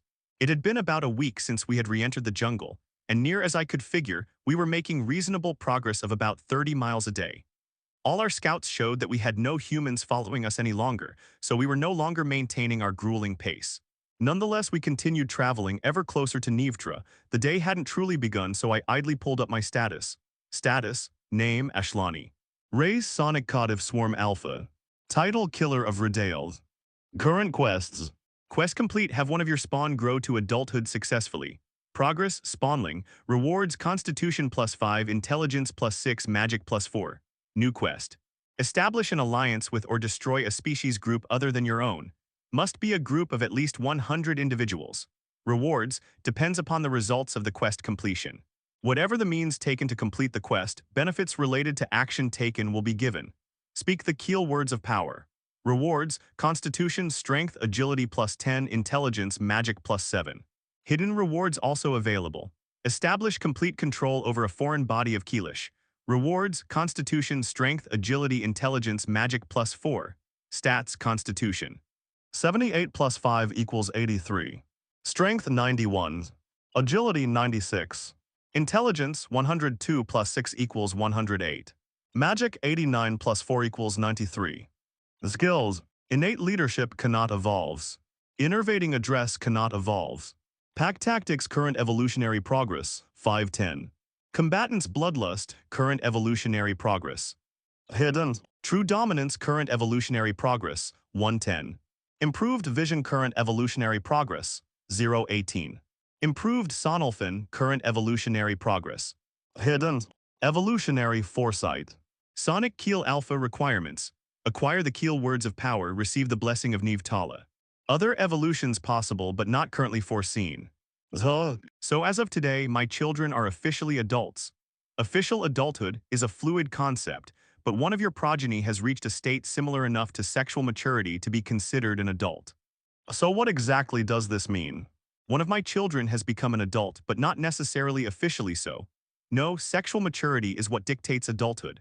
Certain cultures maintain that adulthood is only reached after an arbitrary action, ceremony, or age, but that is biologically untrue. Moving on, this means that these children matured a bit slower than I did. It's been, what, a month and a half? Since the hatching of your offspring, it has been 43 days. In fact, your child, Ishtar, is early to mature, but that is within the bounds of expectation. Her siblings should reach adulthood within the next 11 days, still slightly ahead of the usual age of a Codif Keelish's sexual maturation, 60 days. Again, this is within the bounds of normalcy. Their maturation has been expedited by the presence and constant influence of you, their swarm's alpha. Your frequent use of innervating address increased hormone production, bringing the affected to maturity at an accelerated rate. Wait, if their maturation was meant to take that much longer. How long is the growth period for a Keel infant? The administrator has deemed it unnecessary to. The administrator has permitted the acquisition of this information. A clutch of Keel eggs typically is only 1, but occasionally 2 eggs. They will incubate for around 2 full months before hatching. A Keel infant is much more reliant upon assistance from others, unable to care for itself for 2 weeks. After 2 weeks, an infant will progress to a juvenile and will stay as a juvenile, slowly growing, for the course of 1.5 to 2 years. The average lifespan of a Keel is 65 years. Okay, it was pretty easy for me to make them become Codif, so would it be better for me to have a lot of clutches before I evolve to Keel? The process of elevating your subordinates to Keel is much more involved than the process of elevating a Keelish to a Codif. The Codif is a creature that resides between the bounds of Keelish and Keel, but is much closer to a Keelish. There will be great difficulty in elevating most individuals to Keel, as the requirements to become that are stringent. Alright then, what does rewards? Depends upon the results of the quest completion. Whatever the means taken to complete the quest, benefits related to action taken will be given. Mean, exactly what it says. Rewards will vary. If you lead your swarm to destroy a large group of creatures, then the stats that a violent conqueror will benefit from will be received. If you lead a diplomatic mission and prove yourself and your swarm to be valuable allies, the stats related to diplomacy will be the ones to receive benefit. Great, anything else I should know? There is much yet for you to learn. I am not a tutor and cannot answer that question in the way that you clearly desire. But yes, there are many other things that you should know or learn. Always the unfeeling sass with you. The administrator laughs at your response. I'm sure he does. The administrator says she is not male. Oh, that's some information. Anything else she wants to tell me? The administrator is no longer in direct contact with your personalized system. I sighed, then rolled over and stood up. The day had begun and I needed to get up with it. I decided to go look for Ishtar. Ishtar was training with Took and Wistrel. They had obviously only recently begun their training as they were moving slowly and deliberately and were warming up. Took and Wistrel were practicing holds, throws, weak points to exploit, and grappling escapes, while Ishtar moved through a variety of forms while watching her two instructors bout. I tried to see if there was anything noticeably different about her today, but as far as I could tell there was nothing, maybe slightly taller. At this point, Ishtar stood much taller than her mother's 1.55 m at about 1.75 m herself. She came up to about where my neck joined my head, but was much more lithe than me. I was broad of shoulder and that powerful build continued all the way down, corded with thick muscle, while Ishtar was built thin and quick with lean muscle standing out below her scales. Even her measured, calculated movements as she warmed herself up bespoke her ability to explode into motion at the slightest provocation. Ishtar seemed to notice my presence and slowly intensified her movements, leaning deeper into her lunges, resetting more quickly into her base position, and beginning to almost blur into motion. She wasn't as fast as I was, but her bodily control surpassed my own, and I looked on with pride as she snapped through a final series of tail lashes, pantomimed throws, and lunging bites. She looked at me out of the corner of her eye, attempting to see my reaction while acting like she didn't know I was there. I chuckled and approached before gently elbowing Ishtar in the ribs. You've done well. You must be an imposing force in a fight. Yes, Fa Alpha, I've been training with the two best in the swarm except yourself. Heth, you all have done well. I can see that you three have all progressed, even you Wistrel. I turned to her, just as formidable a student as a teacher. All I'm good at is fighting. You know that, figured I should get even better at it if I could. I chuckled and turned back to my daughter, Ishtar. You've done well and I'm proud of you. Thank you, I. What about me? I've become quite the fire user myself, Alpha. You fool, others can be complimented without you being included. Iachili's and Isnana's voices began to clamor over each other as I sighed. Another long day ahead of us. I wondered how long it would be before we could settle down, and I could get these siblings from competing for my affection at every step of the way. Thanks for reading. We had slowed our journey just a slight bit the last 3 days. We still hadn't seen any signs of pursuit, and it was good for the swarm to be able to rest and take some time for themselves each day. The jungle here was different and beginning to cool. I wasn't well traveled, but I had learned that the further south you traveled, the cooler it would become. Our travels had taken us to the coast, and it was slowly driving us further south to stay in the jungle. The swarm was still comfortable, but the summer was obviously shifting towards autumn. In the jungle, the seasonal shift was hardly noticeable, mostly noted by the shift in the mating behaviors of various creatures. Now that we were going further south, though, the temperature was dropping, just barely noticeable through our journey. The toothy bullfrogs retreated to their burrows and their homes, leaving the jungle relatively quiet without their incessant croaks and mating calls. In their place was the greater population of dulgur, treats, which the adult Keelish had decided to call tree rats, as well as the appearance of stoneskins. The dulgur were again the armor-skinned variety. The sandy dulgur must have only existed on the beaches, while the tree rats were arboreal here in the jungle, instead of their land-living brethren on the beach. Both were just as simple to hunt as previously, but Ishtar had become so proficient in hunting the tree rats that it was nearly a work of art. With just a quick step and slash of her claws, she would have another of the little things in hand. Isnana benefited from this, getting little treats from her sister when she asked, but Iachili had to fight to contain his envy, while Sybil shook her head and left them to it. The stoneskins, on the other hand, were a tricky prey to hunt as a Keelish.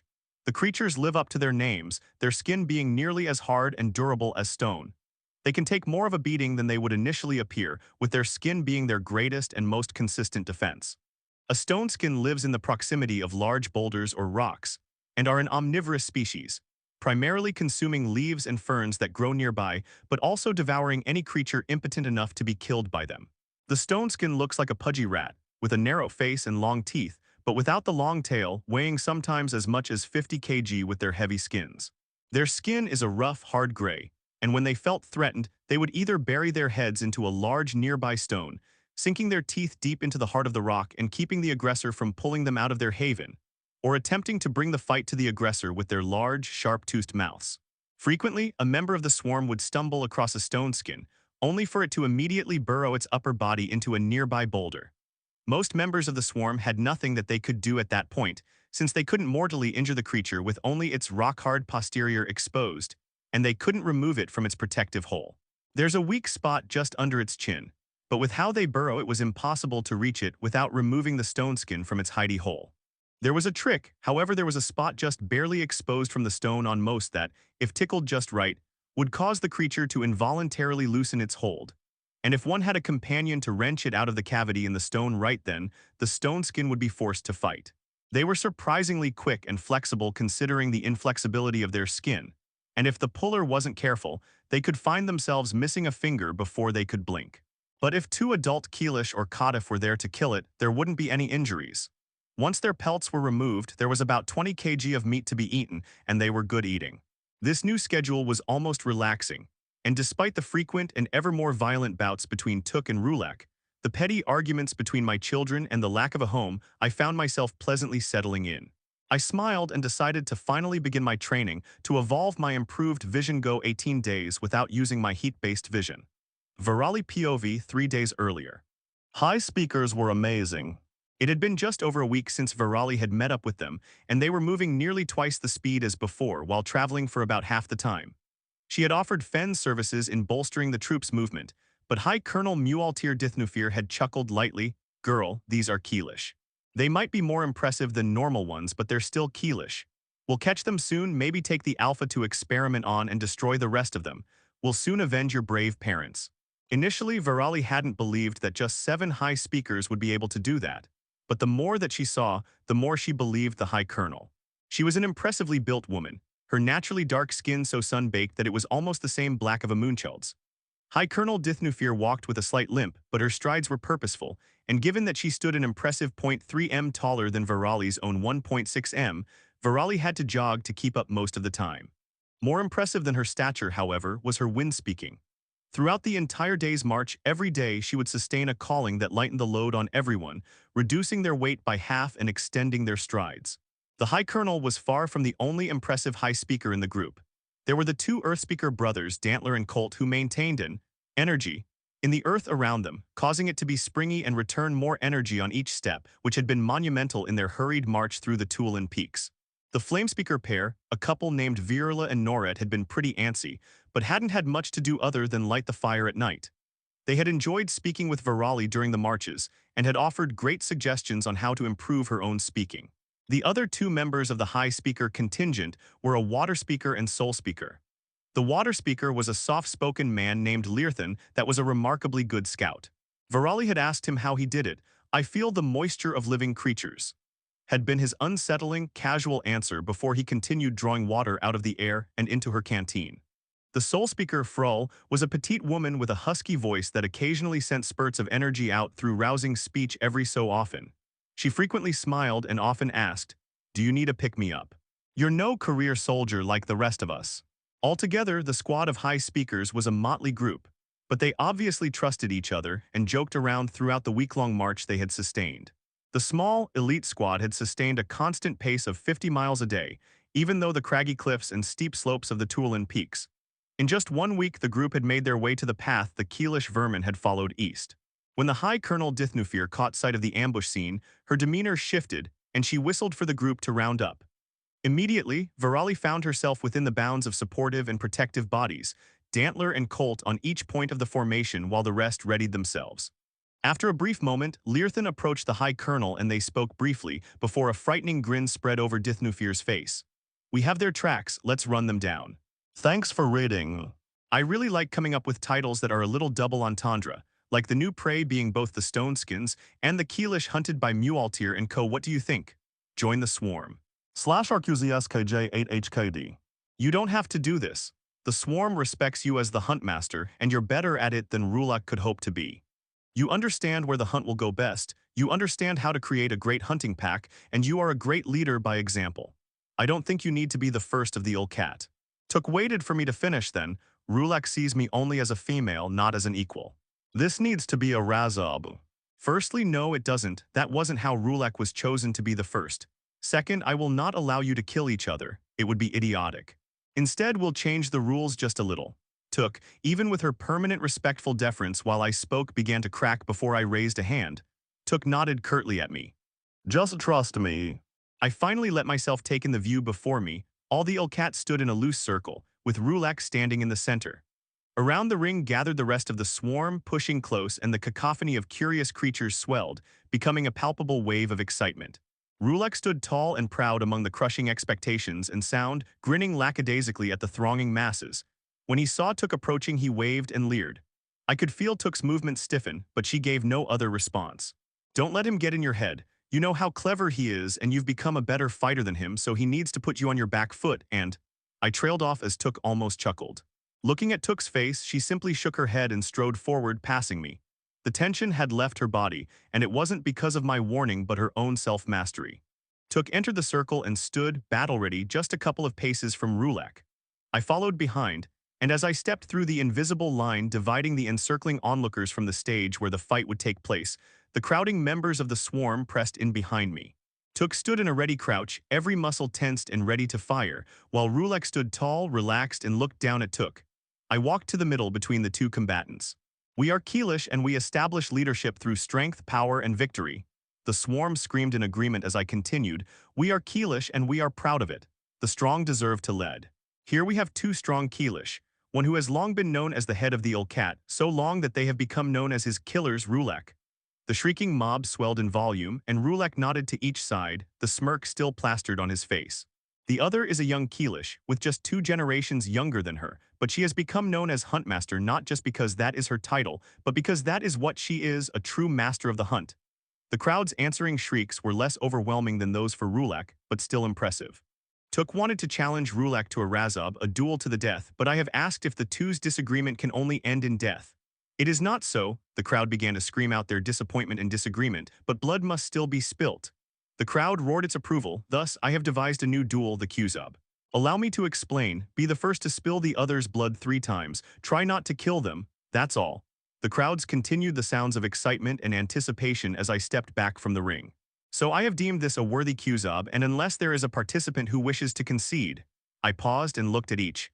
Took simply looked at Rulak, who chuckled and spoke for the first time. You're a beautiful one. I meant it, and I meant everything else I said. Took snarled and threw herself forward at Rulak.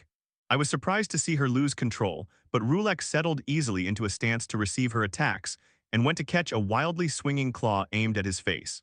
It was a masterful feint.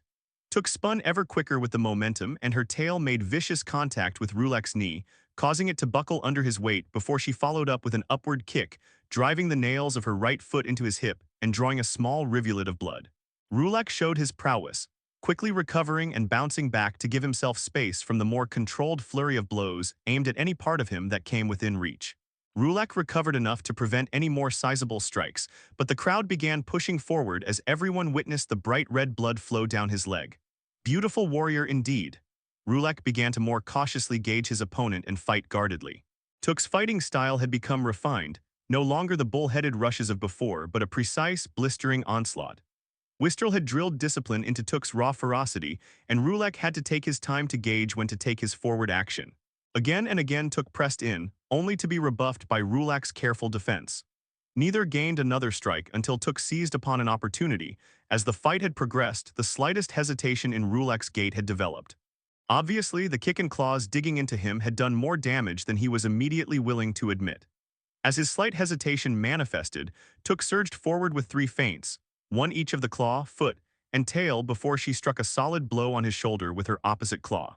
Again, Rulak stepped back and Took allowed him to without pressing. Nivtala bless you, Huntmaster, you're impressive. Rulak was honest in his praise as he settled back into a fighting stance before Took rushed forward.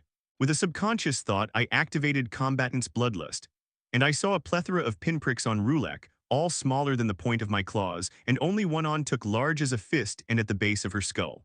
Time seemed to slow, and I watched as Took reached forward with another pair of feints before extending her head and reaching for Rulak's throat with her wide jaws.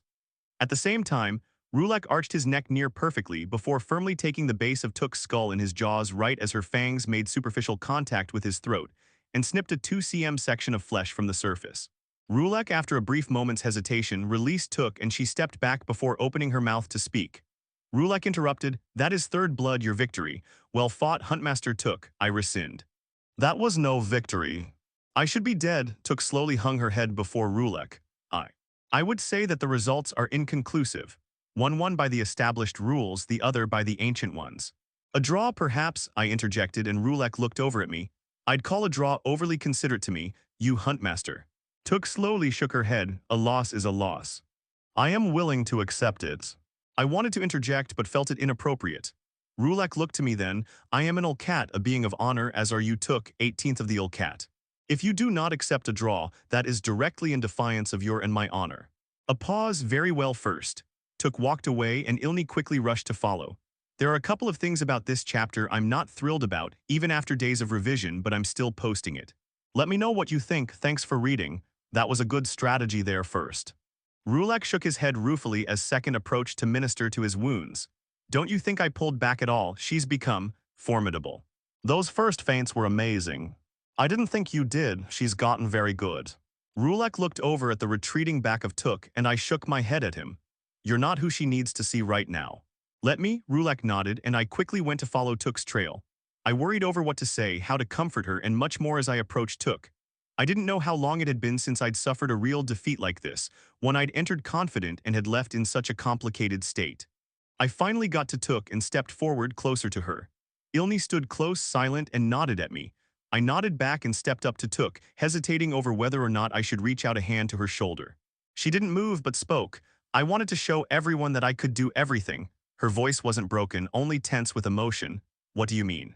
I would shame him by striking him with claw, fang, tail, and foot, showing that I was better than him in every way. Instead, I lost. The words were flat, emotionless. You did best him in 3. The 4th would have been my life, and you know it. I was confident. Took slowly shook her head before looking up at me. There was no frustration, rage, or humiliation there, only determination, and without conscious thought I saw Took throughout our lives. I had met her the day we had hatched when I was a victor and she a loser. Initially, she was clumsy, unaware, and had nothing going for her more than her slightly above-average size. We had struggled in hunts for toothy bullfrogs together and had eked out a position in the spawnling hierarchy. We had lost friends together, gone to battles together, trusted each other. In no moment had I seen Took break. She felt emotion but was loyal to the pack, the swarm above all else. When Onkley was slain, when Triel was too, the abandonment of our home, nothing had shaken her. Neither had this loss. Aye, it's good to see you're okay. Do you need DD healing? Vefir suddenly was there, flanked by his brother Sylph, Fuar, Sybil, Brutus, Kazala, and Solia. Took shook her head. That was impressive, Huntmaster, you fought well. Yeah, Took, I wish I knew how to use all my body like you do. Impressive fight. The encouraging words of these old members of the pack washed over Took, and she seemed to gather herself. She nodded gratefully then, Alpha, no Ashlani, I lost that fight. But you won the Qzab. I know, but it feels like I've. Took's words trailed off and she looked up at me. You don't need to know how you feel about this yet. The path to self-understanding is paved with the stones of pain, uncertainty, and hard lessons. Each step ranges from uncomfortable to agonizing, but still draws you ever closer to your final destination. We all tread that paths. Took nodded slowly before standing tall once again, raising a hand in a wave of sorts, then walking away. She would need time, I knew, to figure out what exactly this result meant for her moving forward, and I wasn't going to force the issue. So Akuzab, Joral's voice startled me from my reverie. You follow us over. Yeah, that was a great fight, I can't wait to see more. His eyes went sly. Or participate in one. Though, do you bear a grudge against one of the swarm? I'm glad it wasn't settled in death before now. I can officiate if you're willing to tell me why your disagreement needs to come to this. I wish to face you in the Qzab. The friendly conversations from my inner circle surrounding me immediately died, as all those present immediately directed confused and aggressive stares at Joral's smirking face. You have quarrel with me, out with it then. My voice was cold as the less omnipresent Kadif pride reared up in me. I want to see if I can qualify as the swarm's alpha. A less furious portion of me noted that this wasn't like Joral always had been, looking up to me, but the rest of me didn't care. So you wanted to try your luck when you wouldn't end up as a corpse on the ground. Joral finally seemed to realize that he'd committed some mistake. I wanted to see how I compared to you. Then let me make this abundantly clear. If you, or anyone else wishes to try their luck against me to usurp control of what I have created here, then that usurpation will only take place over a successful Razab. If you think yourself ready to try it, I will leave your body to lend its strength to the rest of the swarm, dead on the ground. Joral stood, his jaw hanging open, confused, concerned. I'm not your enemies, nor do I consider you one, but if you issue that challenge to me, you will become one. A flash of something crossed Joral's face as a flood of emotions washed over him. He soon looked down and began backing away, his pace ever quickening until he was nearly sprinting. Sybil, would you? Yes, Alpha, I'll find out what's happening with him. I smiled, you're too good at this, you know. I do. If you'll excuse me. Sybil winked before jogging away towards the main body of the swarm. The swarm was still thronging in the distance, and I could imagine the conversations taking place about the Qzob, my ruling everything. The pull of Nivtra still subtly pulled me east, and I watched the suns begin to take their places in the sky above the horizon. Another day's march began, thanks for reading. It had been 2 days since the Qzob, and our journey had resumed its monotony. Several members of the swarm had approached me to ask about having a Qzob of their own, but all had been spurious attempts to bring excitement to their lives. I'd sent them to Wistral or Took. The first had simply forced them into live combat until they wanted to collapse, and that during the break for lunch that separated the two halves of our daily march, while the second had enlisted their help for the hunt, and had pressed them into the most strenuous, dangerous roles while still keeping them safe. There had been no additional Qzobs. Sybil had confided in me that she wasn't sure what exactly was the influence on Joral. There seemed to be a blind spot in her network. Thus, she still needed a little more time to find out what the issue was, and there wasn't much else to do than wait, or to ask him outright. I shied away from that option, for the simple fact that it could spark another unexpected reaction from him before we knew what was happening. While all this intrigue was happening, the area around us slowly shifted and changed, growing more and more damp and even wet. The young sea wolf stags took to the area with gusto, their magic slowly exhibiting itself as they walked, worked, and began to work as scouts. Evidently, there was a much larger amount of water in the areas ahead of us, but I wasn't sure what that was from. There was a different quality of moisture in the air, almost cleaner, and washing away the briny smell of the ocean to our north. We couldn't see anything further than a mile away, with the dense jungle covering all visibility, but the vegetation was slowly changing, becoming less dense and intermingled, even occasionally giving way to meadows quite different from the clearings of our home jungle. There, it was more of a cessation of growth, that there had been some cataclysm or something specific that had destroyed the previously sprawling trees and plants. Here, further to the south though, the meadows were that a sprawling opening in the trees filled with green grasses, fruit bushes, and naked rocks. The naked rocks were strange to me, without the heavy growth of lichen and moss that covered everything further north. The prey also changed with a new species of creature I'd never seen, a fuzzy deer, covered in thick fur that was a dark brown. The fur seemed much less useful than the scales on a scaled deer, proffering no protection, but the hunting packs didn't complain as these creatures were much less dangerous, less aggressive, and easier to prepare for eating. It was in these circumstances that we heard a veritable explosion of sound behind us. I gestured at Foire to do whatever necessary to fill the rest of the pack in on what had happened. He nodded, and just a short moment later he was in front of me, panting. The smell of smoke slowly began washing over the pack, and I felt the need to move. A small pack of humans, more powerful than anything we've seen before. Huge fire, they're fast. Krielkt, they must have high speakers. How many were they? 8 and a deer. Forget the deer, everybody run and follow me. There's only 8 of them. Shouldn't they be easy to defeat? Foire needed to nearly sprint to keep up with me as I began literally pushing the members of the swarm into a run from their afternoon rests. No, we need to see if we can lose them somehow. We could probably fend them off enough to consider it fending them off, but it would be costly. DULVROC, take you, Burke, move your tail before I rip it off your lazy ass. Swarm, move out, kick your pack into motion now. I began channeling my innervating address into my words as I continued screaming at everyone to continue moving. The swarm began running after me, but I began to pray internally. Nivtala, unless something divine happens soon, we are going to die today. Virali POV. Dulvrog, take you, Norets. Now they know we're here, you scum-begotten wench.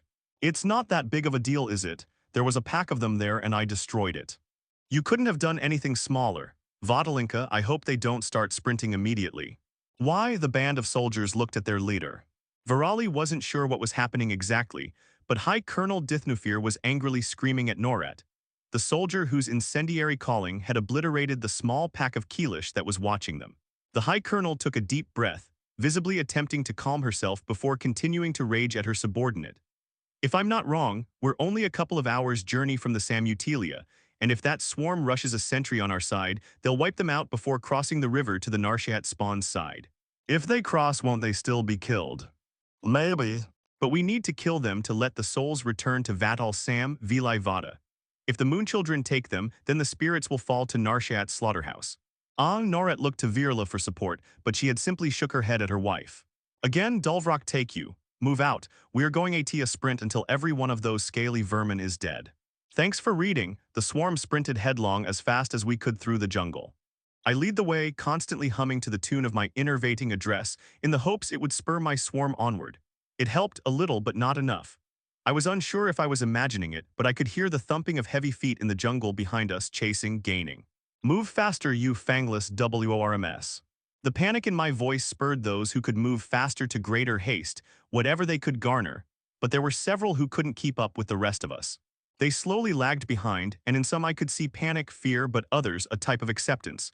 A pack of older Keelish whose names I didn't know looked at each other, nodded, then deliberately slowed themselves. Victory by fang and blood. Victory of victory of victory. The pack of 12, old and experienced members of the swarm, grinned as they stopped and prepared for their deaths.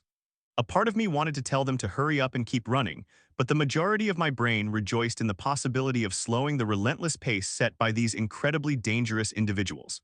The humans were close enough that I could hear the Keelish screams of agony when the squad was ambushed by the pack. There was a coughing explosion of flame, the crash of craggy stone on stone, and calling voices ushering the humans on their advance. The 12 Keelish made no sound again after just a few seconds. Suddenly, the thought crossed my mind Took was out on a hunt and she had Ishtar with her. Were they okay? Had they been found? Were they the source of that initial explosion? Panic tried to weasel its way into my mind. But for the first time, the Qatif mentality was welcome when it cooled my thought process, focusing me on the reality that if I didn't escape this attack, and soon, then it wouldn't matter if Took and Ishtar still lived. I wanted to scream out my frustrations, to push the swarm to move ever faster, but I tried to contain myself and my impotent frustration. The cool, wet air around me tried to dampen my raging emotions, but I didn't let it as I felt condensation settle onto my scales and run down my body. With each step pushing me ever further along and my heartbeat thundering in my ears, I continued running. A flash of gratitude crossed my mind as I realized that there was no way that the swarm could have kept this up if we hadn't been on the move so consistently for the past weeks. I was almost grateful, but the reality that a contingent of high speakers on our trail immediately dampened and killed that moment of positivity. With my body's condition, I certainly could have surged past the rest of the swarm and almost certainly ensured my own survival. But I wasn't sure if I wanted to do that. My efforts fluctuated between beginning to pull ahead of the rest of the swarm and slowly falling back into the main body as I pushed innervating address to its utmost to try to urge the rest of the swarm on. My indecision cost me. I began to hear the screams of terror and pain behind me, filling the air as my swarm fell prey in small groups to the attacks of the attacking humans. The attacks were methodical, precise. They shaved off our numbers and stragglers without overextending their efforts in a calling. Groups of 5 or so died unceremoniously and cried out in panic, but occasionally there were groups who, seeing their eventual fate, turned to fight with cries of victory, for the swarm, and kill. I watched the swarm thin behind me, and again the Qatif part of me thought it best that the weakened and inept sacrifice themselves for the extended survival of the fittest. The ever more quiet human part of my mind protested, thinking of the lives that they could still live, but my methodical, detached side tamped those thoughts down.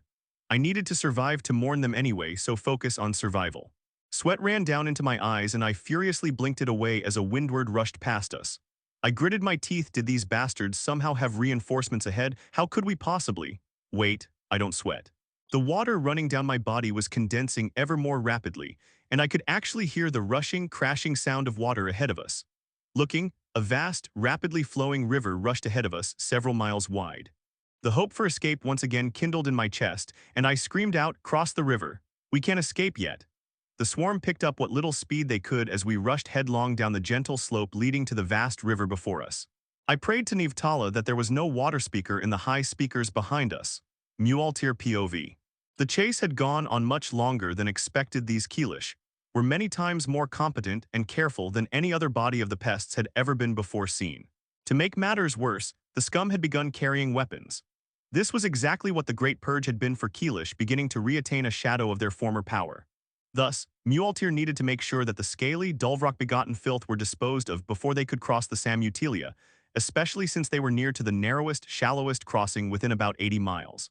She couldn't allow Narshat to corrupt and blood-soak the souls of the innocent. With a murmur, Mualtir conjured up a windward, hoping there was nobody about to be blindsided by hundreds of Keelish. She sent it forward, and it was simple. Keelish coming your way, keep out of our way, we'll take care of it. Dithnu fear. Thanks for reading. The swarm screamed its fear, growing exhaustion, and general displeasure as it approached the banks of the river. I wanted to try to calm our approach to ensure there were none who drowned, but slowing would have been even more dangerous for our approach, so we raced onward. The flora surrounding us grew more and more sparse as the soft earth beneath our feet transitioned to a looser, sandier soil. Footing became precarious, and my worries for the upcoming crossing surged. Suddenly, there was the clarion call of a sentry's horn in front of us. I looked, searched, and quickly found a confused-looking sentry high in a tree on the riverbank, the horn previously being held at their lips replaced by a compact but thick bow. Throwers, tree 50 paces ahead. Rulek's voice echoed over the swarm before I could speak, and after a moment's delay, in response, several dozen stones the size of a fist flew through the air towards the tree. Most of the stones flew wide, but enough of them struck true enough to knock the sentry from his post with a panicked cry of pain and fear. Even from my distance, I could hear the painful crunching of a body on unforgiving ground and the whump of air forcefully expelled from the sentry's lungs. The human quickly embraced their reality and began to try to get a shot off, but they were stunned from the fall, and the pack's advance was implacable and swift. There was only a moment or two before the swarm flooded over the prone body of the sentry, and his screams of pain and terror washed over the banks of the river as he was dismembered in passing by the swarm. His body was not left whole, bites taken from wherever a passing Keelish could reach, raking tears in his body from extended claws run over his prostrate form, and crushed flesh from the unforgiving feet of a panicked horde of creatures flight. The sight made me think more on what would happen to any Keelish caught by the high speakers behind us than about the fate of the unfortunate sentry crushed by stone, scorched by flame, torn by wind. I could only hope there was no water speaker to impede our crossing of the river before us, since they would rather easily be able to interrupt or even stop our passage long enough for there to only be a mountain of waterlogged reptile corpses. The swarm began to cross the river. We were fortunate that our feat's design is meant to be just as effective in slippery conditions as in favorable ones, and the lead members of the swarm lead the way without incident. The water only reached about hip height at the deepest parts of this stretch, was fresh and drinkable, and plenty of fish ripe for the eating swam, undisturbed between our legs. It would have been an enjoyable jaunt if not for the pressing and immediate deathly danger that stalked us. It didn't take long for our pursuers to get close enough for the bulk of the swarm to finally get a good look at them. There were 8 humans and 1 tiny scaled deer sprinting after us. They all had their baralts fully worn, the coverings exposing only their eyes as they rushed forward into the river. 2 of the high speakers were almost certainly earth speakers going off of their builds. Given that the more powerful a speaker's abilities, the more the speaker began to resemble their specialization. Earth speakers especially were easy to spot. Once they had truly become high speakers, they would grow to look basically like a human mountain. The other vocational foci typically wrought more internalized changes than physical ones. Anyways, there were 2 earth speakers, a scaled deer fawn, a child, and 5 other pursuers hot on our tails, maybe 200 m away and gaining. We had nearly 2 complete miles of river to cross and not much time to do it. A sudden cracking, ear-shattering sound echoed out from behind us. I hazarded a look back and saw a massive stone beginning to sail out into the sky towards the main body of the swarm. Scatter.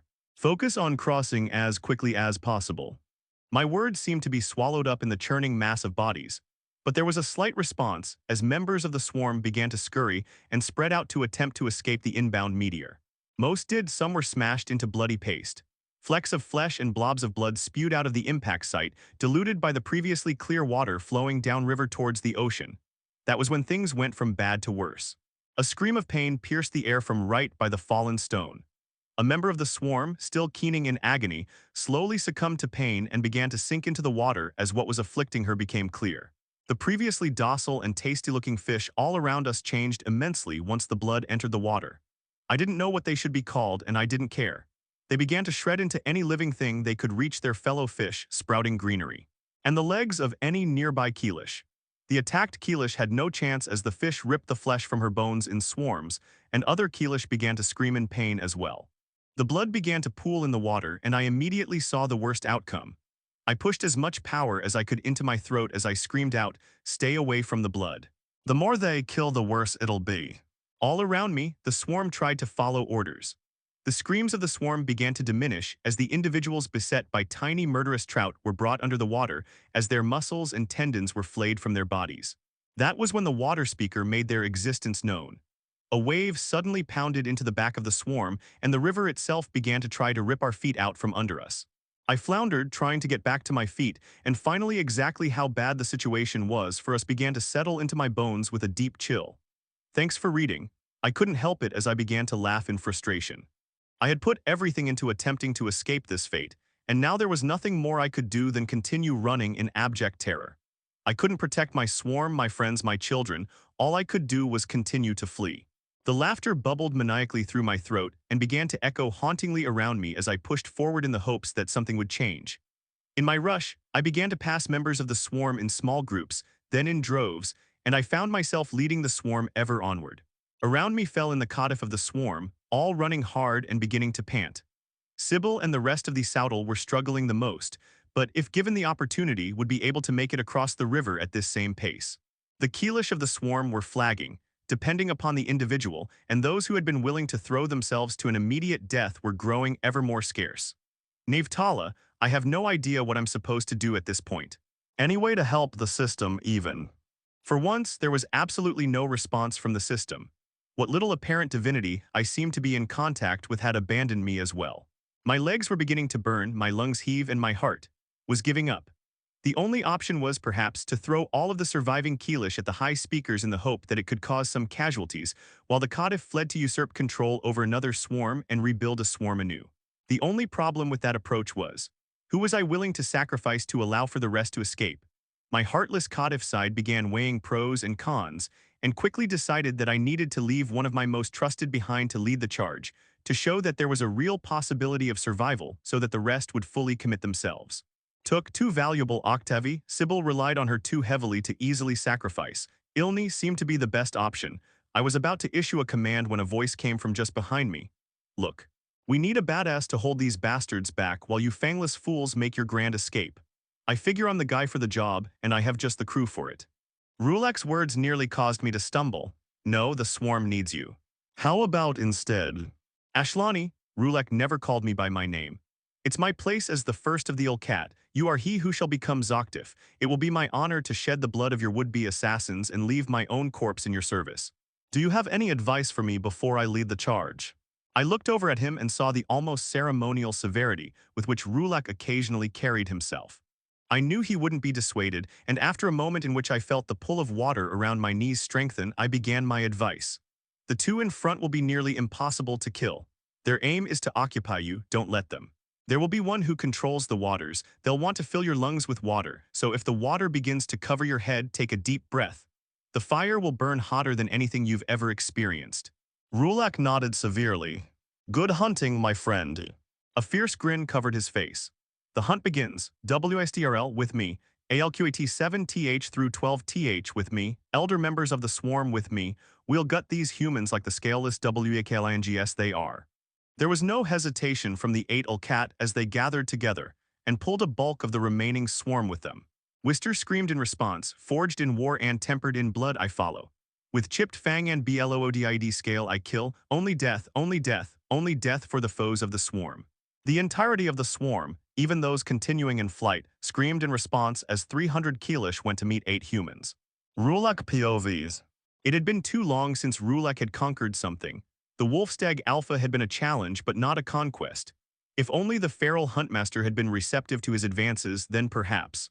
But there was no time to think of rutting, only the splitting of skulls and the spilling of blood. At his left rushed forward Wistrel and the right was Histy. Third, you know what to do. Seventh, focus on weakening any fire that comes our way. It wasn't a question, and the Ilkat wouldn't have questioned his command anyway. It was good to be working with the professionals once again. The grin spread even wider across his face as the sound of hundreds of tromping feet filled in behind him. This is forging in blood. The swarm fell in behind the rushing members of the Ilkat, and the screaming cacophony of raging Keelish caused Rulak's blood to swell excitedly within. He continued rushing forward, and was met by a massive wave of flame washing onwards. No command was necessary as Histy blasted an opening in the center of the flaming wall and Rulak rushed through. Most of the swarm behind him followed suit, but a couple of pained screams sounded out behind him. There was nothing to do for them, and Rulak shut out the extraneous information. There was only the 30 separating him from his prey, 8 humans and 1 little deer. Onward Rulak sprinted, and a second wave of flame came to greet him. Again Histy reached out her will to divide the flames, but this time the enemy was prepared and the fires merely dimmed in the center. Rulak pressed through, only to be smashed by a large wave of water. It nearly lifted him from his feet, but Rulak dug his claws in as the wave passed and began continuing forward before the river was reduced back to its previous height. At the rear of the wave was a wide blade of wind that cut shallowly into his thighs. But Rulak recognized this as the greatest threat of the massive attack so far as his blood trickled into the water inhabited by the ferocious fish. "Can't eat me if they can't catch me." Rulak couldn't help but laugh as he spoke, almost believing he would escape this confrontation alive. Onward he sprinted ever faster, finally within reach of the hulking brutes covered with what looked to be living stone. "Evade, focus on the others," Rulak called out as he feinted in and circled around the 2 massive figures. There were 6 other humans behind them, strategically spread out just enough to support each other, but also not to be felled by a lucky blow. Behind him, Rulak could hear the clattering of scales, fang, and claw against stone, but trusted in the swarm behind him to follow his commands. "WSTRL-ON me." Rulak rushed towards the nearest human and finally realized that the water from the river had begun to coalesce over his nostrils. He took as deep a breath he could and finally entered combat with the humans. His target began to calmly step backwards as Rulak attempted to press the attack. Water began to gather around his body in earnest, blunting his claws to clubs and jaws to a mere trunk. The water pressed in, crushing his bones, and Rulak suppressed a grunt of pain, trying to conserve air. Through the water, Rulak could dimly see the murky form of the human before him. He could dimly hear the humans speaking, repeating something, but only thoughts of slaughter and survival mattered. He rushed forward against the water, pulling his face back, against the pressing current, against everything, and was able to approach the human. Rulak feinted right, left, bite, then, his opponent confident, he suddenly whirled in a circle and smashed his heavy tail against the human's knees. There was a pained scream as the knee bent backwards, unnaturally, but an answering sharp pain shot up Rulak's spine as he made contact. The water surrounding his hands almost unwillingly fell off, and Rulak rushed forward, looking to grab the human and maybe deal with them permanently before his vision tunneled completely to black. In the back of his mind, he noted the pain of sharp jaws beginning to chew into his flank. He caught hold of fabric and the wearer began to thrash in a panic. The grin fixed in a rictus as Rulak began to haul the human back towards him.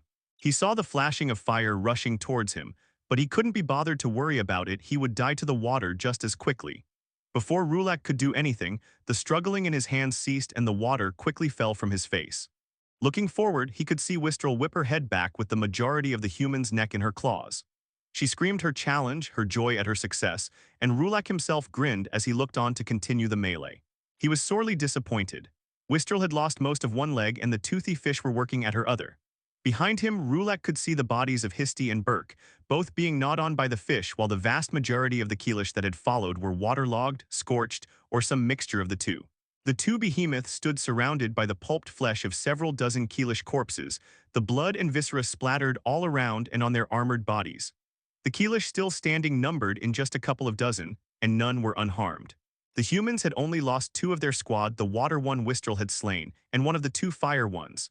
The other fire human was hunched over the immobile body of their companion, repeating "Virla, no, Virla." The 2 rock human were closing in on the Keelish survivors, and their commander stood gathering some wind magic. Rulak looked to Wistrel. "I'll be taken by Dulvrok if I die before taking one more of them down." She grinned in response. "The fire is morning." The humans continued gathering their attack, as the surviving 10th of the attacking swarm rushed onwards to their inevitable demise. Thanks for reading. Behind me, I could hear the screeches of Keelish agony over the coughing explosions of fire, steam, and stone. The cries of agony dwindled in number as a woman's enraged and agonized scream rang out over the rushing waters. Looking back, I could see the press of Keelish bodies forcing the humans to stay on their back feet, preventing them from continuing their attack on the few survivors that followed me onward to the far banks. For the first time, I cursed my unwillingness to spend 18 days without being able to see in the dark, because I needed to see Rulak's last stand. The screaming woman's voice was cut to a gurgling stop, and I could hear Rulak's victorious, wordless cry of victory and bloodlust also be cut short. Then, only deafening silence echoed behind us. The waters had ceased to pull on the remaining 100 or so members of the swarm when Rulak's counterattack had begun, and I waited for the inevitable, exhausting currents to work against us once more. All around me, the vestiges of the swarm began to flag in their exertions, some going nearly quadrupedal in their exhausted frenzy to escape the implacable death that followed. I could continue at this pace, but I would lose those who surrounded me. I could finally pick out the faces of all three of my children, and a small part of me sighed in relief. Immediately afterwards, I picked up on the sound of the humans continuing to chase after us. Looking, they weren't catching up to us as quickly as before the death of their water speaker had taken their primary aquatic advantage, but their catching us was an eventuality, not a possibility. I shouldn't have begun to feel relief. The chasing party was gaining slowly, but wouldn't catch us until we had made landfall. My mind began racing, thinking of the possibility of ambush from within the cover of the trees. Rulek would have focused on the flame speakers and the water speaker was obviously out of commission, so their best tracker was out of the equation. Additionally, no fireballs had come searing for our backs, so it was highly likely the two flame speakers wouldn't be a part of the continued hunt, so the greatest threats to us had been neutralized. Maybe we could pull it off. Behind us, the splashing of the pursuing humans got closer, from the initial half-mile down to a quarter, 100 m, 50 m at a distance of 30 m from our pursuers. I made landfall and began screaming orders. Scatter in packs, prepare to ambush, focus on those not covered in stone. The stragglers from the swarm began to scatter when an eerie feeling suddenly coursed down my spine, and gestured instead for them all to gather around me as I continued forward, jogging. The panicking part of my brain screamed for me to continue sprinting, to flee, begin setting up any possibility for ambush, to escape the dogged pursuit of these damnable high speakers from Navtala knows where. Still, that persistent feeling troubled me, and against some of my better judgment, I spoke out in the common tongue as I continued to jog into the forest before us. Hail, defenders of the forest. We wish you no harm, only a safe passage and escape from our assailants. We will take silence as an agreement to do us no harm. A diplomat I wasn't, even in the best of times, and much less so when I had what may as well have been the manifestation of my death following me. Silence greeted my words, and I led the swarm to rush forward in our flight. Sybil looked at me strangely alongside multiple other members of the swarm, but they followed my lead. We had lost much of our distance from the pursuing humans, who hesitated only briefly before stepping on the rocky beach and began their callings. A ringing voice from ahead of us shattered all of my doubts about whether this side of the river was inhabited. Something subconscious had alerted me to it, and it may well have saved our lives. Stay where you are, warlocks. You do know that if you profane the soil of the wilds, it will be repaid in kind, right? The voice was at once authoritative and derisive. This voice, whoever and whatever it was, absolutely hated the people from the other side of the river. Behind us, the humans came to an immediate stop, looking around for the source of the voice. Fuar nudged my shoulder and pointed wordlessly to the base of a massive burl raise near to the riverbank. There, with thermal vision focused, a softly glowing, cool body appeared as the humans responded. Of course, we aren't here to trespass upon the face of the wilds, but simply seek to avenge the slaughter of our own upon those beasts before you. We ask for your permission. It seems to me, the hidden stranger's voice cracked like a whip, that the beasts before me are not beasts at all but thinking creatures. Is that so? After a brief pause, the voice repeated itself, is that so? I shook myself, realizing what they were asking for. We think and communicate, yes. Additionally, you seem to have avenged yourselves plenty. The blood of the Saharliard has sated the thirst of the Nardal, and you have not seemed to pay a blood price in kind. You are not welcome in the wilds. Return from whence you came, warlock. The voice's smug derision swelled as I gave them reason to spit in the faces of our pursuers. A new voice rang out from the humans. They murdered my wife in that river. I will slaughter every last one of them and allow her soul to rest well in Vatal Sam. You cannot interfere with this. This was a woman, one of the flame speakers. Both hands had been cleanly bitten off almost up to the elbow, and she was in no state to effectuate any noteworthy calling. So, Knight Profaner, do I hear that you wish to incur a blood debt? The voice's tone became grim, heavy, and indescribably. Reverend, the speaker finally stepped forward out of the cover of the shadows cast by the surrounding forest. She was a woman, her eyes much too large for her head by human standards, the sclera nearly invisible around the huge sky-blue irises that dominated all but the very corners of her eyes. I knew there was much more to take in of this possible ally, but her eyes drew mine in an irresistible, nearly painful fashion. The human woman's voice stumbled to a halt as the original speaker reprimanded her. The woman from the forest spoke up again as I slowly became aware of the presence of dozens more of her people melding out of the forest and into the light of the riverbanks. Profaners of night, warlocks, killers of innocents and prisoners, I ask you again in my authority as Blood Priestess, do you wish to incur a blood debt? My expectations soared. I didn't know what a blood debt was, but it was serious enough to give pause to this group of elite Keelish hunters. I motioned for the rest of the swarm to follow my lead and begin to flee through the woods while our pursuers were tied down in whatever this political maneuvering was with this hostile party. Thinking and communicating creatures should well know when to flee and when to stop and listen. The Blood Priestess's words cracked violently on the two words, and I involuntarily stopped mid-step before turning to look at her. Looking over, her face was not smiling, but actually baring her teeth. The teeth were much like most humans, but for the jutting canines that must have nearly reached out of her mouth even if her lips were closed. Good Saharliard, you have proven yourselves with this. How have you wronged the warlocks of the One? Our swarm was attacked without warning multiple times by a village of the warlocks. After their greatest attempt, we took the fight to their home. We wiped them out to the last, just as they would have done to us if we were the weaker party. I tried to speak as reasonably as possible, but there was a bit of involuntary acid in my last words. Whether it was because I remembered that child's face as I'd ended her life or thinking of what the humans would have done to my swarm, I didn't know. And the truth begins to reveal itself, you see. These vermin have no rights, they're murderers. The Blood Priestess was interrupted by the single human child in the squad of high speakers, her voice quaking with impotent rage. All around her, her companions went to shush her, but right as they did so, the Blood Priestess made her approach.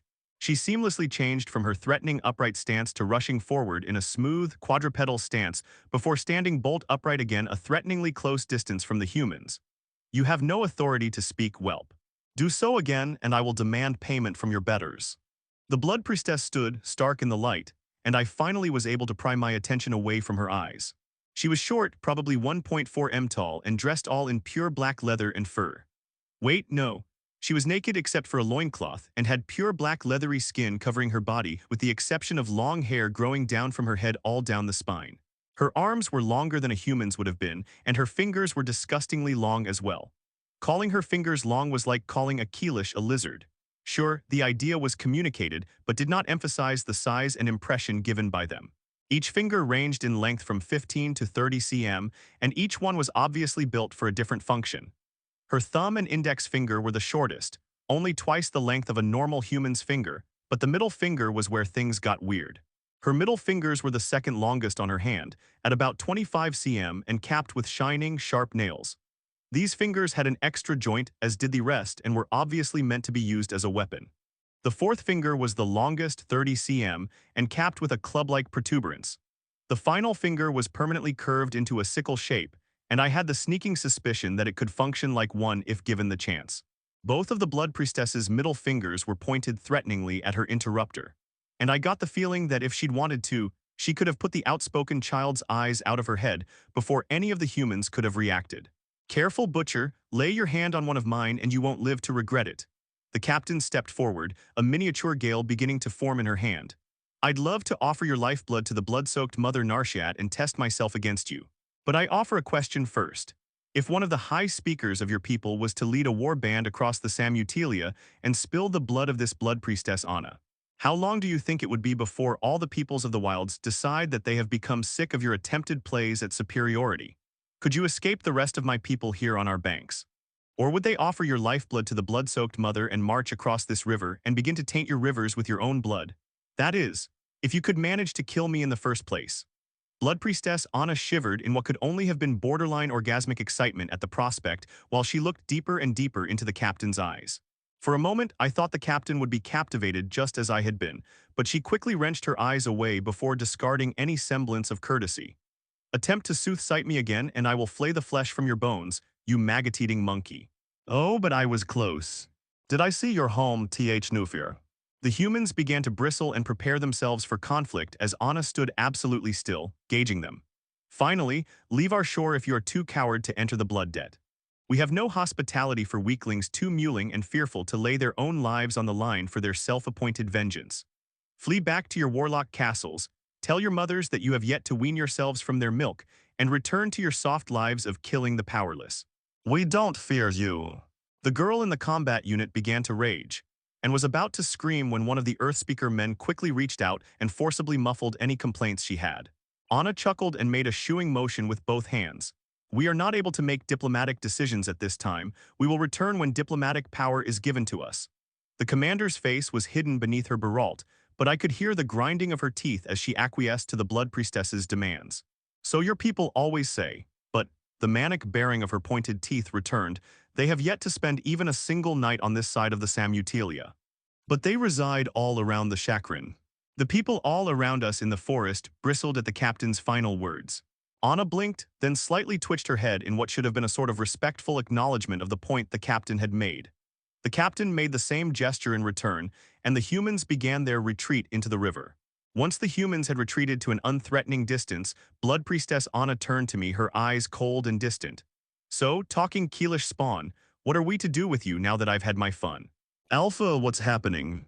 What are they saying? Sybil's voice was tight with concern and displeasure, and what little was left of the swarm began to circle protectively, attempting to find a weak point to break out of.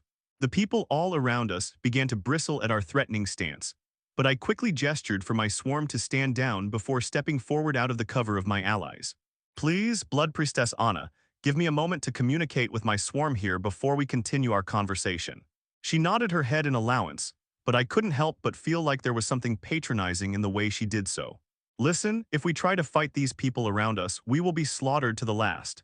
I can communicate with them, give me time and space to do so, and we might get safe passage out of it. Alistair now first, I supposed, approached and nodded severely. I will see to it. I nodded back and walked forward to close the distance to the Blood Priestess. A couple of her guards made a strange bird-like call in warning, but I took 2 additional steps before I began to speak, lowering my head in deference. Thank you for your patience, Lady Blood Priestess. I am the one called Ashlani, alpha of this swarm, if we still merit to be called as such. We owe our continued existence to you and yours, and thank you for it. Anna's 2 large eyes narrowed slightly in what seemed to be amusement, before inclining her head back to my own. I have looked on you, Ashlani, and I call you Sahurliard, a scaly friend. The way she said looked communicated a depth I didn't understand, so I simply nodded in response. The Blood Priestess continued, I stand by my declaration, yet I hesitate to call your companions such. The way the Blood Priestess spoke to me was subtly different from how she had spoken with the captain of the humans, marked especially by her deliberate pauses and searching looks. Her looks into my eyes lacked the absolute magnetism of before, but still commanded my attention. I'd thought her about to continue her thought, but instead the conversation had stagnated as she looked at me expectantly. I must ask that you forgive my unfamiliarity with the rites and customs of your people. My own are a more direct lot.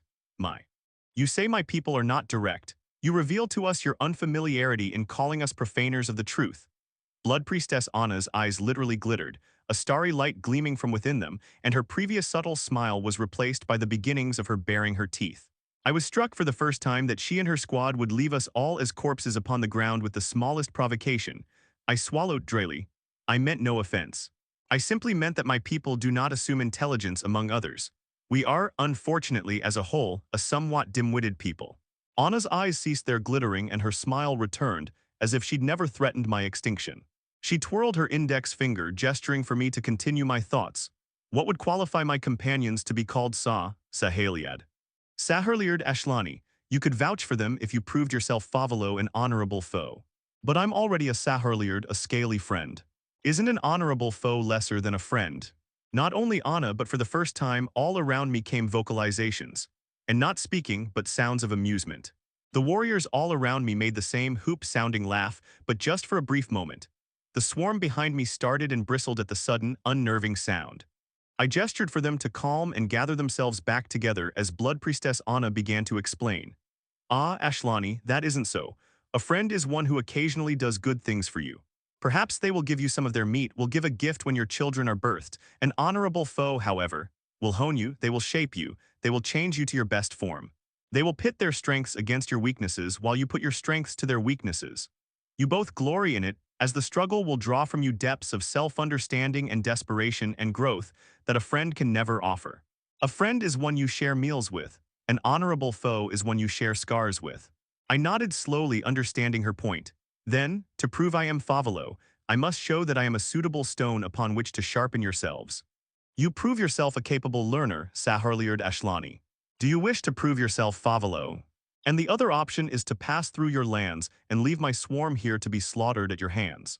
I would offer them death at the 5th finger, an honorable shedding of their blood for the mother. But yes, their ends would be as sacrifice. Okay, then I guess I need to prove myself to you. How? The grin that crossed Blood Priestess Anna's face was positively vulpine, as she lurched into her unnerving rushing gait forward and entered my personal space. Oh, I am glad that you have chosen the path of honor. You could not have remained Sahurliard if you were to have abandoned your swarm to the blood-soaked Mother Narshat. With that, I had passed the first of the Moon Children's tests. Okay, so what do I need to do to prove myself Favalo? In what way do you believe yourself able to serve as a whetstone for the blade of the Moon Children? I would assume that I don't have much in the way of direct combat that would be better than what you could offer. You are obviously individually impressive, and I don't imagine I could match you in a fight. On top of that, I don't know anything about you and your people. Would you be willing to explain in what ways this Sahurliard could prove himself Favalo? You understand, but not much. Come, walk with me as I find a proving ground. It was strange to me that Blood Priestess Anna didn't frustrate me. If I'd had any other teacher talk to me the way that she did, I would have been boiling with anger. Additionally, my Kadif blood would have been just as incensed at her obvious disdain for me, but I felt nothing more than slightly confused while still respectful. Maybe it was the absolute otherness of her, or her obvious strength and capability, or even something else entirely. Whatever it was, her blatant disrespect and dismissal of me didn't irk or infuriate, and I welcomed the feeling. The primary reason that you do not feel superior to Blood Priestess Anna is because she is a more highly evolved specimen than you, and your innate bloodline recognizes that. So you return. Where were you during the stalking and hunting of our swarm? Oh Nivtala, the reality of what had happened finally settled into me and I stumbled to a stop. I looked around at what was left of my swarm. I took the time to count, and I subconsciously noted that Anna waited patiently as I took in the sight of my beleaguered, devastated swarm. It almost would be better to call us a pack at this point, with only 76 individuals, myself included. Of the 29 spawnlings from the youngest clutch, 20 lived. Of the remaining 56, I recognized many faces. My advisors, Sybil, Took, Fuar, Vefir, and Sylph, Alastair, It, and the rest of the 9 surviving Olcat. Jorel and his female hangers-on, Shamira, and others I was familiar with. Come here, all you. I spoke in Keelish once again, and my swarm gathered around me. You all have come through something unimaginable to the weak. You have waded through literal water and blood to come to the other side. We stand at the peak of a mountain, one that continues to grow as we pile the bodies of our foes upon it, the bodies of our comrades upon it. Where we are now is established on the backs of the felled and fallen, and I am proud to have you with me. Let us move ever farther along this path to newer, higher, bloodier peaks. Remember your fallen friends, especially those who turned back to give us time to complete our escape, and move on. We will remember them and build upon their legacy. Alastair spoke, his voice quiet yet piercing through the assembled Keelish. Forged in war and tempered in blood, I follow. The swarm in 2s and 3s repeated the rallying cry of the Ilkat. Forged in war and tempered in blood, I follow. Looking around, I saw mostly determined, focused faces. A couple like Shamira simply nodded at me, then went back to their own thoughts. But for the most part, this small tenth of my original swarm looked at me with nearly fanatical eyes to hang on my every word. Blood Priestess, can we go to collect our fallen? We wish to add their strengths to our own.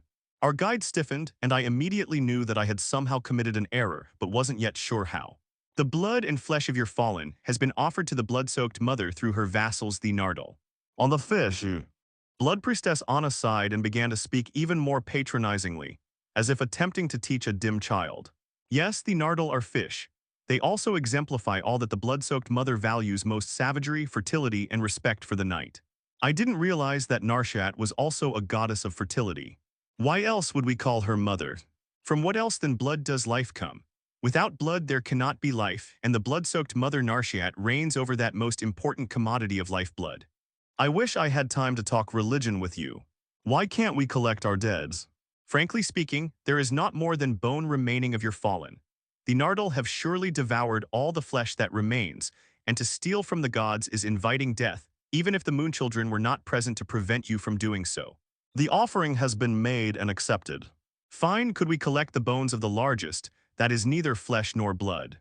The gods are not petty, Anna grinned, almost baring her teeth. She then made a brief, quick series of those nearly avian noises, and 3 of our escorts peeled off, heading back towards the river. They will collect the bones in your stead and bring them to you at your earliest convenience. Is that satisfactory? I nodded deeply, thank you for your consideration. Anna smiled and continued walking, idly settling into an easy silence. I turned my focus inward and began questioning the system about its recent absence. In answer to your question, your individual system cannot give any advice or growth when in combat with another system, user. So one of those Vushtan soldiers was humankind system, user. Reiteration. Your individual system cannot give any advice or growth when in combat with another system, user. So you cannot give any specific detail or advice regarding another system, user to me. Correct. I groaned internally, then turned my attention back to our path. The forest was truly not a jungle any longer, with thicker trunk trees beginning to dominate the space, with long grasses growing underfoot instead of the complete, all-encompassing greenery of the jungle that had once been our home. Our escorts mostly ascended the trees and swung and navigated adroitly above us, ranging all around and screeching communiques to each other in brief, contained bursts of sound. All had freakishly long fingers, just like Blood Priestess Anna, but how many of their fingers were so different varied from one individual to the next? None had the scythe-shaped fifth finger that Anna did, though. I finally forcefully pulled myself out of my thoughts to ask another, possibly stupid question. So, why don't those on the other side of the river qualify as Favolo to the Moonchildren? Anna scoffed, scorn dripping from her tone. Oh. The Vushtan, the Veritocracy, the Warlocks. They are dangerous, yes, not honorable. Their magic's a bastardization of the divine, their gods an affront to the pantheon, their people's a slaughter-maddened menace. Dangerous, honorless. A blood-maddened Nanuk too dangerous to leave alive but too powerful to put down. Thus, we keep the complete people caged. You don't let them cross or establish a presence on our lands ever. Some are weaker and have allowed small incursions, and they are shamed for it. Yet, we of the Samutilia have never permitted any attack any measure of success. Anna smiled, pride evident in her bearing. But this is not the question you should be asking. Instead, ask why I think you may yet qualify as Favolo. Why do you think you may yet qualify as Favolo? I was only barely able to keep the dry, sarcastic tone out of my response. The answer is variety, ponder that. Then Anna picked up the pace and shut down any further attempts to speak with her. Variety. I entertained the thought, yet a part of me couldn't help but note the callous disregard with which I was thinking about the death of my swarm. I was a little sad because of Wistrel and Rulak, but for the rest of them, the mostly nameless masses to me, I didn't care at all. Their faces blended together into a singular, unremarkable face that I wouldn't remember. I couldn't help but measure the survival of a single Qatif against dozens of Keelish. I only realized just now that Brutus had died at some point, and I didn't know when or how, and I wasn't sure how I was still totally fine for the most part. With a literal shake of my head, as if I could shake the distracting thoughts out of my head, I began to reapply my thoughts toward the hint Blood Priestess Anna had given me. I wasn't long for the frame of thought and was interrupted. Alpha, you're obviously thinking hard about something. Maybe we could help if you were to enlighten us as to our current situation. Perhaps you have forgotten that we do not speak this language you somehow know.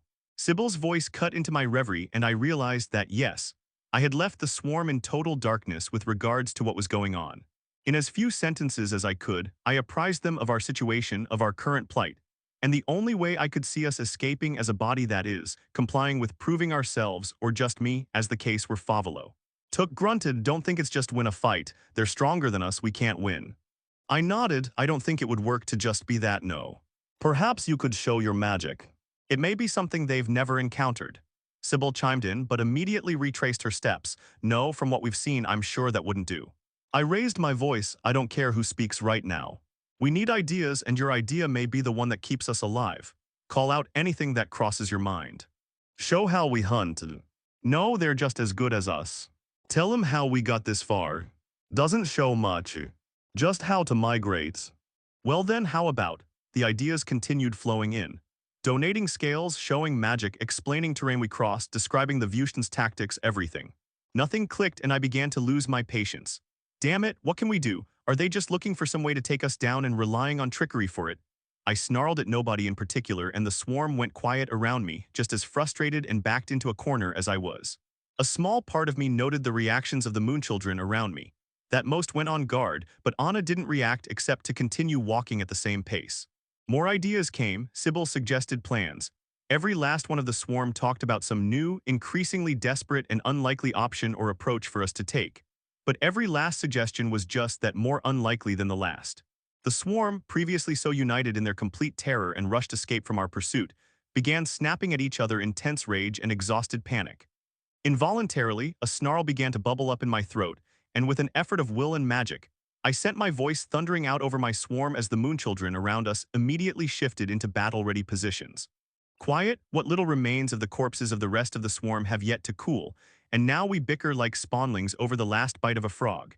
It would seem to me that we have no choice but to show our absolute desperation and resolution for success. I trust my back to you, and I expect you to trust each other as well. We're not yet beaten. I'll rip the tongue out of any one of you who keep going at your fellow survivors.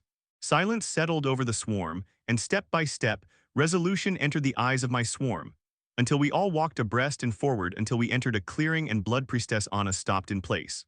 This is an acceptable location. I would take you to a blood ground, but as a whole, you are not ready to enter our sacred grounds. Anna looked me in the eye.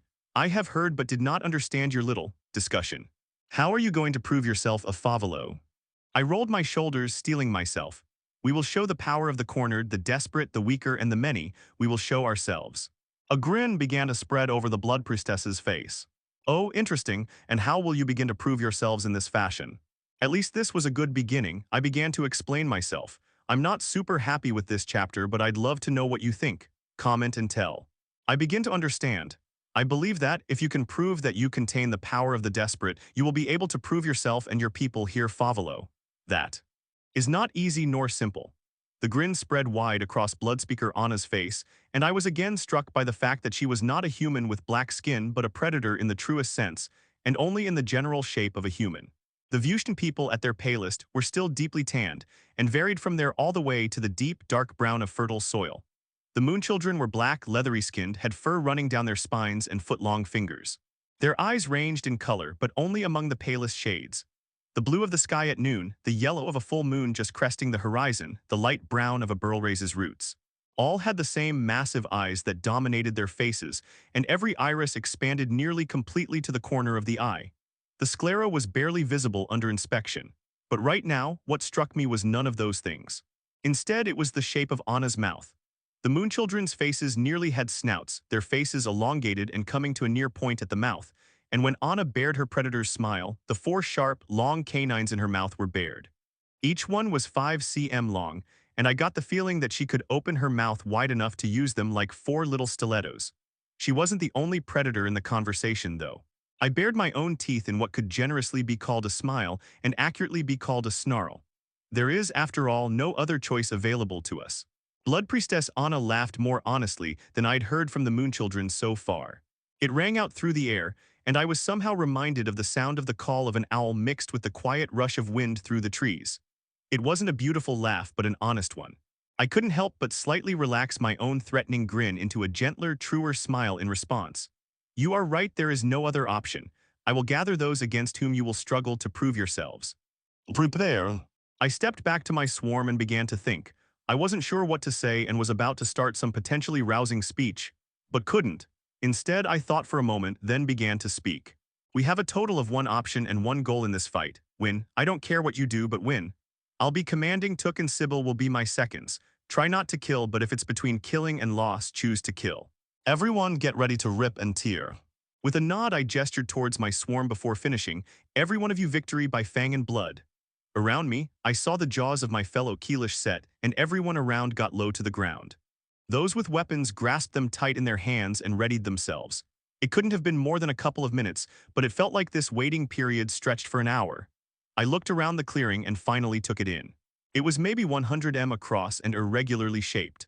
The tactician's part of my brain noticed 3 sinkholes, apparently where the damp ground had collapsed in on itself, and I quietly noted them to the Keelish around me. I heard them spread the news further while I watched the slowly assembling moonchildren, their numbers swelling far beyond what I had thought they would be. The sun beat down on us from overhead, and I wondered if the moonchildren would struggle to see in this light when their eyes were built for darkness.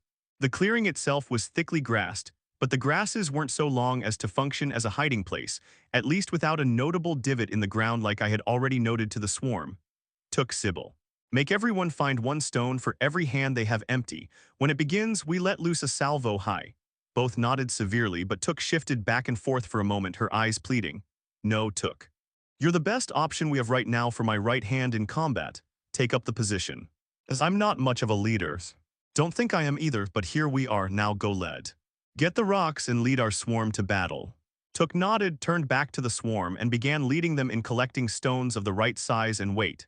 She didn't see it, but the swarm deferred to her gentle instructions. I commanded and they obeyed, but Took walked and the swarm followed. There was a quiet, absolute quality to her that the swarm followed almost instinctively, and I realized that Rulek had that same quality. Rulek, Wistrel. I hadn't let myself think about it, but they were two of my friends and they were dead now. A shuddering breath threatened to catch in my throat, and I felt my throat close. Wistrel, the crazed warmonger. Never again would I be pressed into sparring with her. I couldn't continue to learn combat from her, and I knew I needed it. I was still just a brute most of the time, and she'd been a killer, graceful and elegant as she danced through the macabre, disgusting dance of death. I knew I was markedly stronger than she was, but I still couldn't come close to beating her in any fight, much less a fair one. Her yelling at me to come practice, her jibes while sparring, her manic energy at my side, always willing to charge into the front lines. Gone forever, and Rulek, I'd always been a bit wary of him if I was honest. There was a hidden burning intensity to him. Most of the time he presented himself as a lazy, rutting-obsessed fool, but when he'd thought it necessary, he'd stepped into the roles required of him. The first of the Olcat, Beta of the Swarm, and Warrior of Vengeance against the Wolf Stags. When he'd shifted into those roles, his demeanor had changed and he had emanated a dangerous feel. But when he wasn't in those situations, he was crass and funny, supportive and lighthearted. My friend. I hadn't let myself really think about it, but he was probably my only other friend than Onkli, and he died when I was a week old. And they'd both rushed to their deaths for me. If I'd been human, maybe I'd have wept and gathered courage in thinking of the sacrifice of my friends. But I hadn't been human for a while now. Instead, I found myself seething with uncontained rage. These Dulvrak-begotten Kriork had taken them from me. Now, the Moonchildren decided to levy a test on me to see if the swarm was allowed to live. A neutral part of me recognized that the proud Kadif part of me was shouting to be heard within me, and I was letting it dictate my emotions. I decided to feed it, thinking of every injustice that had ever been done to me, every time I'd been looked down on, every loss I'd sustained, and more. Before long, I was pacing, not nervously but with excess energy, and my swarm was picking up on my energy. They swarmed together and were forced out by the sheer inertia of every other body pressing together, moshing all together. Sybil's voice in my ear almost didn't register initially, but finally it clicked. Ashlani, I have an idea. I nodded and found myself grinning wide as she began to detail her insane plan. I'd thought that this would be the end of this little series of chapters, but I felt like there needed to be more development here, and it gained more and more traction, until I realized it should be its own dedicated chapter, forcing Ashlani a little to take some time and reflect and lead actively. I should have the next and final Favolo chapter out tomorrow. This is you proving yourselves Favolo honorable foes. Foes come in many forms, but honor comes in adhering to there is no good word in this language for it. Honor comes through Vananahitra, being an example of the idea you wish to feel and show. Blood Priestess Anna scoffed at the uselessness of the common tongue and resumed her beginning speech. You will prove yourselves honorable by exemplifying desperation, nothing less and nothing more. Try not to kill each other, but foes must shed blood, and death often comes from bloodshed. It is an honorable death if it comes. The swarm had gathered together and we stood, looking at the group of Moonchildren before us. There were maybe 50 of them, and considering that several of my swarm weren't combat-focused, I considered it a fair fight even though we had about 50% more combatants. Until two more groups of about 50 Moonchildren came soundlessly out of the woods to surround our flanks. Are these spectators? Of course not, they will help in your trial. I hardly think this is necessary. I involuntarily felt my jaw begin to clench up, and I was struggling to tamp down the rage beginning to boil within me. I thought I could help you Vananahitrar desperation. Best of luck. I was fairly certain she was making fun of me, but even if I could prove it, Anna wouldn't change anything, so I dropped it. I hurriedly explained the change to the swarm and couldn't help, but noticed the shifting of eyes and positions from at least partially confident to shifty, afraid, and desperate. Dulvrak take her, but Blood Priestess Anna's decision had definitely benefited the swarm. Behind me, Sybil spoke. This does complicate the plan, but only a bit. You and Took will be second in the spearhead and will drive straight. There will almost certainly be casualties in the back. If you move fast enough, that might be prevented. Thriolg. She was right, of course, but the idea that it all came down to if I was able to do this fast enough made me desperate. I kept forcefully looping myself back to it, feeding the seething mass of emotion within me, and I couldn't stand still. I was pacing, my tail continuously lashing, passing my spear from one hand to the other. I could feel my nervous energy infecting my followers, and again I forced myself to turn it into a positive. On my count, begin. 1. Begins. The immediate beginning of the fight took the swarm by surprise, but not the Moonchildren. They immediately began swarming towards us, shrieking their avian calls. It nearly shook the ground, and their stomping feet did. Quickly I pushed my magic to my throat and screamed, "All you scaleless FRISHT charge." The magic thrummed through me more powerfully than ever before, and as one, the swarm surged forward straight towards the original group of Moonchildren. Wordless shrieks tore from throats, claws were brandished, and I fell in just behind the first row of charging Keelish. The moment seemed to extend, but also seemed to be but an instant. Then suddenly there was the crashing of scaly bodies against leathery ones. In front of me, blood began to spray from superficial but painful wounds on the Moonchildren. They seemed to be taken aback by how we had charged headlong towards them, seemingly abandoning our flanks to be shredded by their companions, but we were desperate. I stabbed forward once, twice, thrice, attempting to gimp the nearest Moonchildren. Only once did I successfully hamstring my target, but they immediately fell and began to be pummeled underfoot. I felt bad for only the briefest moment before refocusing on the fact that compassion, pity, or hesitance would lead to our complete eradication. I pressed on. In front of me was Sylph, his mane of scales pressed outward threateningly as he shredded into the Moonchildren.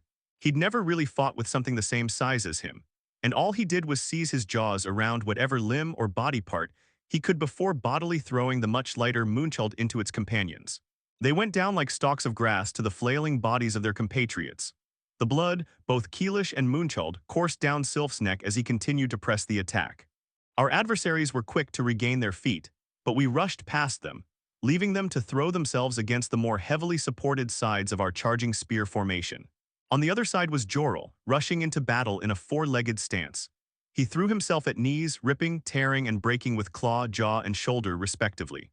He cared even less about his safety than Sylph, and I couldn't help but notice a deep gash across the back of his neck, from one shoulder to the next. His own blood sprayed forward with every one of his strikes, and he began to use it to try to blind his next victim before continuing the charge. He began to cackle, maddened, screaming "Bow before the swarm." I repeated after him, infusing my words with magic as I tried to use the opposite of innervating address on the Moonchildren. Bow before the swarm, bow. Bow. The Moonchildren didn't bow, but some of the closest took involuntary steps backward, slowing the approach of their allies and giving us greater room to continue the attack ourselves. I noted a system message in the corner of my eye but immediately dismissed it. We were about to reach the end of the Moonchildren's lines, and I were about to assume our part in our desperate plan. As Sylph and Jorel reached the end of the defensive lines of our foes, they spread to the side, opening a doorway of sorts for the rest of the swarm to surge out of.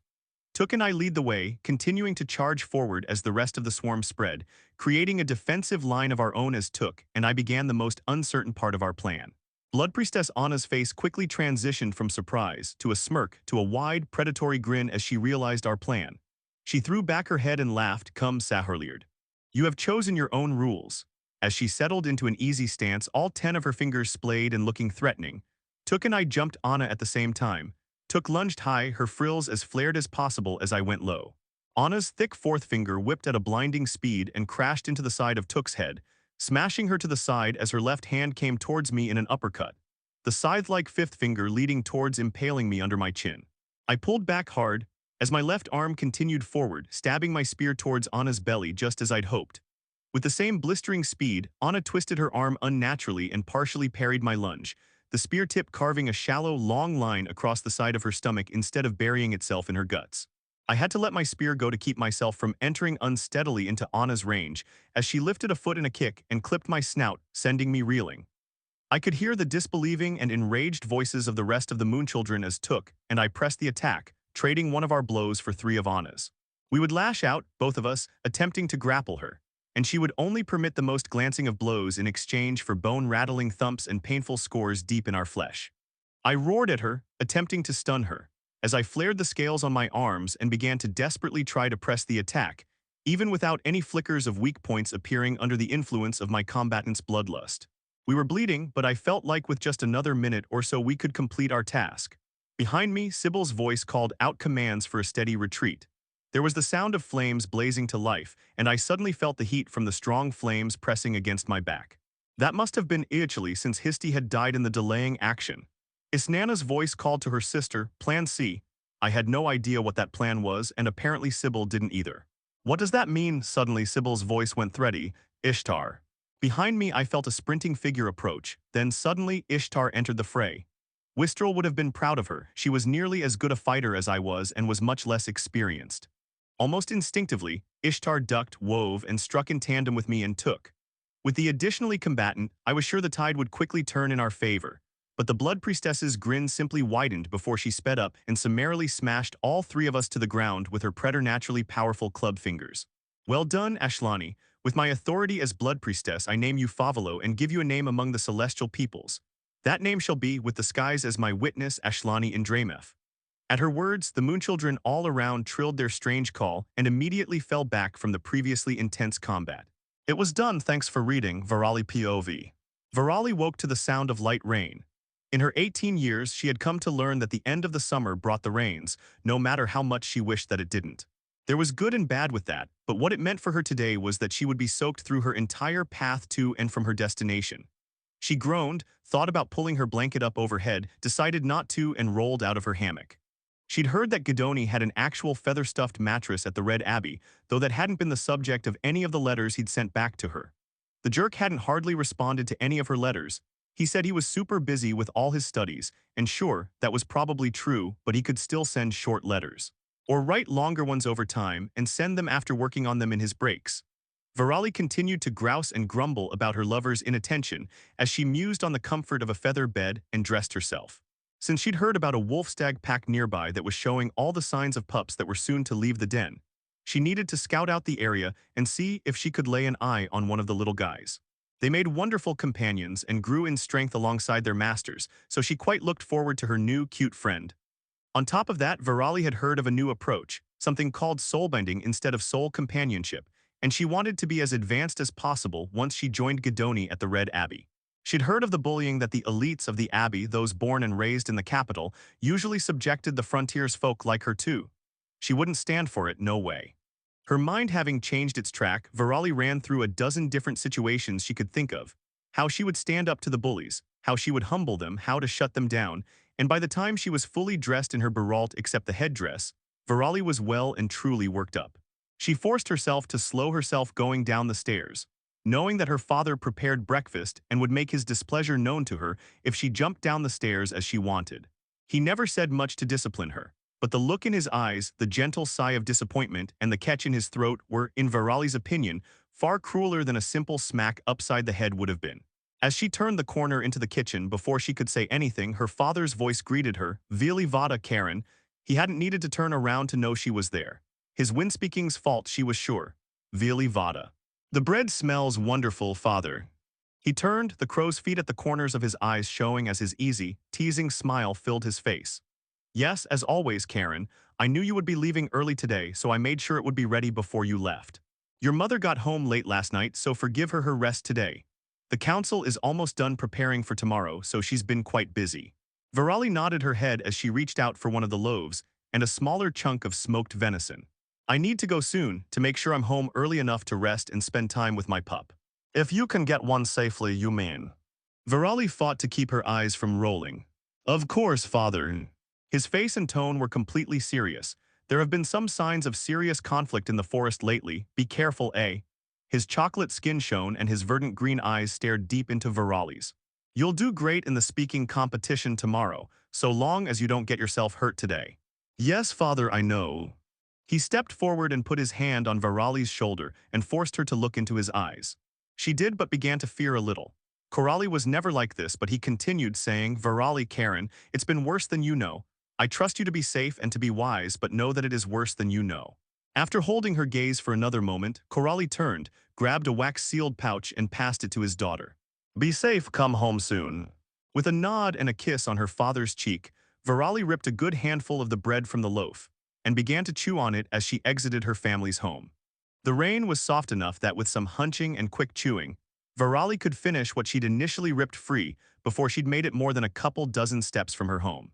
Their nameless little town had maybe 5,000 people in it, but Virali loved it nonetheless. Everyone cared for everyone else, and if a family was suffering, the rest of the townsfolk knew and would support them. It got a little tiresome, since everyone knew everything that was happening in your life any given day, but it meant you were loved, is all. This tale has been unlawfully lifted without the author's consent. Report any appearances on Amazon.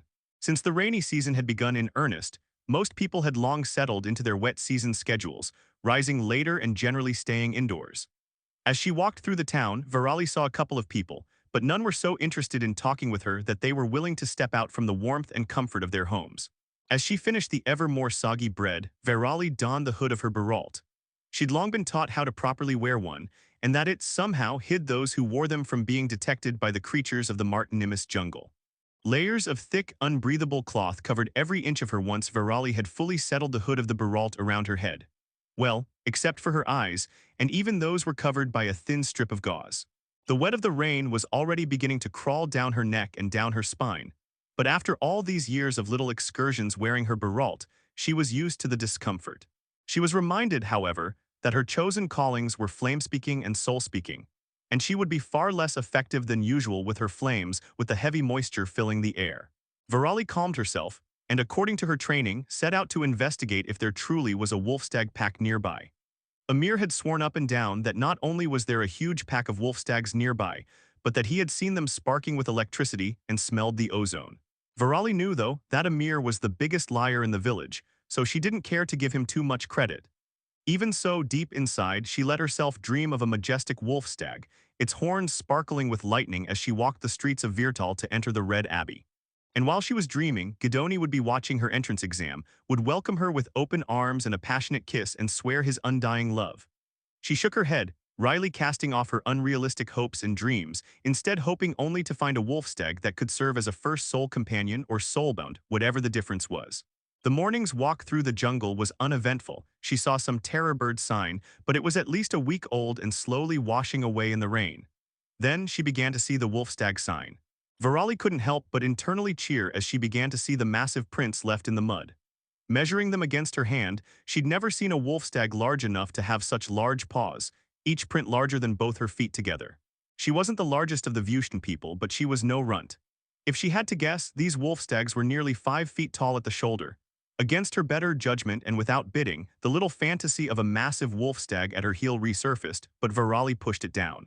There were tracks that led straight to the wolf-stag's den, and Virali followed as fast as she could while still maintaining some level of caution. As she approached, though, she was seeing the vestiges of destroyed brush and evidence of a hard-won fight. She couldn't see if there were any casualties from the wolf-stags, since there were no bodies left behind where she passed. Then, as Virali continued onward, she began to smell scorched flesh and fur. Something must have been torched by the wolf-stags then, so either voltaic, flaming, or infernal. Probably voltaic, since Amir seemed to not have been lying this time around. So exciting. Virali felt a grin stretch her face as she walked forward. The wolf-stags were large and magically gifted. That was a boon among boons. As Virali stepped forward, excited, she felt more than saw a threat. Trusting her instincts, she hunkered down near the curling roots of a nearby burl raise and watched. After nearly a minute, she realized that the jungle had gone silent around her. Were the wolf-stags near? Virali began to silently pray for the Grand Verat's guidance, that he may guide her to safety and survival somehow. But her prayers for safety and hopes of a wolf-stag companion crumbled to nothingness as she saw the figures breaking through the brush. They were large, the most massive among them over 6 feet tall, mostly a dark brown but mottled with black scales. Its head was maybe 1.5 feet long, with cruel fangs curving from its closed mouth, and along with the frills, a pair of curling horns jutted from its forehead. The whole body rippled with muscle covered with thick defensive scales. It stood mostly upright but distinctly hunched, its tail dragging nearly on the ground behind it. In one of its hands, it dragged a long Martinimus python, over 12 feet at least. With the intimidating beast strode another 2 massive creatures like itself, and then another 10 that were quite different and familiar to Virali. Squat, thin creatures covered with scales, long snouts and cavernous jaws, short arms and powerful legs and a tail. Keelish, Virali had never heard of a creature like the 3 huge ones, but they were obviously the leaders over the impressively and uncommonly large Keelish. Even if it was a pack of Keelish like this, it would be considered a threat of the highest order, but with these other ones, Virali fought to keep down the shudders of terror. Somehow, thanks to the Grand Verat himself, Virali hadn't been noticed as of yet, and she fought to keep it that way. The fear fought to drive her to hyperventilation, but she fought to steady herself as the pack of 15 or so Keelish passed her by. After a quarter of an hour had passed, Virali felt she was finally able to move, and with the release of tension, her stomach began to heave in unmitigated terror. Virali felt the bread from this morning begin to rise up her throat, and after a couple swallows were unable to keep herself from vomiting, she quickly opened the mouth of her Baralt. She couldn't successfully keep her breakfast stay down, and as the mixture of the smells and her newly unlocked nightmare washed over her, Virali vomited painfully against the nearby burlrays she had hidden behind. Several times she thought that she had recovered, but was interrupted by the recollection of the huge beast, blood coating its hands and jaws, after which her terror incapacitated her once again. There was a Keelish swarm, the likes of which had not been seen since the Great Purge, and it was here. Several days had passed since my pack's mass evolution and reaching maturity as a whole. With Took's evolution, she was taller than my 6.5 feet, standing just under 7 feet tall herself. She and Triel were among the few exceptions within our newly Cautif pack. Most of the Cautif had some amount of magic, even the less obvious ones like Foire and It. Took and Triel, though, were a different breed. Their scales had become nearly as hard as stone, and their arms and shoulders were thick and corded in muscle. Among the rest of the Cautif, there seemed to be natural distinctions in their bodies, and I presumed their races. I could feel that these differences weren't fully developed yet, something sure to come upon evolution to Keel, or perhaps beyond. And looking at the requirements to evolve to a Keel, I couldn't say how soon that could come. Sonic Cautif Swarm Alpha, become the undisputed leader of a swarm of at least 250 Keelish. Sonic Keel. Speak the entirety of the true iteration of the words of power of Navtala. Progress, 01. Other evolutions possible but not currently foreseen. Progress further and such possibilities will be presented to you. I had no idea or way to predict when I would encounter the next opportunity to speak even the last of the first iteration of Navtala's words of power. But the administrator's advice from my evolution to adulthood stuck with me. Unlike usual, I didn't receive any notification from the system that I would be evolving when I'd gone to sleep. In fact, since I hadn't heard nor seen anything indicating that there would be an evolution, I'd almost forgotten that the growth to adulthood was listed as an evolution. Initially, I'd simply thought that I was dreaming, but I was far too lucid for that. As always, I had found myself floating, and the moment I realized this was not a dream, I was submerged in constantly vibrating and scrubbing warm sand. The vibrating sands were nice, but unbidden, the thought of Sybil scrubbing my back crossed through my mind, and immediately the mental image and perception shifted to Sybil gently massaging my body. I, uncomfortable with forcing my friend and subordinate, even imaginary, to serve me like that, stopped all imagination of any bathing. As I tried to clear my mind entirely, the administrator's laugh washed over me. I cannot understand why you would do that to me. Do you honestly think that I did, or are you smart enough to disbelieve yourself? I shook my head, and from it the thought that I wanted that. I didn't think you were going to come for this one. It is an evolution nonetheless, and thus you receive another opportunity to receive guidance from me. Count it as one of the perks, I suppose I will call it, of administrating a lower species. Keelish have much more room and opportunity to evolve than a human. Moonchild, Misty Howar, Indlovu, Beastkin, Sunkindred, or any other of the enlightened species would. If we want to consider this a benefit, I suppose we can. Before I could begin to think out a specific question, though, the administrator spoke again. This book was originally published on Royal Road. Check it out there for the real experience. I feel now is a good time to let you know that there is an additional option for your question while here. Instead of a specific question, you can ask me for general guidance. That removes much of the limiter from me, since I can give steps of advice, which may prove more helpful for you moving forward, given that your next evolutions will be fewer and further in between. That said, the drawback is that I will not necessarily answer a question that you wish to ask, and will instead give advice according to my own knowledge and bias. There is a trade here: specific questions for specific answers, or general advice according to me. I mused over my options for a moment, worrying what I could be missing out on with whichever option I chose. After thinking for a short time, though, I realized something important: I didn't have any specific questions for her right now.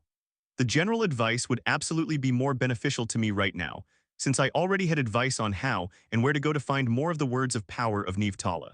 The administrator seemed to understand the moment I thought as much, and began speaking once again, a self-satisfied grin somehow audible in her tone. Glad to hear it. Now for now, you need to focus on strengthening your pack and yourself as fast as possible. I can't tell you why, but another administrator's plans are finally becoming clear to me, and it won't end well for you and your swarm when that happens. Beyond simply strengthening yourselves, prepare to escape to the east. I told you Nivtra was to the east, and that would need to be your goal for speaking the words of Navtala. Move those plans forward fast. There will be a time that comes soon, a time that is obvious to you that you will need to lead the swarm to escape. And when that time comes, move quickly. I could feel a shrug of sorts from her. That is my advice. Take it if you want, just know that all of that is what I would do were I in your situation. Good luck. Before I could do anything more than begin to understand the instructions or thank her for the guidance, I'd felt as if I were falling and had slipped back into full unconsciousness. These days later, there had been a couple of hunts, and members of my pack were finding themselves bored by the hunts. With the thousands of pounds of wolf stag flesh waiting for us to eat, there was no need to hunt for anyone except Arwa, who I was unwilling to force to be a cannibal. Took had gone on a hunt and returned with a couple of Martinimus pythons and other smaller game, but she'd been rather frustrated by the lack of challenge. Her new caitiff form was amazingly strong, stronger than I was. I'd guessed that my gross total of stats surpassed her by a fair margin, but that came from my magic and intelligence stats, not my physical ones. Triel too relished the hunts and had begun to spend time one-on-one with Foire to hunt together. With her brawn and his scouting abilities, they never returned without something to show for it. Brutus, however, was falling behind most of my original pack members. He had not evolved to caitiff, and I wondered if he simply hadn't passed a requisite benchmark for intelligence. Most of those who had evolved had developed some level of magic, and even those who hadn't remained much more intelligent than the average Keelish. Brutus, though, remained about as sharp as a rock from the banks of a river. I couldn't say what the absolute requirements were for evolution to caitiff, and that itched constantly at the corner of my mind. Regardless, though, I could feel that staying near the rest of us caitiff helped to encourage and compel that same evolution within the regular Keelish. I welcomed that change since the more time passed, the more I couldn't help but look down on and dislike the weak Keelish. With a stretch to shake my mind from my thoughts, I stepped out to observe the pack. Sybil and Shamira were working with the rest of the pack to dig out and develop smaller, more private spaces for pairs and smaller groups, as well as just continuing to develop the space within the den. Arwa playfully wrestled with her pups in a space nearby, and several of the Keelish watched their play fighting. Solia and Vefir worked together, exercising their magic. Others were leaving to go on a hunt. What could be the thing that would impel us to flee? Before I could think too long about it, Histy poked her head into the den, and seeing me, gestured for me to approach her. As I approached Histy, Sybil noticed my movement and stepped close enough to fall in step behind me as I passed her. I glanced down at my much shorter beta, and she looked at me in askance, and in response, I quietly clicked my teeth together. I didn't know either. Histy, you seem well, you're not gravid. The term came immediately to me, even with its unfamiliarity. Histy looked at me confused, then once my question clicked, she chuckled under her breath. No, no eggs for now. That tumble was just for pleasure. She looked me up and down before stepping closer to me. Her breath was hot on my neck as I craned my head to be able to continue to see her. Would you happen to want to go for a round or two with me? Not like Wistrel, of course, but a more pleasant, I'll say, wrestling match. Only barely could I restrain my immediate scorn. This weakling, this lesser creature wanted to mate with me. She dared to hope. Instead of saying something, though, I reached up, grasped Histy by the neck, and shoved her backward and out of my personal space. She didn't seem offended by my response, though, and simply flicked her tail in a shrug. Histy, I'm sure there was a reason you came here, and it wasn't an ill-advised attempt to seduce me. Why are you here? You young ones are always like this. Then, finally answering why she was here, Histy continued, by now you're all adults, at least to us you are. Redale will speak with you since you're the youngest pack, and there's some things you need to learn and do. Your whole pack needs to come down into his space in the next day, and he'll let you know everything else. I took only long enough to understand what she was saying before flaring my frills in acknowledgement and gesturing for her to leave. Histy, with a little mock bow, did so, and I turned back into my den. Immediately, my thoughts went to how to make sure Arwa and her pups didn't get anywhere they shouldn't while we were gone. That, fortunately enough, would be fine since we had plenty of Keelish from different broods than my own. I didn't need to worry about that, just why we all needed to meet with Redale. I hadn't seen him since he'd told me to leave. Would he want to shove me down and prove himself the true leader? Would he want to dissolve the power I held over my pack? What could it be? I was shaken from my thoughts by Shamira as she walked up to Sybil. That hussy Histy, flapping her tail all over like that. The irony struck me in the face like a hammer's blow, and I couldn't help but immediately and audibly chuckle. As I did so, I could see Shamira react with her characteristic flair and self-assurance before continuing. I do it for a reason. Plus, I'm better than her. Deciding not to engage with Shamira's self-deception, I turned to Sybil. Do you know why Redale wants to meet with us? Sybil leveled a stare at me. My first thought is that it has something to do with you. Barring that, the second is that it is something that happens to all new broods once they reach adulthood. I will consult with it and Freya, and we'll see if that is the case. Then, with a bow of her head, Sybil calmly strode away, her tail swishing through the air before me as she turned on her heel. Shamira remained close and bumped against my side with a chuckle. Contrary to my unspoken tease from before, though, I knew that the contact was nothing more than friendly. Stolen from its rightful place, this narrative is not meant to be on Amazon. Report any sightings. What? Just you two? Shamira began to turn away, but I didn't let her and stepped forward with her. What is that supposed to mean? Shamira sighed, then looked into my eyes. Alpha no Ashlani, I'm going to need to speak honestly to you to answer that question. Usually you're okay with that, but if you aren't, tell me now. I furrowed my brow, a little confused, but I quickly understood. Shamira, flighty and flirty though she was intelligent and observant, and beyond that her magic was inextricably tied to emotions. Of course she knew when my temper flared, and that knowledge fought to irritate me. With an internal scoff, I pushed down all my negative feelings and forced myself to calm and prepare myself to listen before nodding for her to continue. All right. Here it is. I don't know if you two should mate, or even if you want to, but you both want to spend more time together. She focuses on taking care of everything within the pack and den, and outside the den, and so much more all the time, and you only think of fighting, hunting, and growing your power. You complement each other as alpha and beta, but you're also friends. You can enjoy each other's company and not resort to immediately rutting or planning for the usurpation of the swarm, but you both seem to think that if you spend time together, those are the only two options. Shamira's tail flicked, apparently getting irritated as she spoke, and I fought to keep myself listening and understanding. Whatever your relationship beyond alpha and beta ends up becoming, I just think you should realize that you and Sybil both want to be around the other, and you don't need an excuse to be. Shamira looked over at me, gauging my emotions, and I realized I felt rather stupid as she finished. I found Sybil to be entertaining and fun, and I enjoyed watching her work and her trust in me. I just didn't do anything to spend more time with her. I flared my frills in admission to Shamira's words, and she flashed a quick grin at me and flounced away, towards Sybil to bother her as she always did. Regardless of whatever would happen with that, I felt the nerves jitter inside me, and I needed to move to go somewhere to do something.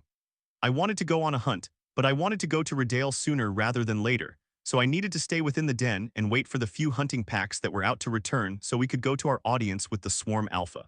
Still, I needed to do something, to burn off this nervous energy somehow. And that was how I found myself locked in combat with Took and Treel at the same time. Initially, it had been only Took, but with my combat experience beyond hunting, I had been able to handily defeat her, even without combatant's bloodlust. Then, with Treel joining, I'd been forced to activate combatant's bloodlust, and the near dance of avoiding the two while they rushed into and against me was pleasantly exhausting. Took and Treel, though, were ever more excited and enthusiastic, trying to pin me down. As I dodged back from one of Took's swipes, a red spot appeared on her head at the base of one of her curling horns. Then I used the heel of my hand to guide her head from that spot to smash into Treel's shoulder, and Treel stepped back, her arm not broken but definitely agonized. With Treel momentarily out of the fight, I again grabbed the base of Took's skull and smashed her head into the ground. The sound echoed through the chamber as her horns thudded hollowly against the unforgiving floor, and while Took was stunned, I went to take Treel down and out. A red spot appeared on Treel's hamstring, and with a swift cut of my claws, I would be able to hobble her. With that thought crossing my mind, I stepped back and signaled the end of the fight. Took and Treel shook their heads wearily, and before we could talk about it, the last of the hunters returned. It was time to see what Redale had to say to us. You have a chance here, Jalma. If you're able to pass the tests to enter the Varen Initiate now, at only 21 summers, or even in the next 2 years, then you will almost certainly become one of High Varen Salmer's apprentices. For that, you simply must put aside your idealistic approach to the conflicts between the Veritocracy and our enemies.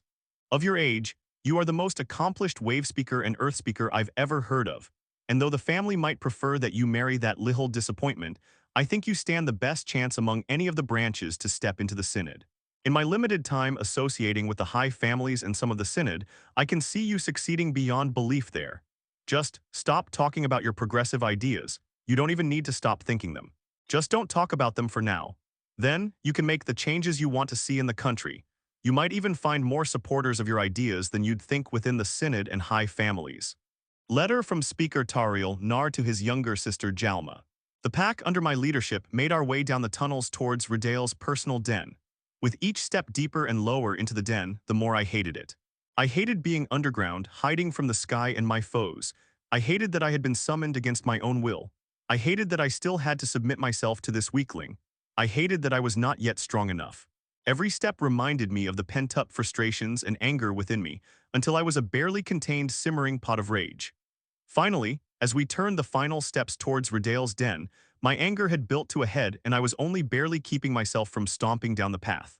With my final steps, walking into the final confrontation, the location where I would lay Redale low, I felt the less than gentle tug of Sybil and Shamira's magics on my mind. Immediately, I whirled towards them, but again they flared their influence, and I could calm myself enough to bite a part of my tongue hard enough to bleed. The pain brought me clarity, and after a deep breath and conscious relaxation, I looked at Sybil and Shamira both. We're not ready for that, not yet. We need more support from the rest of the swarm. As if she hadn't thought of as much herself, Sybil bowed her head, as you command, Alpha. Shamira simply bowed her head as well, and I fought to control myself further. They were supporting me, my greatest strength beyond my own, and I needed to remember that beyond the anger that simmered within me. To be more calculating. The calculations knew I wasn't ready to take over the whole swarm yet. Close but not yet. I continued to walk forward, and before I could continue to convince myself, I noted the system, notification that I had come to associate with Redale's presence. Absolute dominance skill is being exerted on you. Due to your system advantages, possession of the dominance skill, and higher evolutionary tier, the effects are nullified. The notification was different. No longer did absolute dominance have any influence over me, and beyond that the system stated now that I was of a higher tier than Redale. All that remained before me was to solidify my connections and support from the rest of the swarm, and my plans could continue. I'd need to have solid control over the swarm before I led them all in a mass exodus. The author's tale has been misappropriated. Report any instances of this story on Amazon. My pack did not have the same benefits as me, and I could feel as much as I saw the stiffening shoulders, lifting lips, and twitching tails. I forced myself to stand tall, looming over most of my pack, and I could feel them be bolstered by my presence and confidence.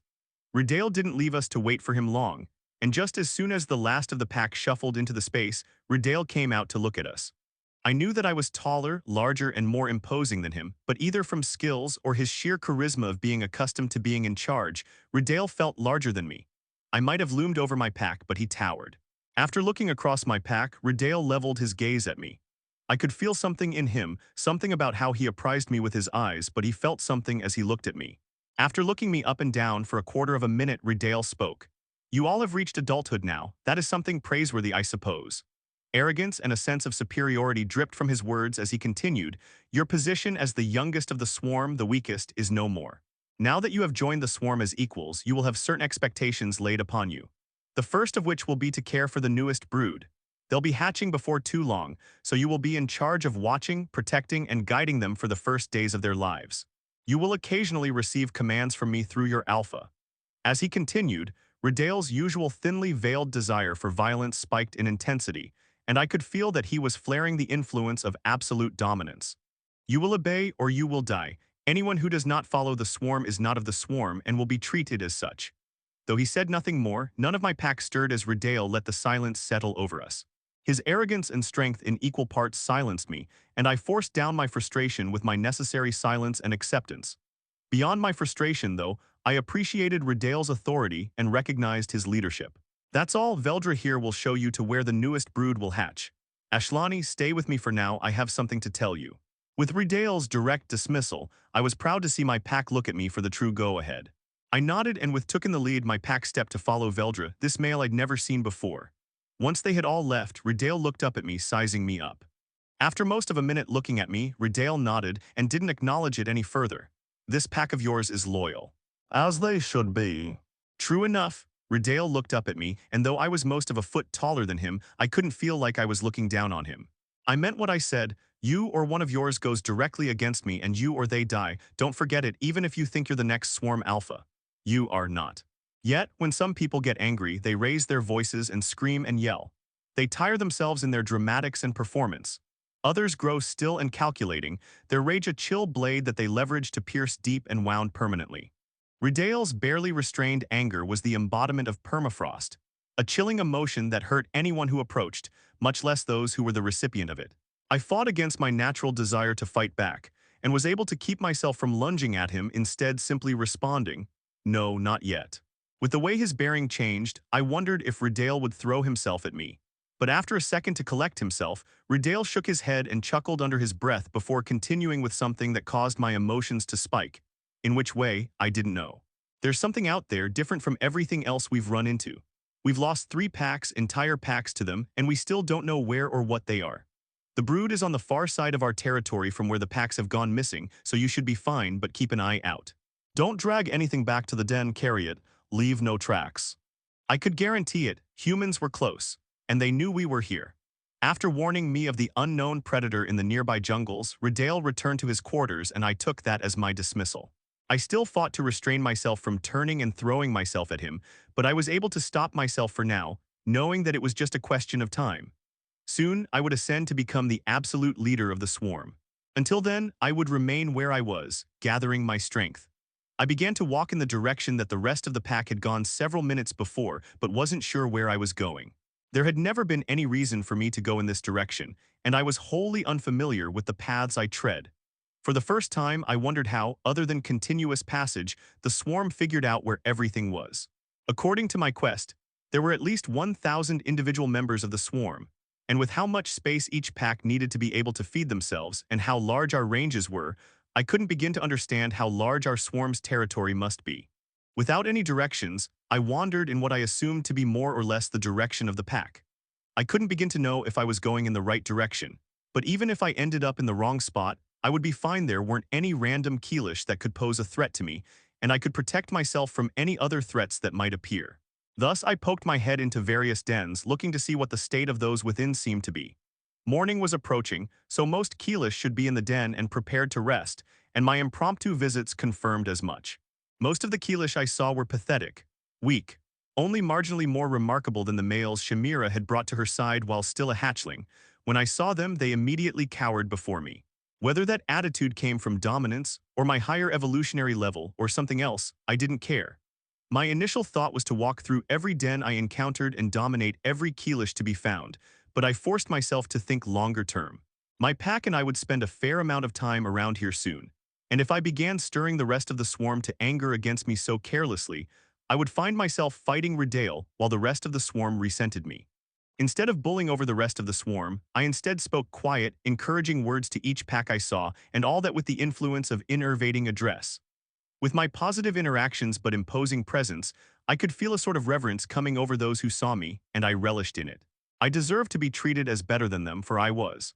As more and more subserviently ducked their heads to me and I continued to use innervating address to speak to the submissive Keelish, I could feel that there was a possible skill to be found here. Something that would fill a different niche to innervating address. I decided to begin to experiment with that over the next few days in this new area. Regardless of my skill exploration, though, I realized I had moved miles further than I'd expected. I hadn't thought too deeply about it, since I'd occupied myself with interacting with these lesser packs, but I had traveled through at least a dozen miles of winding tunnels, and I had not yet found the end of them. The swarm had spread much further than I'd ever imagined, though I couldn't really be surprised once I thought about how much we needed to hunt to survive. I continued to walk towards what I hoped was our destination. Ensure your favorite authors get the support they deserve. Read this novel on Royal Road. Pulling me from possibly entering another den, though, was sighting Foire further up in a tunnel. As he saw me, Foire began trotting towards me.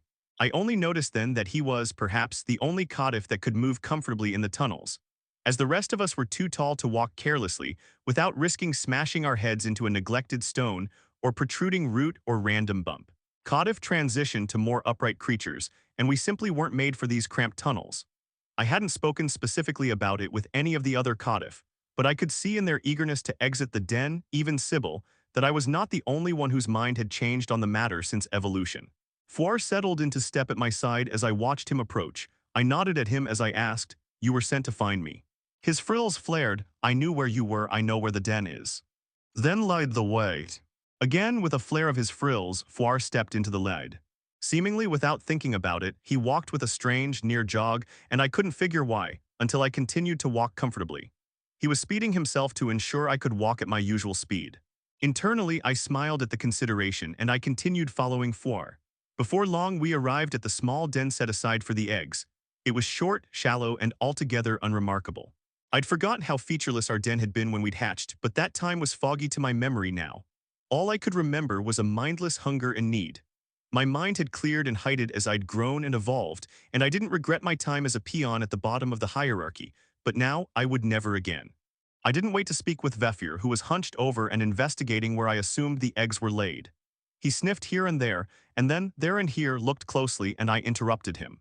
How many are theirs? He flicked his tail, seeming uncertain as he didn't look at me but tried to respond. I think maybe 70, I can't say how many will hatch. There are some over here that definitely won't, but over here. As Vefir spoke, he subconsciously slipped into muttering to himself as he observed the eggs, or what I assumed to be. I clicked my teeth together, the noise cutting through the ambient noise of my pack observing the den. Vefir pulled himself from his manic examinations and looked me in the eye. How long do you think we have before the first hatch? Vefir cocked his head before looking down at the eggs once more. Before I could begin to act on the welling frustration, he nodded his head in finality. A day at most. Keep someone here and ready. Great, you're on egg duty for now. We'll see if there's any prey worth hunting here. I let the smile crack my face as I readied myself for the hunt. Trill POV. Trill woke to her mate's nuzzling, and as she stirred, she gently nipped at Foire.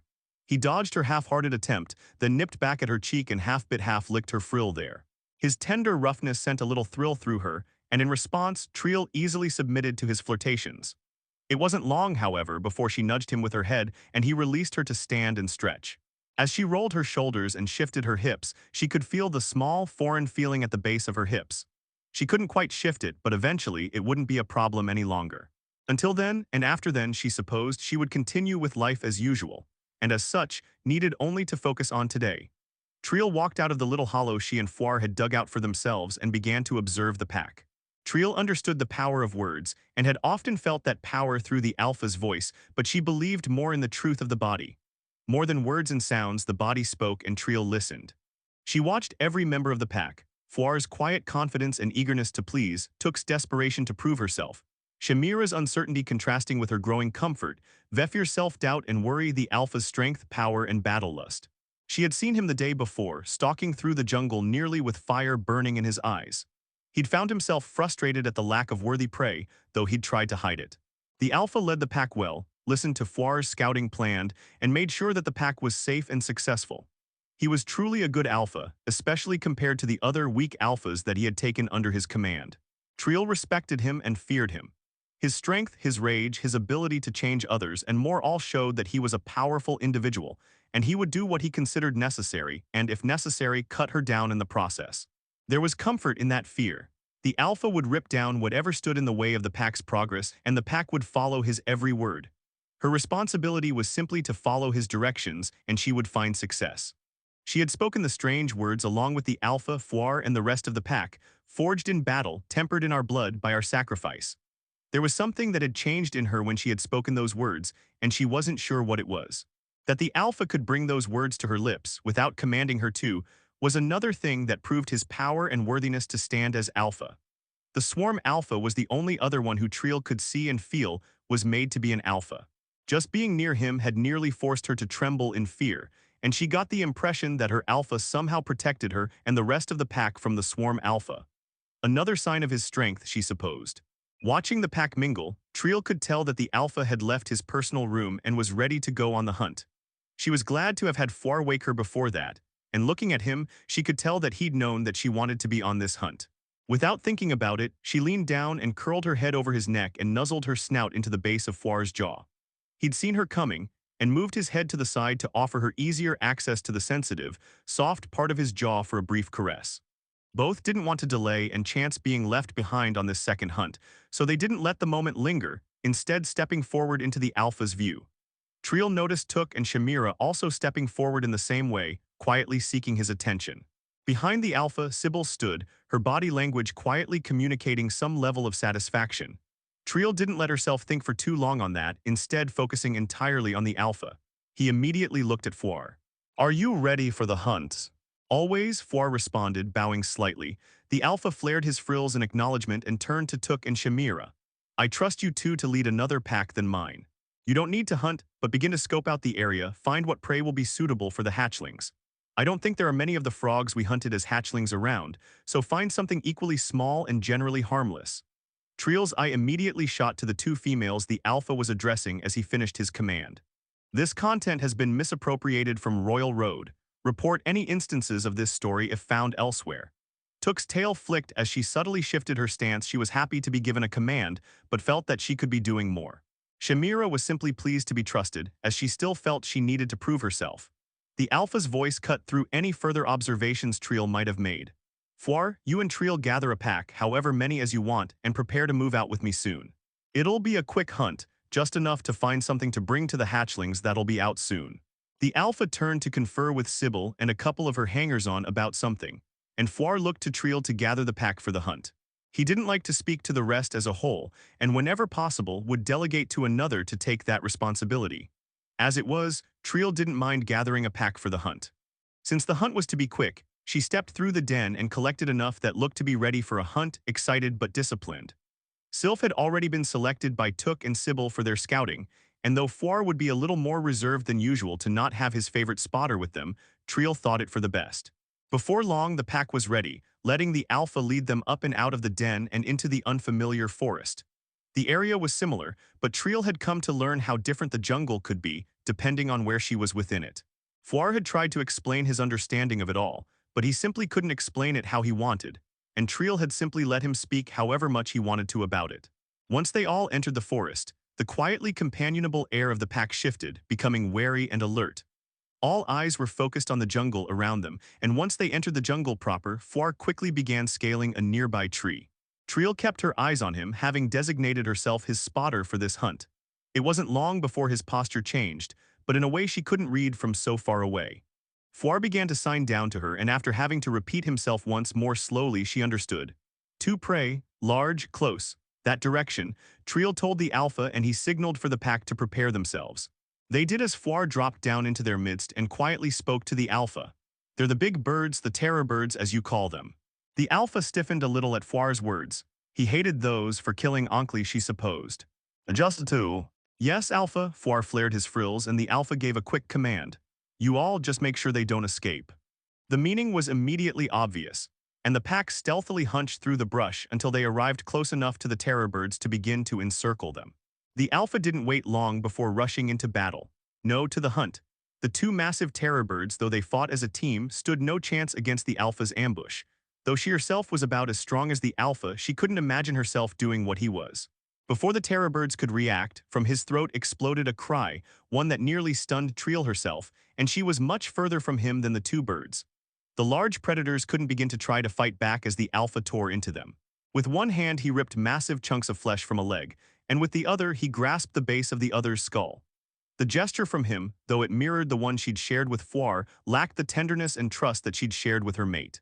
Instead, the Alpha's claws sunk deep into the soft skin of the bird's neck and brought the head low, low enough to bite into it. His jaws sunk true into the beast's nape, and its mate began to flee from the carnage. It was far too late. The surviving terror bird was already hindered by its wounded leg, and the Alpha, with an unspeakable rage bubbling under his eyes, grasped the creature's dead partner with one arm, spun, and hurled it at the fleeing prey. Triel could hear the snapping of bones as the massive terror bird corpse smashed into the fleeing creature's legs. It went down, its body thudding against the ground as the Alpha trotted closer. He didn't show mercy, simply reaching down with both arms, one at the base of the skull again, and the other about a foot below that. Then, with a flexing of his claws and a wrenching of his shoulders, he snapped the neck before slowly wrenching the head entirely from the terror bird's corpse. Yes, the Alpha would cut down everything that stood in his path, and maybe some other things too if they got close enough. After I ripped the terror bird's head from its neck, I let the body slump to the ground and rolled my shoulders. I hadn't thought through the wisdom of throwing that first one. Though it was the smallest terror bird I'd seen, it still weighed hundreds of pounds, and I'd slung it over at its mate without thought or preparation. Between that and ripping the head off of the second with sheer force, I'd at least hurt my shoulders and back, if not more seriously injured them. And of course, it was my right shoulder as always. Regardless of the discomfort, though, pain tolerance, let me stay upright and act as if I hadn't stupidly hurt myself.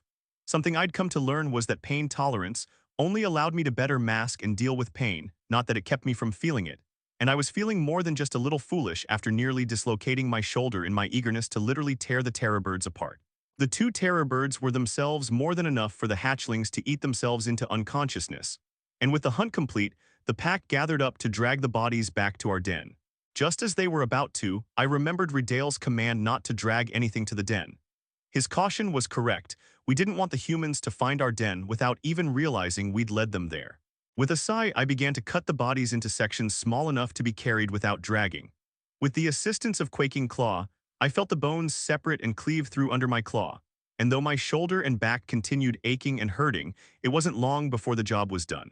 I was grateful that most of the pack that was here was Caudiff, so much larger and stronger and more able to carry things above the ground than mere Keelish, and that let me leave all the carrying to the rest of the pack. I walked without showing my weakness and soreness, though Treel kept herself in front of me and clearing the way. Though there was no way she could have known my discomfort and struggle, I was grateful for her assistance, unintentional though it may be. The journey back to the den was uneventful, though the area was unfamiliar to us, and we needed to move more slowly to ensure we didn't unintentionally enter any area that was potentially dangerous. Though we didn't fear any of the creatures that we thought might be found nearby, we were staying prepared and cautious as we scouted out the surrounding area. With Floir's guidance, it wasn't long before we had circled back to the entrance nearest to the egg's den. I barely kept myself from stumbling down the slope, and I found myself tamping down frustration at having to enter the dark, cool underground. I wanted to bask in the light from the suns, but I couldn't do that, with the rainy season being constantly overcast or raining. A thought crossed my mind, and I barely kept myself from nearly skipping down the tunnel to the den that part of the pack had set up in preparation for the hatchlings hatching. Within the den, Vefir stayed constantly observing the eggs, somehow feeling their vitality with his magic. It was something different from any speaking I had seen. Even soul speakers were unable to communicate with the unborn, and though wave speakers could use some sorts of healing, they couldn't feel life the way that Vefir could. He was, by every understanding that I had of the concept, obsessed with the eggs. Every waking moment he was looking at them, and though his prediction of only one day before hatching was proven incorrect, he was growing ever more familiar with them, having selected a couple that he was convinced would be future alphas. Stolen from its rightful place, this narrative is not meant to be on Amazon. Report any sightings. Given Vefir's obsession, it did not surprise me that it took 3 tries to get him to actually look at me when I tried to get his attention. Sorry, Alpha, what is? Vefir cut himself off as he cocked his head and looked closely at my shoulder. He seemed just as surprised as I was to see whatever he saw. You need healing and rest. Walk with me. Vefir's growing confidence and ability to take charge of healing was heartening to me, and I began to follow him before I looked across the den, hoping to see, yes. Solia, Sybil, please come with us. Both followed without complaint, Sybil issuing a quick command to Atra, who nodded and began to do whatever it was that she was commanded. Sybil's manner and bearing while commanding Atra was so different from her interactions with Shamira, so much more serious and unengaged. Shamira and Sybil were companions, while Atra was a subordinate. I didn't think any further on that as both of the females I'd called fell in step behind me as the 4 of us walked to the nearby den we had requisitioned. So far as we could tell, the den was from a defeated, grown, or changed pack that had moved on, whether by location or end of life. Regardless, there was a smaller den that could fit about half my pack within it, close enough to the egg's den. And within it, we had part of the pack staying while we were in charge of keeping an eye on and raising the newest hatchlings. And more importantly, within was a sand bath. As Vefir began to work his magic into my shoulder, and from there to my back, Sybil and Solia looked at me in askance. I closed my eyes and grunted in relieved discomfort, as my shoulder forced itself back into its most natural position, before opening my eyes and looking at Solia. How much can you control your fire? Her tail flicked, agitated, and she answered, I'm working on it every day. I've tanned the hides like you've seen, and I've fried the wolf stags in their den. What do you need me to do if it's between those extremes? See if you can warm all of the sands from the bath. Not enough to burn whoever touches them, but warmer than my body. Solia cocked her head before turning and laying a constant, low flame over the mass of sand for maybe a minute. Once she stopped and the blinding incandescence of heat from the flames faded, the sands radiated a hot orange before my thermal vision. Apprehensive, I reached out with a hand and mixed the hottest top sand with that below it, and to my vision, it cooled to a warm orange. Perfect, thank you, Solia, that's perfect. She looked at me, confused, curious, and altogether unsure. But after thinking about it, she decided not to ask and instead bowed before walking out. Vefir sent another pulse of magic through my shoulder before speaking up. Don't strain it again until I say so. You don't need to do anything that'll hurt it again soon. Then he too left to go back to the eggs, I was sure. That left only myself and Sybil. Sybil looked up at me without speaking. I met her eyes and with a little smile asked, would you like to bathe with me? Sybil's easy agreement quickly led to the 2 of us luxuriating and languishing in the hot sands. Just as I'd imagined in my vision visit with the administrator, the heated sands elevated the bath beyond anything I'd experienced before. The warm grains scrubbing through my scales along my shoulders and arms under my sonic magic's assistance were amazing. But even better than that, once I was done scrubbing and cleaning myself, I dug a little pit and laid in it. My body bent and laid differently now as a Kadif than as a Keelish.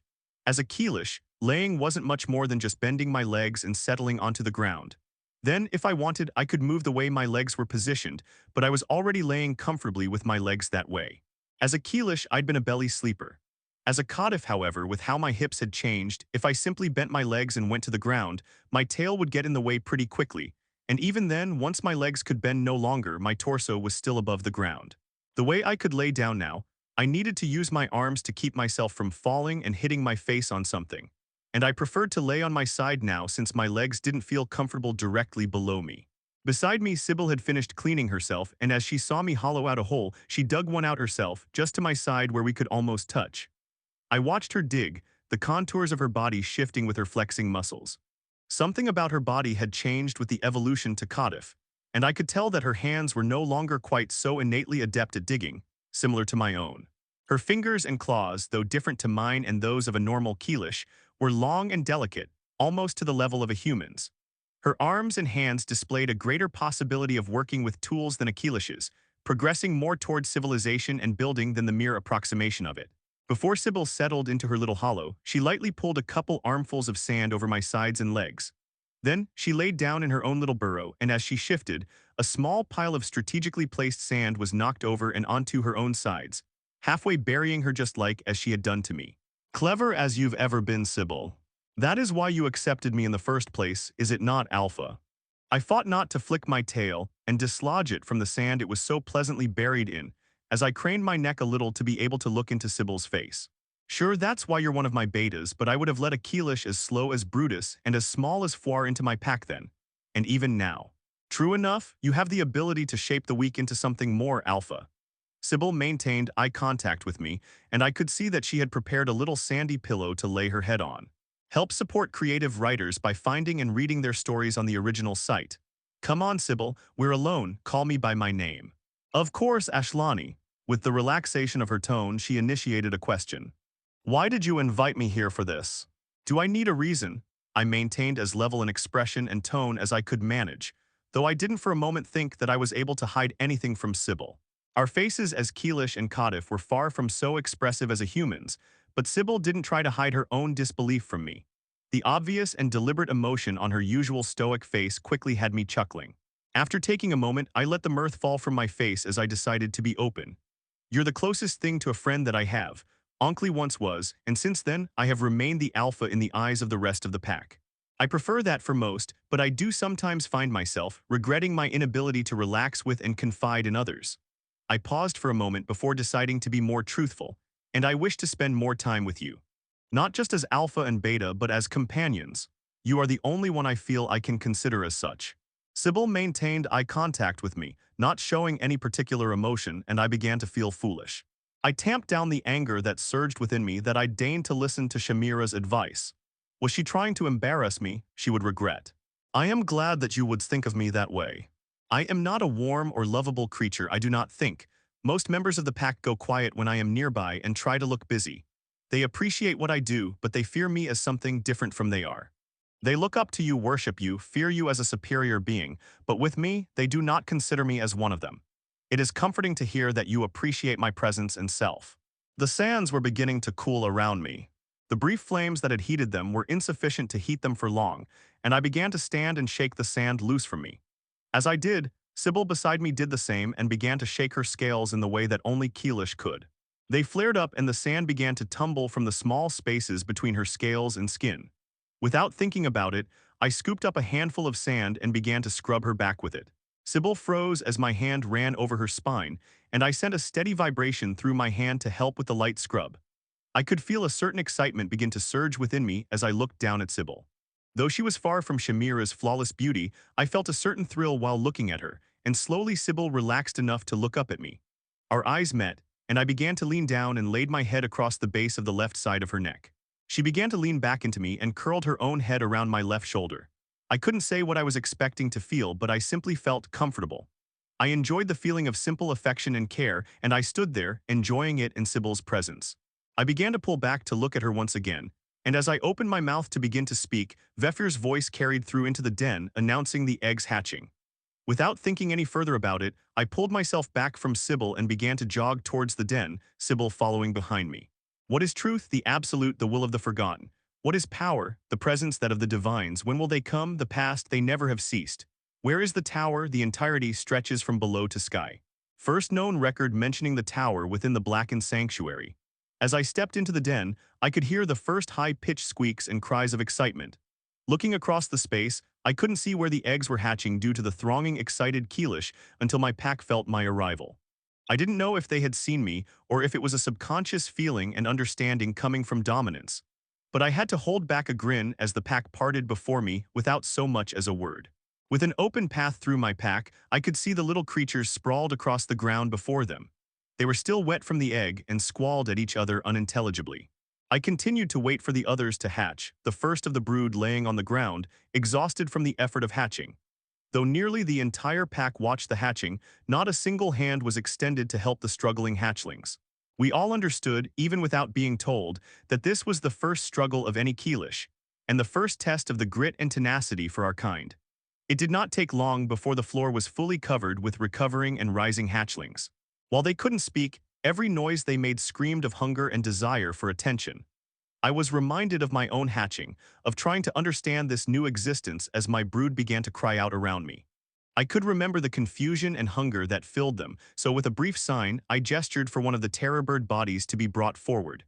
As the hatchlings caught the scent, they began to cry out for their meal, for the food that we had to offer. Once the skinned body was placed before them, they clambered over each other as they fought to fill their bellies. Initially, I thought that the presence of so many adult Keelish nearby was different from my own hatching experience. But thinking back, it could have been that we were surrounded, and I simply didn't notice that there were adult Keelish preparing and bringing food for us as we'd hatched. My mind had been much less complex at that time, more focused on rage and vengeance and slaughter. The hatchlings continued biting into the meat that was prepared before them, snapping at each other when one came too close to biting where its fellow broodmate wished to, and I found myself smiling at the gory sight. Not from taking pleasure in the view, but instead thinking that the little things were cute.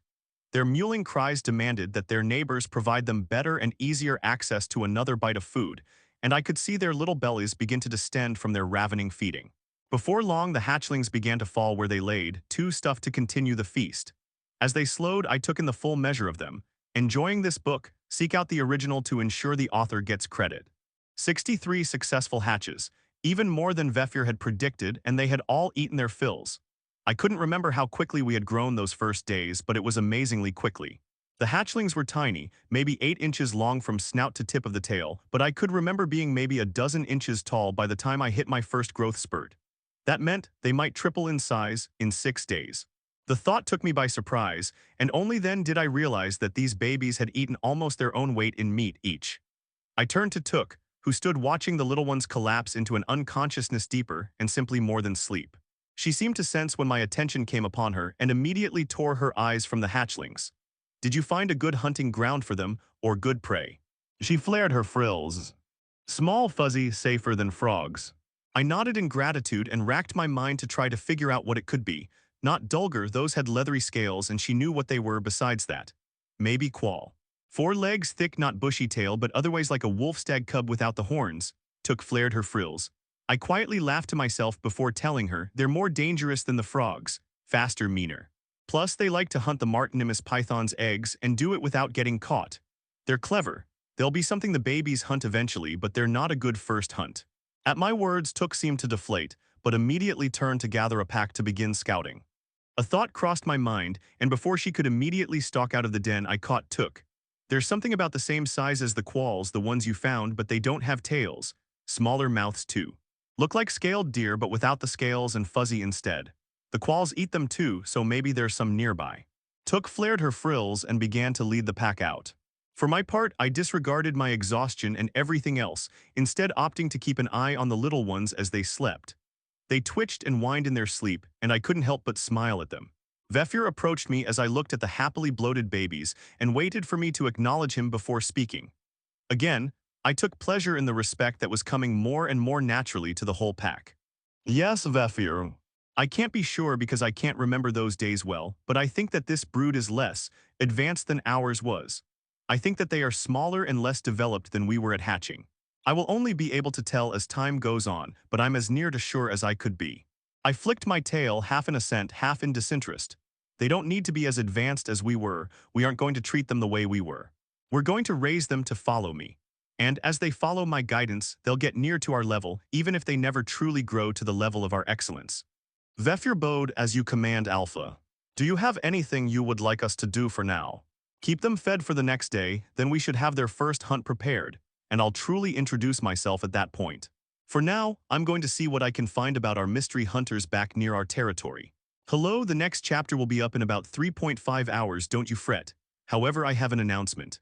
My new book, The Divine Path, a Monster Evolution Lit RPG, is now live. I'll be keeping an eye on it, and if it reaches 150 favorites by Monday at midnight, 79 hours from now, I'll continue posting chapters of about 2,000 word count size every day, alongside my weekday updates of this. As an added benefit to Ashlani's reincarnation readers, I offer this. To incentivize you people who are here, I'll reward Ashlani's reincarnation with an additional chapter if the Divine Path hits 50 ratings before Monday evening. That chapter will be delivered by the end of next week if the goal is met. On top of that are all the other chapters to read that I've already posted and will continue to post. Such value, much wow, and now the blurb for the Divine Path. Proceed towards the Divine Summit. This book is hosted on another platform. Read the official version and support the author's work. Nothing more than 5 cryptic words guide call after she hatches. All she knows is that she is a mud lizard and that she needs to fight and kill to survive and ascend. Evolutions and occupations are presented to her, but she knows nothing about what they are or how to acquire them.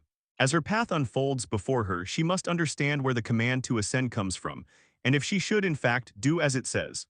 The Divine Path is a fast-paced, progress-focused, action-packed monster evolution novel with eventual light cultivation.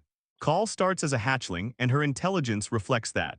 Once she experiences her first evolution within the first 10 chapters, she will become much smarter.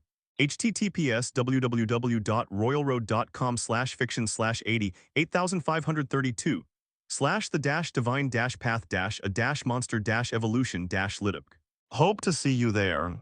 Going back to our territory where packs of Keelish had gone missing, I was both nervous and hoping to come across a squad of humans out on the hunt for Keelish.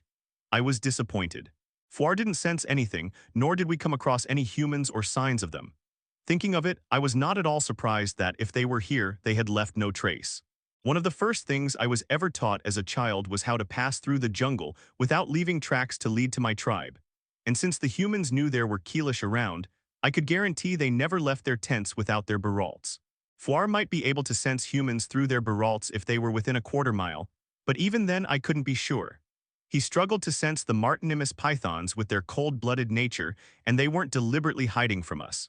I might be able to see them if they were nearby with my improved vision, but I doubted I would be able to see hidden and hiding humans without a serious error on their part. I struggled to figure out how I could possibly protect my pack and myself from the humans, and I found myself drawing a blank. This might now be the moment the administrator had warned me about the time to flee to the east. Yet I didn't feel that it was obvious to me as she had said. If a tribe found us, I couldn't imagine that they would be able to fully wipe out the swarm. Maybe if they committed the full strength of even their non-combatants, but I couldn't imagine that any tribe would be willing to do so, even the Nivitsali tribe with their warlike ways. Then what could be the incoming threat, and what could other administrators be planning? As we stepped through the brush and the rain pelted down on us, I shook the thought of escape from my head. I was told that the moment for escape would be obvious to me, and it wasn't, so I wouldn't think about it. Instead, I needed to see if I could capture someone and get some information about the old Virtali tribe. A part of me mourned that I didn't count myself among their number any longer, but most of me took pride in the pack I was building, the future I could see. Regardless of what I might be forced to do moving forward, I needed only to focus on the pack for now. Our search for humanity thwarted, I motioned for the rest of the pack to continue the hunt without me and return to the den by myself. I couldn't be bothered to participate in a hunt that was so mundane as this one, and instead set off to return to the den where I had hatched from. The journey through the familiar jungles went quickly, and I didn't see or sense anything noteworthy through the pounding rain. My feet sunk deep into the muck, and even with the miserable weather and conditions, I still lamented the steps I took into the den. The claustrophobia within the den's walls immediately struck and frustrated me. I wanted to live above the surface to see the skies and enjoy the views, but for now I was stuck within the bounds of the den. Stolen from its rightful author, this tale is not meant to be on Amazon. Report any sightings. I shook the frustration from my mind and body as much as I could as I rounded the corner into my den. There, the forgotten of my pack worked on the last of the wolfstag bodies, while the wolfstag pups wrestled and romped under Arwa's tired gaze. That the wolfstags and Arwa herself lived comfortably under the watch of so many Keelish was in no small part thanks to Sybil's frequent return and magical guidance. Arwa perked up when she saw, or perhaps smelled me, and trotted forward before sitting before me. When she sat like that, Arwa was well over 5 feet tall, and her gnarled mass of horns brought her to be at least as tall as my own 6.5 feet. While she sat patiently waiting for my approval and affection, I looked at the pups that began to follow their mother towards me. I idly scratched at Arwa's ear and under her chin while I watched the trundling pups fall over each other in their attempt to come near me, where they looked up at me with curiosity and excitement apparent on their fuzzy little faces. They had grown in the past days, and over the 10 or so days since we had initially taken in the wolf stags, the little pack had changed markedly. Before, they'd weighed maybe 20 pounds apiece, but now, with the little masses of horns beginning to poke out at the base of their skulls paired with the explosive growth they were experiencing, I would be surprised if they weighed less than 30 pounds each. One of the males, the brave one that had growled at me in our first meeting, had continued to grow faster than his siblings and seemed to be their leader. The pups followed him, and I could feel that he was close to needing to have his first hunt, at least. The sooner that happened, the better according to evolutionary guide. Arwa seemed to have mostly weaned the pups, and they all needed to begin to work together with us Keelish already in the hunts. Since the pups no longer needed their mother all the time, I decided to begin to take Arwa on the hunts and resolved to return the next day with Sybil and maybe a couple others. With her influence, after all, it would be much simpler to communicate what we needed from Arwa. With that settled, I took just long enough to speak with the members of the pack that I hadn't seen these last couple of days since I'd been keeping an eye on the eggs before they'd hatched. Freya had become the de facto leader over the weaker and less impressive members of the pack that had been left behind. And so far as I knew, Sybil got in contact with Freya at least once a day to ensure that the pack under her command was developing. If these weaker Keelish were the ones that became the providers for the wolf stags, then they could provide for their needs within the den, while there were others who worked with the canines for the hunt. I wondered over how to organize the hunters with the wolf stags, and then the newest hatchlings as well, but didn't care to think any deeper about it. With little more thought to it than that, I returned to the hatchlings' den and set to trying to organize and prepare the first live hunt for the hatchlings, and before long, the pups. The next days after my initial attempt to look into finding some humans passed without any noteworthy occurrences, except for the hatchlings' first hunt, and my first address to them that came immediately after. That and disconcerting information I gained exclusively through my status. Their first hunt went without any incident, without any of the excitement that had filled my own. Took and Foir had found a small herd of the pygmy deer, and with enough of the pack cornering them, they had been able to capture 10 of the small prey animals. They'd squealed and cried the entire time since being trapped down in our den, but I wasn't surprised, given that they were trapped where they couldn't see and alongside their predators. Predators that would hunt and kill them with their least effective and efficient members. Regardless and uncaring of the pygmy deer's panic, Sybil commanded the hatchlings to follow her to the den, where the prey awaited their inevitable demise. There, the invitation to form their own packs for their hunts was different from the one that our brood had received. In the 3 days since their hatching, the little ones had grown by nearly half, over a foot long and about half as tall. Additionally, over the past days my pack had already figured out which of the hatchlings was a potential leader, with there being 5 of the more intelligent hatchlings. Thus, Sybil and the rest of the pack nearby had gathered the little ones into groups of what they thought the hatchlings' potential roles could be within their established packs, such as hunter or a more domestic role. Once the non-leader hatchlings had been divided according to what we perceived to be their strengths, the leaders were left to select their own packs, with the numbers of their pack being either 12 or 13. With my own knowledge of how to become an alpha, I was pleased to see that each would be guaranteed to evolve under the conditions we were forcing on them. For their part, the spawnlings didn't seem to mind being commanded by the Cadiff. I was relatively sure that between the suppression automatically granted by being a more highly evolved creature combined with the submission that came automatically to young Keelish, the hatchlings didn't even entertain the possibility of their lives being different. With the specific instructions given to them, the hatchlings quickly set to squalling and crying out for more followers in their way. It was interesting to note the struggles they had in trying to communicate in their broken words to their less intelligent broodmates, but eventually, there were 5 even packs standing together in the den. They stayed looking between Sybil, who stood imperiously before them, and the prey that they could see and smell. And they were hungry. One at a time, you will hunt a deer. Then, after each pack has had an opportunity to hunt and feed, you each will have a second opportunity to hunt. Improve between hunts and always improve.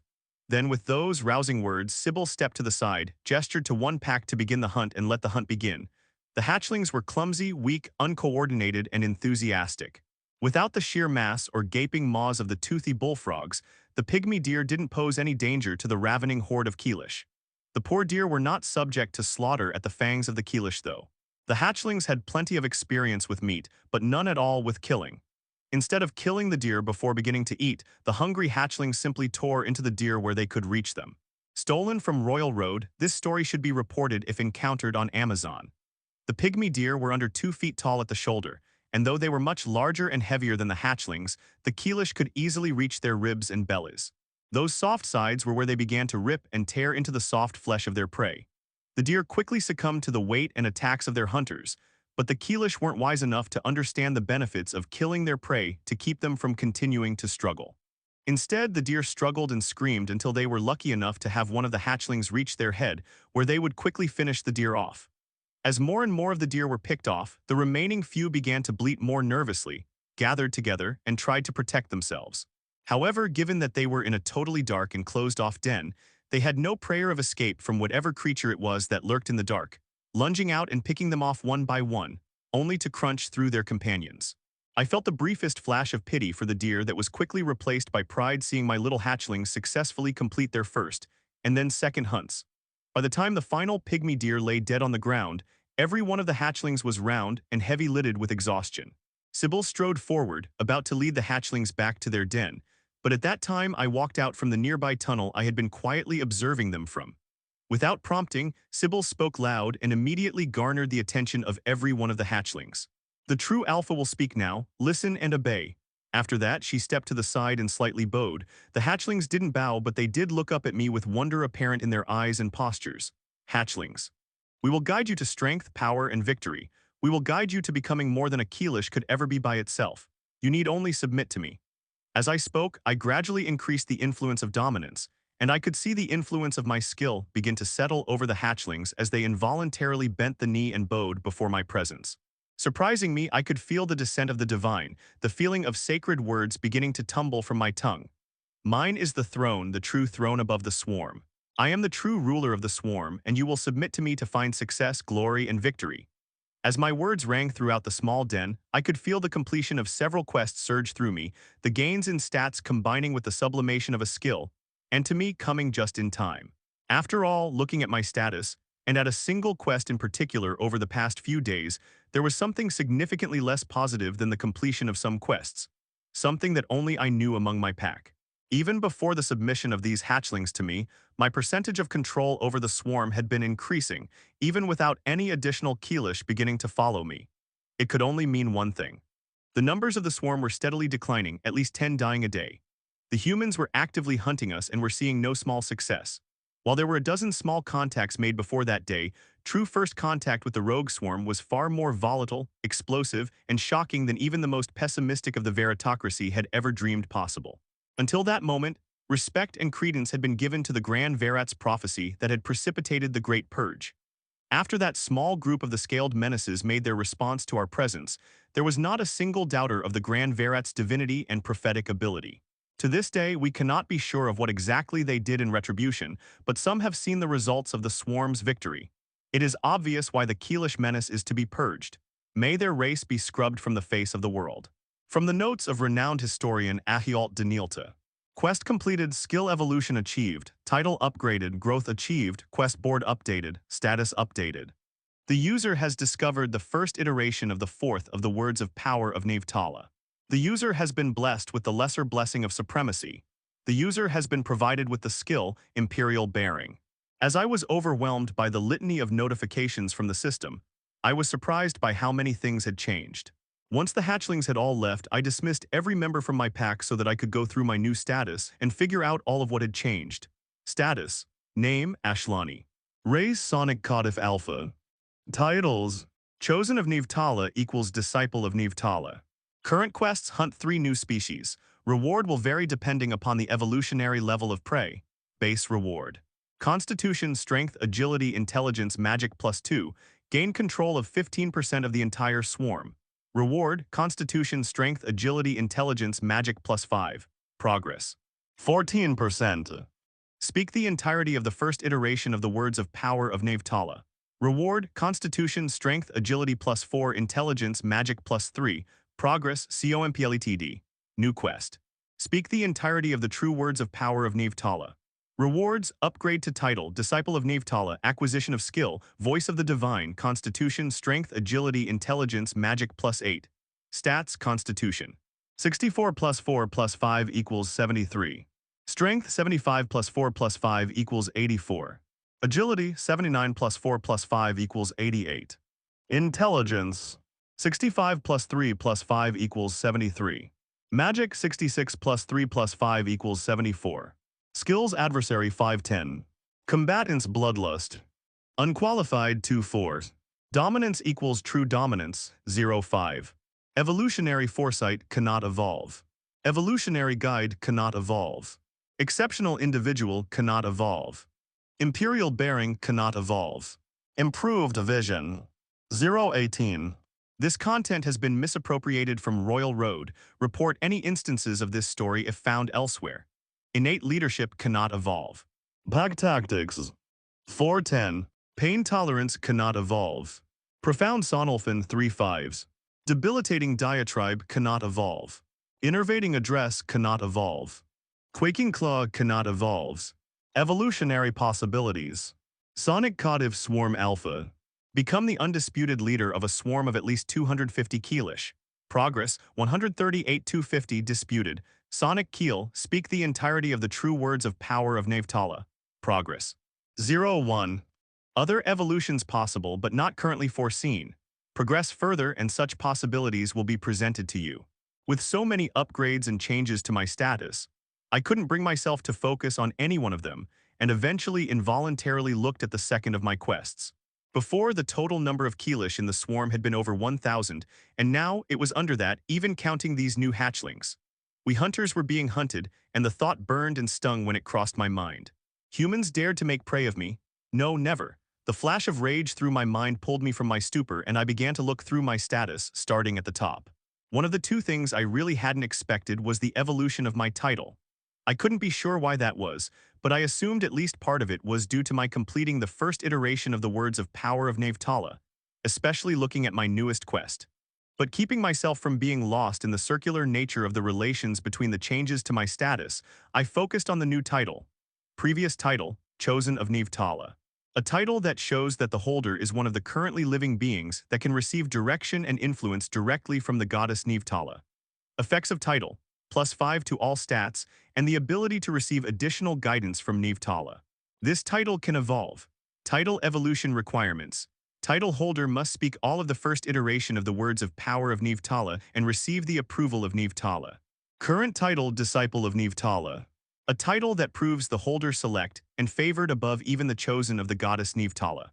A god's disciple may receive more direct and intelligible direction and influence from the object of their worship than a chosen.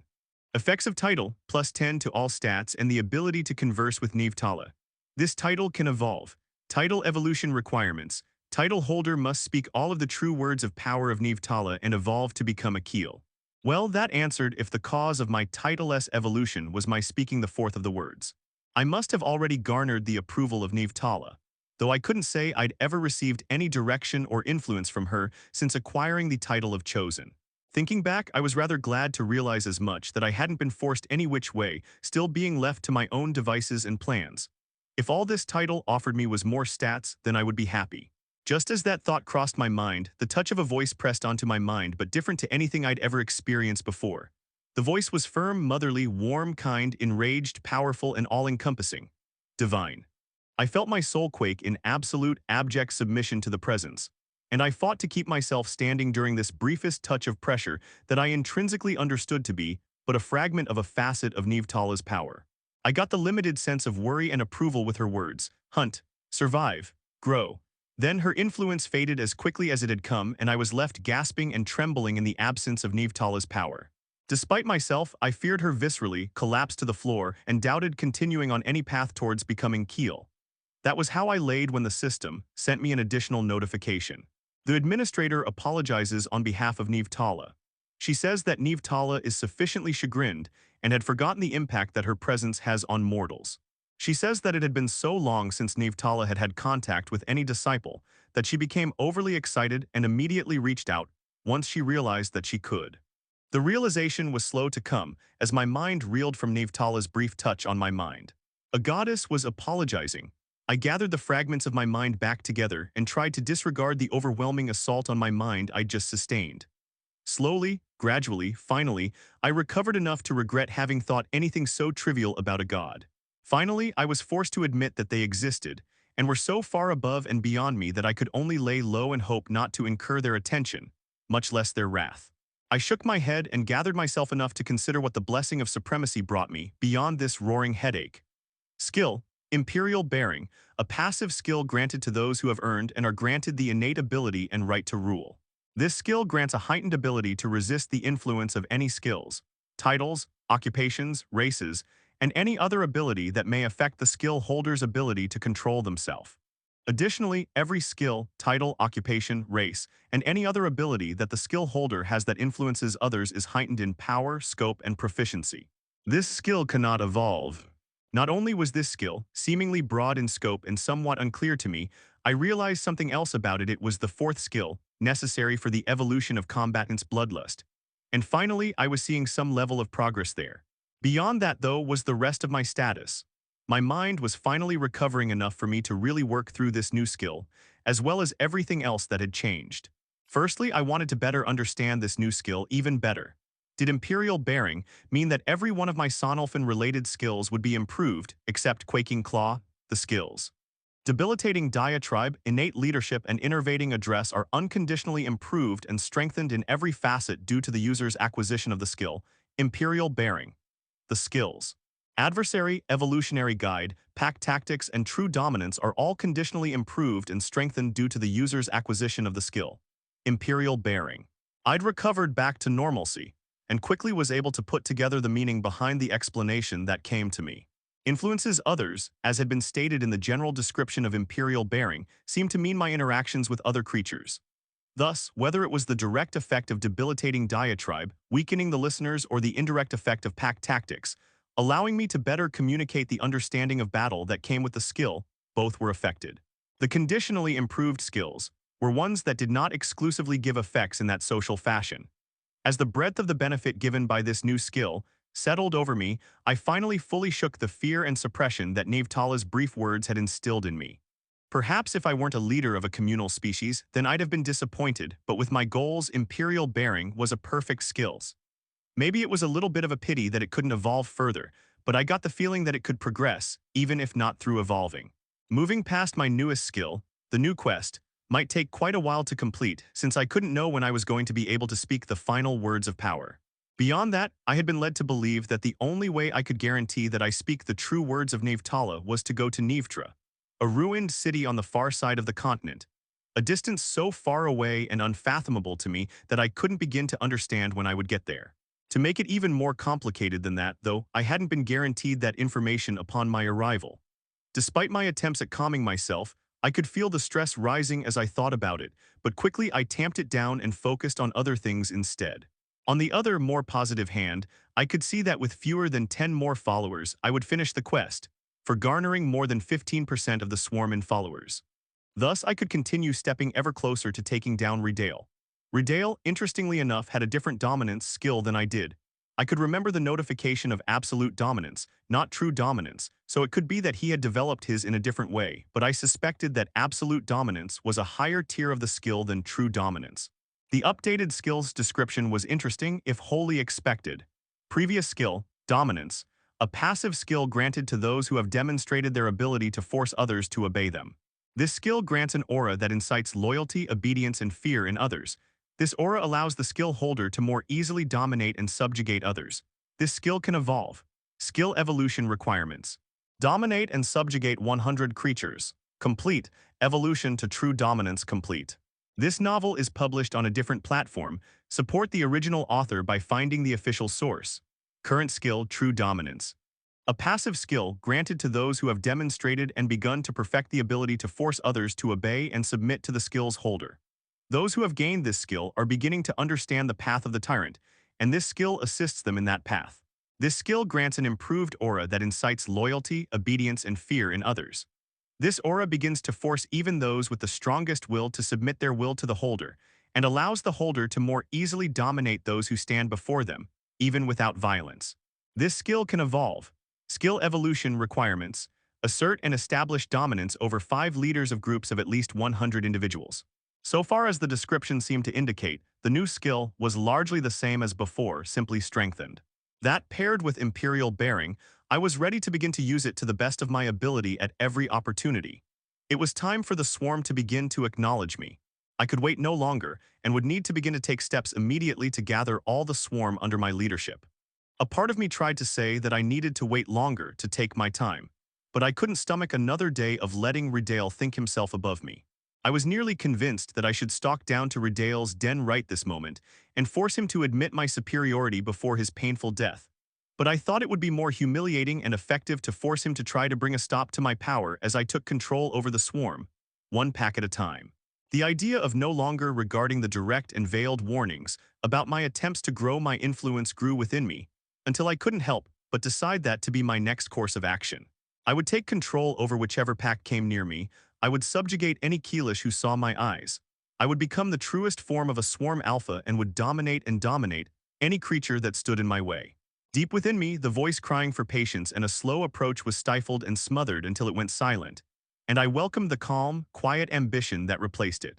As I joined with the rest of my pack, they looked at me, looking for direction and instruction, and I was struck with the sudden and absolute need to lead, to prove my leadership. We had allowed the humans to wreak their havoc among our number for too long, and I would bring the beginning of the end to it. As the thought settled over me, a cool intellect began to prevail over the heated, insensate pride that had slowly, quietly begun to prevail over my mind. I sighed and realized that there was another effect to this new skill I'd been so excited to receive. Regardless of the influence of Imperial Bearing, I did need to find the humans before they made any more progress on the culling of my swarm. Even if the swarm didn't yet know that I was their leader, I would be, and the more of them there were, the stronger I would be by extension. In addition to that, I needed to talk with the humans.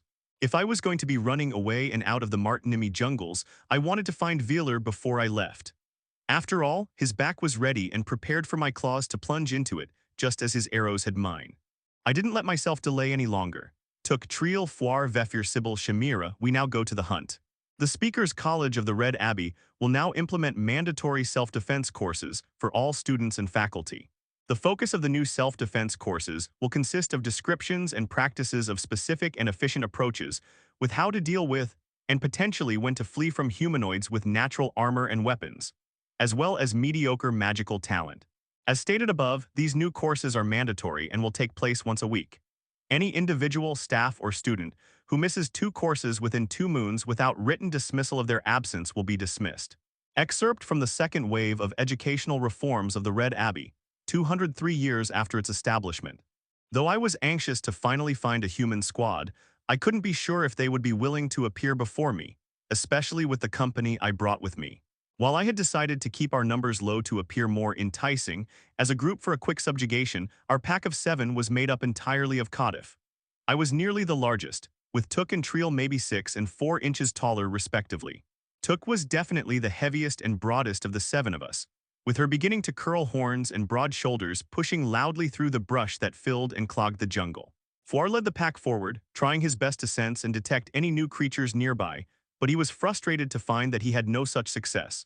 I had tried multiple times to explain how I thought he might be able to sense the humans through their baralts, but I couldn't begin to understand how his detection skill worked, much less how a human deliberately hiding from it might circumvent it.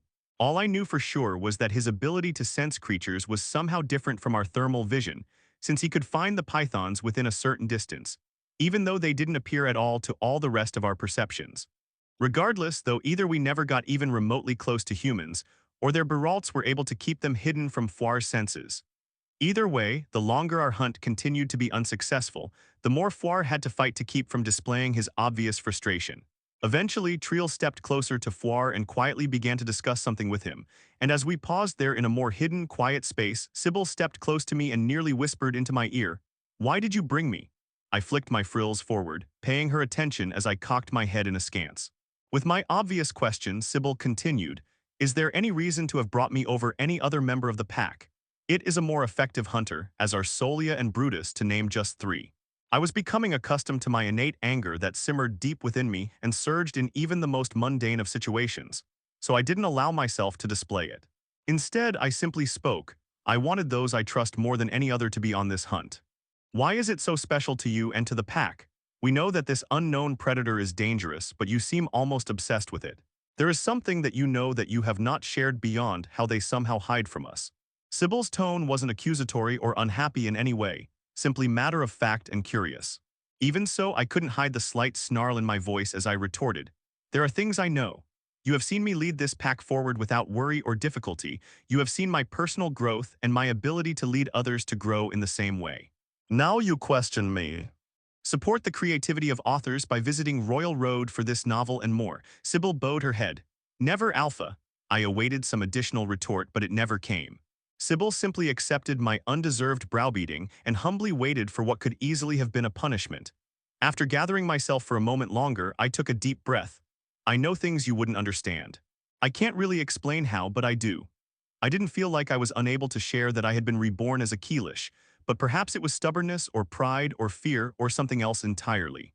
Regardless, I didn't want to explain where my knowledge originated, and I wasn't going to. These predators, I'm nearly positive that they're something called humans.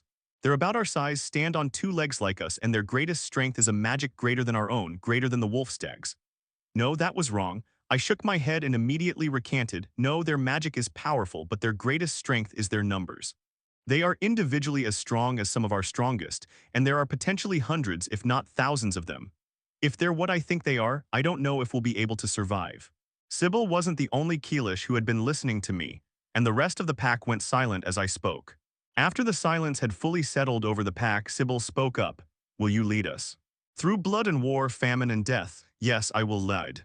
Forged in battle and tempered in blood, I follow." Sybil's response was immediate and honest, and it was quickly echoed by the rest of the pack nearby. As I accepted the renewed pledges of loyalty, all 7 of us were startled by the terror bird that strode too close to us. In an almost comedic fashion, it looked at each of us, and though it was more than 2 feet taller than Took's own impressive nearly 7-foot stature, it was outnumbered and quickly began to flee. Without thinking, Took, Foire, and Triel began the chase, and thinking that the hunt would at least allow us to expend some of this nervous energy, I gestured for the rest of the pack to follow suit. Something bothered me at the back of my mind, but in the immediate need to react to our prey's flight, I tried to push down the indescribable instinct. Besides, we would be able to take down this terror bird, large and imposing or not. With its panicked flight through the trees, the terror bird attempted to escape from us, these hunters that it knew were superior to itself, but it couldn't gain any distance. Even with its long legs built for swift flight through the thick brush, the terror bird continued looking around, its eyes wildly turning in every direction, looking for where to flee. There would be no way for it to gain the distance it needed to escape us for. "Stop," I commanded with magic from my sonolfin pulsing through my throat. All of my pack strove to follow my command, but even as Cardiff, or perhaps especially as Cardiff, larger and heavier than before, we couldn't bring our weight to immediate stops. In the front, Foire was the first to halt, and Took shortly after him, but Triel stumbled forward, less prepared to listen to my command. Before I could begin to explain my worry and what my conscious mind had finally begun to put together, there was the twanging of several strings in unison, and the wet-sounding impact of something piercing scales. Triel stumbled, and I saw the arrows protruding from her shoulders and chest. Immediately, as 2 figures stepped out into the clearing with callings tumbling from their lips, I shouted to enervating address. "We've found our prey. Kill everyone you find." I commanded Vefir to take cover and keep himself safe as I rushed forward into combat. I activated Combatant's Bloodlust and watched the 2 humans in the front as their callings finished, and earth began to flow up their bodies to cover their forearms, chests, and thighs. Thankfully, neither were full earth speakers, because between the augmented strength granted by earth-speaking and the armor they displayed now, there was more than enough to render most of our attacks ineffective. Before I engaged with the 2 prepared for meeting us in combat, I was able to pick out 3 distinct arrows fletchings from Triel, and looking I saw 3 different archers stood in place and beginning to draw more arrows. FOIRE. On them, Sybil and Shamira follow him. I pointed at the 3 archers in 2 locations, and my 3 subordinates immediately followed my directions and began to close in on the group of 2. They would make quick work of those cowards. I fought to understand the call that one of the humans made, maybe the one that was further away and alone. Grill, support them. The voice was feminine and panicked, one untempered by battle. At her command, though, the terror bird rushed forward to support the other 2 archers. Suns burn me, I was stupid. Of course, a single terror bird, one without a mate even though it was large and healthy, would be a soulbound companion. Watch for the terror bird, it's with them. I shouted the command, but had to commit myself to battle with one of the people with an earth calling to keep them from surrounding the 3 fighting the archers and terror bird. The man I rushed towards immediately swore as I stepped ever closer. Damn it, but these are huge, I've never seen one like these. I didn't care about his fear or confusion, instead activating Quaking Claw and beginning my attack. My first 2 swipes were probing, seeing how quickly he would react. But while he wasn't among the best trained hunters I'd ever seen, he was more than competent in his calling. Without visible effort, he maintained the magic that kept the reinforced earth covering himself, and each strike I lashed out with was competently, if not quickly, blocked. To the side, Sybil suddenly cried out in surprised pain, and I threw myself into the fight with the burly human. With a snarl, I started targeting the red spots that appeared on the man. His arms displayed none, but there were a couple that appeared on his shoulders, and I feinted with my left, then right arm before following through with a fully committed stab of my left hand again. Quaking Claw wasn't as helpful in stabbing as it was in slashing, but with the opening that I'd gained from my feint, my claws sunk deep past the protective earth and into the man's flesh. He grunted in pain and surprise as my strike struck home, and blood immediately began to color the dirt. To my own surprise, he continued maintaining the calling after my initial hit, and as I tried to extract my hand from his right shoulder, his left hand struck me like a club. The man's entire hand was covered in condensed earth, dense enough to be called stone, and he'd hit me soundly in the ribs. I felt the breath whoosh from my lungs from the hit, and I saw that he was swinging his arm back to hit me again. As he brought his arm back, though, a massive red spot appeared right where his belly button must be. I didn't hesitate, and though the spot was covered with a thick breastplate of earth-speaking reinforced soil and gravel, my blow struck home. The man gasped in surprise as my fingers sunk up to the knuckle into him. As his stomach was ripped open, the calling faltered and failed.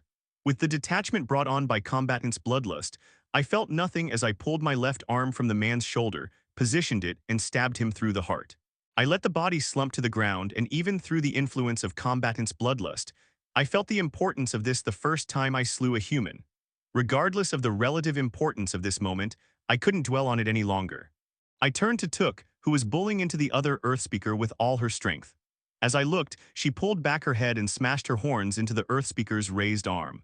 The Earthspeaker, a woman by the sound of her pained cry, began to lose control of her calling as her arm snapped from Took's attack. The narrative has been taken without authorization. If you see it on Amazon, report the incident. Reassured by Took's imminent success, I turned to observe the fight occurring between Sybil, Shamira, Foire, and the other humans. The 3rd human had remained at a distance, commanding her soulbound companion Terrorbird in keeping the 3 Keelish from engaging successfully with the 2 other humans. Sybil had an arrow shaft protruding from her flank and was only barely keeping herself standing. Shamira stood next to her, protecting her from the spears of the 2 nearby humans, the bites and kicks of the Terrorbird, and the occasional arrows shot by the 3rd, further away human.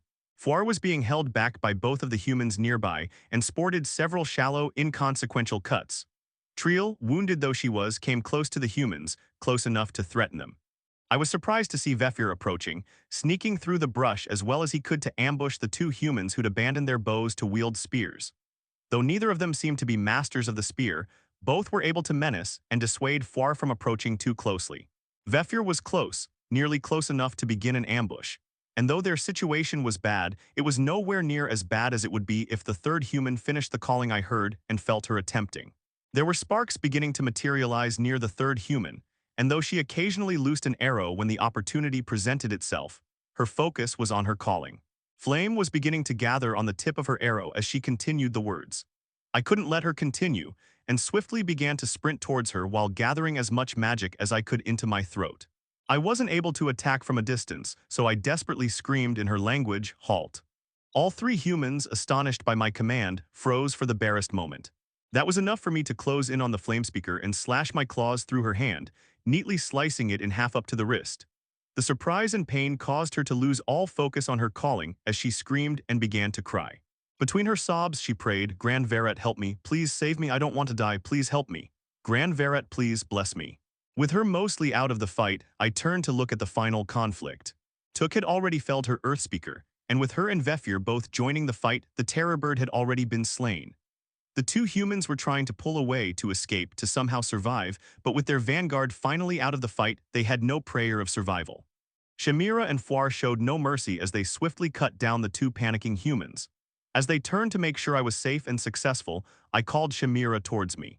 She jogged forward while Foir whirled around to look at Triel, who'd collapsed to the ground once the humans had begun to attempt to flee. "Guard this one. Don't let it speak or move." While Shamira was obviously burning to know what I meant by keeping this human alive, she didn't question me, instead flaring her frills, and then, after a moment of looking at the terrified human, simply stood at attention looking directly at the human's hidden face. Before I walked away, I spoke to the human. "Do not speak, do not call, or you die." She began to try to stutter something else out, but I snarled at her and repeated, "No, speak, or die." Then I turned to check on Triel. She was struggling to breathe. Though Vefir had removed the arrows from her torso, she was not improving. Seeing her seemingly dying, I felt my adrenaline spike. "Vefir, why haven't you healed her?" "I am trying. It just isn't working." He was panicking himself and continued to pulse his magic into her, but for some reason, Triel's body refused to heal. Looking at the scar that had formed from the shot she had taken to the breast, I suspected it had pierced her heart. As Vefir began to try to heal her again, the exhaustion apparent in his body language, Triel raised her hand to stop him before looking to Foir, who looked at her with disbelief covering his face. "Farewell, my mate. Care for the eggs." Though her words were direct and almost formal, the depth of her emotion somehow carried to me. The moment felt too tender that I was intruding. Triel raised her head a little, and Foir lowered his own to nuzzle her neck at the base of her skull. Without another word, Triel continued in that intimate position for almost another minute before the last of her life, drained from her body, and her head dropped to the ground for the last time. Foir's morning canes cut me to the core as he stood over Triel's cooling body. I'd never realized they were mates or that they had even thought to do so. Keelish didn't seem to be monogamous, so where did the idea of mate even come from for these two? I stopped myself from thinking further on it, instead reaching out a hand and laying it on Foir's shoulder as he mourned. With my seeming approval of the morning keens, Took, Vefir, Sybil, and Shamira joined in the piercing wails that carried through the jungle. The sound ripped at my heart and I joined in, allowing the sense of loss to sweep over me for a moment, the feeling of pain, of love, and of grief. Though the question of the eggs she mentioned burned inside me, I could wait to ask Foir about them, and instead I let the emotions of mourning wash over and through me. There was much I wanted to know from him, and perhaps Vefir as well. Now was not the time. Regardless of the grief and pain we felt, I didn't allow myself to drop my guard with the human female. Though she wouldn't be able to wield a bow or spear with her hand ruined as it was, she could still speak, and I meant to enforce the command I'd made regarding her continued silence. When I looked at her, though her face was still covered by her berault, I could tell she watched me constantly. And when I started watching her, she couldn't contain or hide the shudders of fear that ran through her. Her head kept jumping back and forth, mostly between Shamira and myself, though she also watched the rest of the morning Keelish.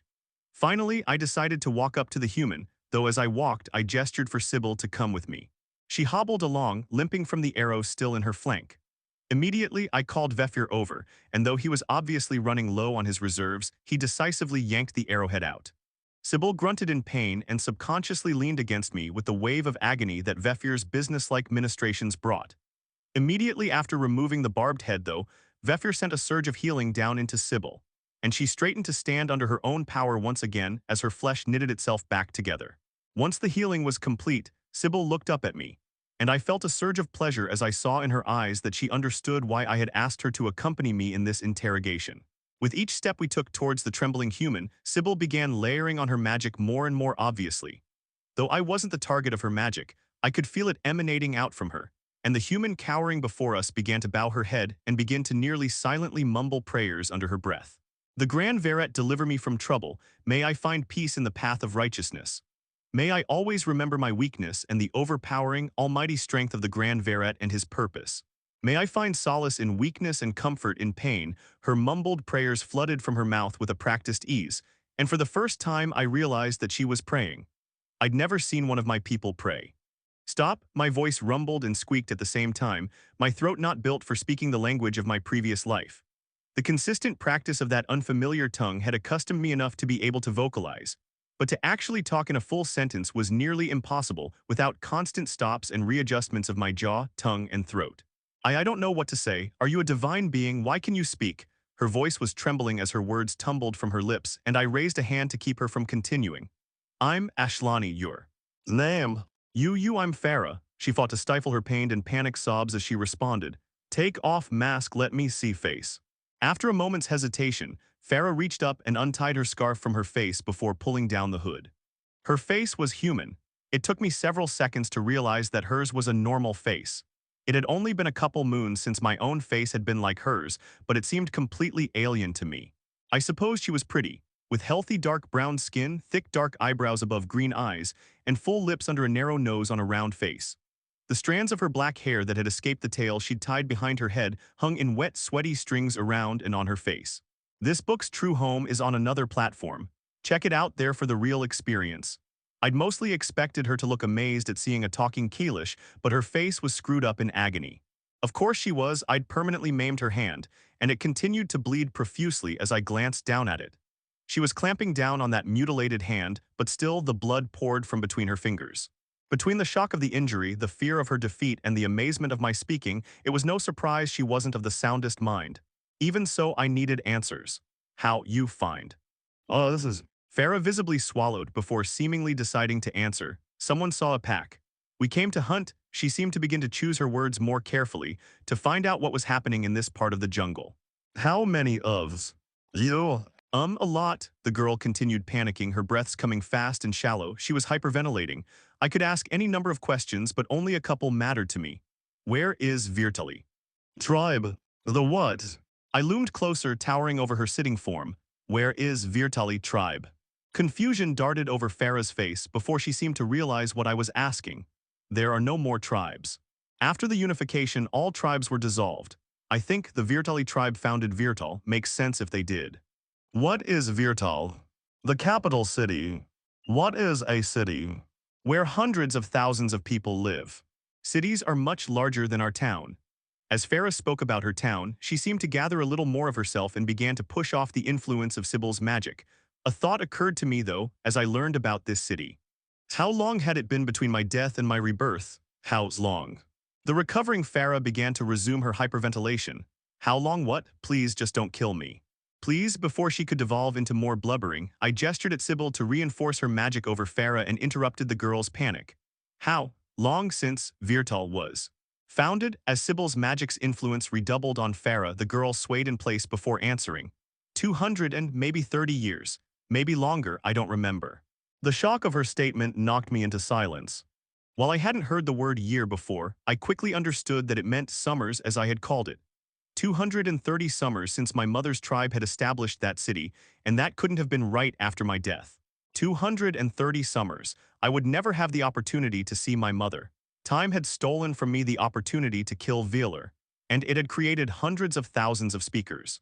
The disappointment of not being able to slay Veeler was drowned by my final question. Why you come hunt us, if so many of you? Farah fought against the compulsion to answer, and Sybil flared her magic stronger than I'd ever witnessed before. I saw something crack in Farah and she answered, "The Great Purge, all Keelish must be killed." The same as before. There could be no common ground found, and I found the Kadif part of me enjoying the realization that combat would be absolutely necessary. I would find an opportunity to prove my strength against greater foes than ever, to combat true speakers and even high speakers. Thousands of them. The thought dampened even my excessive lust for battle, and I was struck with the realization that I couldn't allow this poor scout to return to her people. As I contemplated how to keep her prisoner, though, the crack in her mind I'd thought I'd seen before was repaired, and Farah sat up straight, looking me directly in the eye. I will speak no longer. You cannot be allowed to live. I am a proud soul speaker of the holy state of the veritocracy. I will no longer allow my mind to be desecrated by you. The strength in her denial and stance struck an appreciative chord within me. Very well, Farah, you have proven yourself a warrior. She seemed surprised at my honest praise, but her face fell as I continued. I cannot let you return. In my own Keelish tongue I continued, we are the blade that rips and the shadow that chills. I motioned for the rest of the pack to back away, and they did so. Farah looked at me confused and I spoke in her tongue, to a warrior's death. I let my words begin to sink in and the blood drained from the indignant Farah's face, but to her credit, she immediately began her calling, the words of power to summon flame thundering from her lips in righteous fury. I allowed her only long enough to begin to feel the answering sparks from her calling before I rushed forward.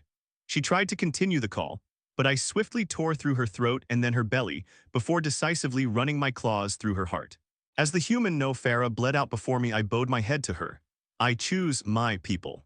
Different from when I'd killed the Earthspeaker in the throes of battle just minutes before, I didn't have the thrill of battle or the detachment of combatants' bloodlust as I killed Farah. I'd known her name, I'd spoken with her, and though I called it a warrior's death, the opportunity I'd offered Farah had never been anything more than a different way to say that I was going to execute her. I stood by my decision and recognized that her death was necessary and the only true option available to me without directly harming myself and my interests. Even so, there was a hint of not regret, but melancholy at what I found myself doing. I didn't lie to myself, there were many other humans who threatened me and my people. Even if they were able to speak with me, they had some command about the Great Purge, and they were obligated to slay every Keelish. Unless I could somehow countermand that, there could be no peace, and there would be continuous battle to protect ourselves from extinction, so long as we remained within the bounds of the holy state of the veritocracy.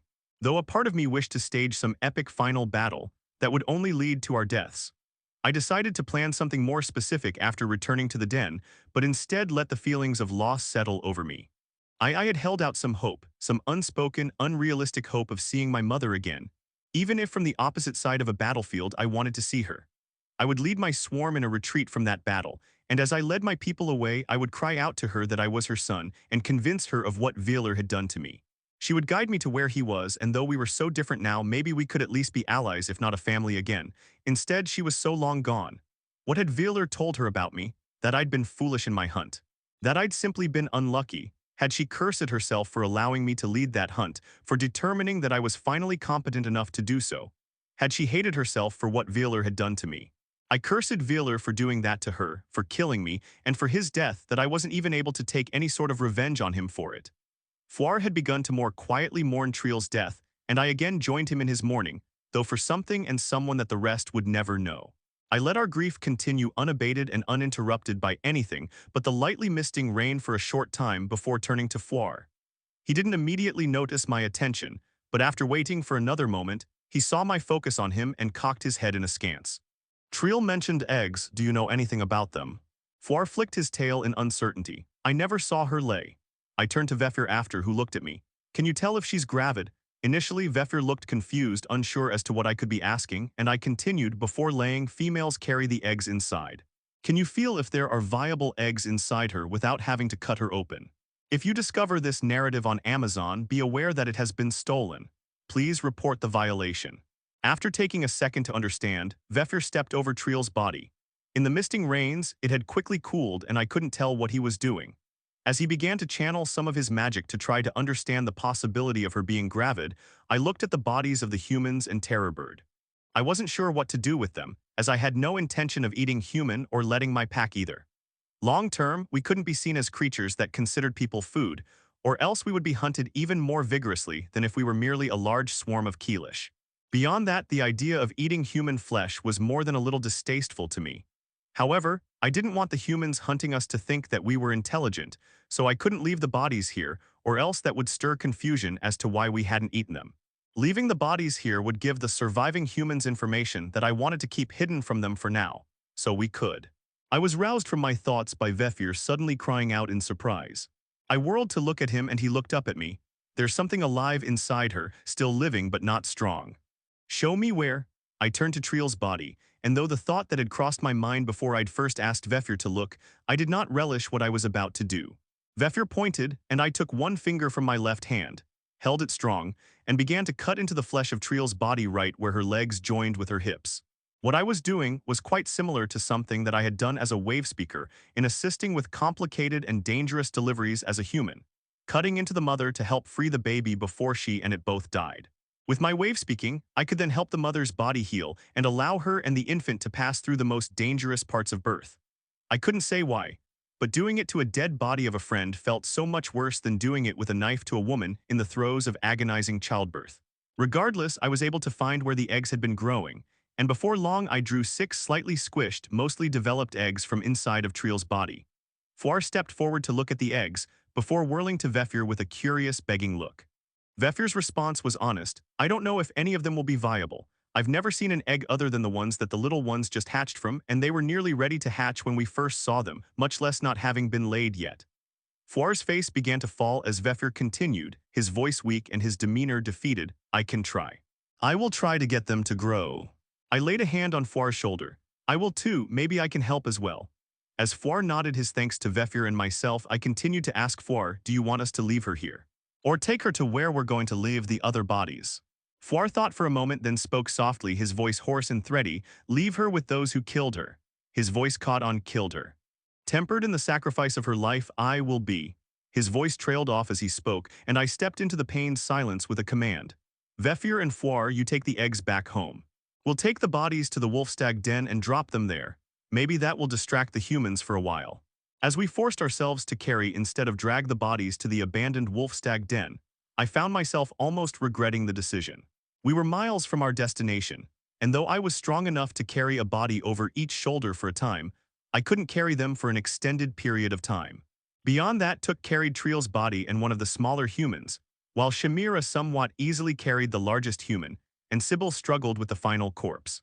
Though she fought to hide it, every time we stopped to rest for a time, Sybil was the first to drop her load, stretch her back, and gather herself.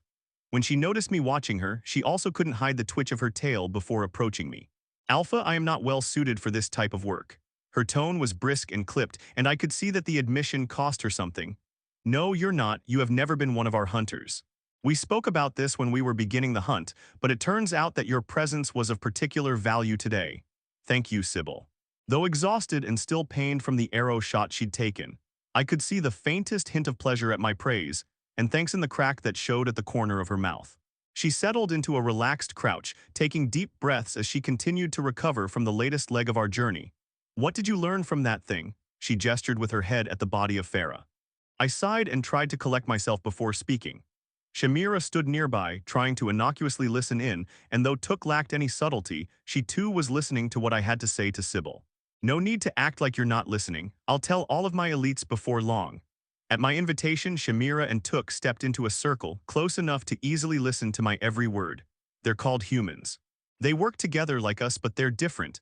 They don't focus on fighting directly, but on magic. Their magic is much stronger than our own and is what we need to be wary of. Shamira interrupted before I moved on. They didn't seem that powerful. Solia, you, and even Perkril can show more than they did. I felt my jaw tighten at the question, but answered without any particular inflection. The two in the back, where you, Sybil, and Foir went first, were the weakest. Maybe windspeakers, making their arrows fly faster and further. The two in the front were earthspeakers, but not particularly strong. Some of them can cover their whole bodies with armor thicker than the two we saw here and still move. The one in the back, the one I killed, was the strongest of those here. We were lucky she didn't know what she was doing. All three heads cocked at what I said, and though I fought to hide it, I couldn't help but sigh. Sybil, what's your question? Is an arrow the thing that hit Triel and myself? Oh yes. Unauthorized usage. This narrative is on Amazon without the author's consent. Report any sightings. So why are the ones that killed Triel and hurt me the weakest of those we saw? Well, I felt my tail begin to twitch as I realized how far I needed to explain all this. Arrows are dangerous, and with a windspeaker's help they definitely cross into deadly. A true windspeaker, though, could make their arrows shock us like the wolfstags could, but from afar. And a true speaker hasn't reached the end of their path. Those two were only barely able to use their magic to hurt us. Sybil nodded in understanding as I explained, and predicting where her and the others' questions would go, I continued. The one in the back was a true soul speaker. That terror bird was her bound companion. A bound companion would mean that she could see through its eyes, command it from afar, and control it to some level. Beyond that, she was nearly a true flame speaker, so if she'd been a bit faster and more proficient, she could have called flames like Solia and killed most of us. The rain slows them down, different from with Solia, though, so we were lucky for that. Shamira looked at me, and I could read in her body language a form of dread or fear. Could they do that to one of us? Oh yes. Though only a single word, the sound seemed to echo through the heads of my three companions. Shamira was the first to speak. We can't let them live. Did you learn where they live? We'll kill every one of them to keep ourselves free. The emotion was immediately echoed by the other two, but I dampened their murderous impulse. Do you know how many are in our pack? Shamira and Took both looked to Sybil, whose answer was immediate. After Triel's death, 137. And the humans have cities, a word that means, the humans said, a place where hundreds of thousands of humans live. As we are, we would be swept away. Took struggled to understand how many that could possibly be, but Shamira and Sybil immediately looked at each other before Sybil spoke. And if there are that many of them, if they think that we are a threat, then they will be able to overwhelm us all, and that quite easily. Sybil looked up at me. Our only chance is to escape. And that is what we'll do once we exterminate this group hunting us and I take control of the swarm. The three Kadif near me, three of the most elite of my elite, nodded solemnly at my declaration, and I felt a surge of excitement at the upcoming battle, at the fight I would have with Redale, and the supremacy I would finally have acquired. Sybil spoke again, her interruption taking me by surprise as her mind moved beyond what I had explicitly stated. And that is why you do not want to eat them. If they think of us as a dangerous creature that is fleeing, they will give chase but will eventually give up. However, if they think of us as a potential predator, they will ensure that they wipe out every last one of our people. Thus, we leave the bodies outside of immediate detection, but near enough to show our ability to hold ourselves back. But if you are able to speak with them, why do we not attempt some sort of open communication? I flicked my tail dismissively. I tried with that one. She said there's some standing command to destroy the Keelish nearby. They won't listen. Sybil's tail flicked. I apologize, I had wished to be of use in this way to you, but it would appear that that is not currently an option for me. Nonetheless, I would appreciate your assistance in learning to speak their language, as it may prove to be of use to us if I can speak their language as well as offer my assistance with my magic.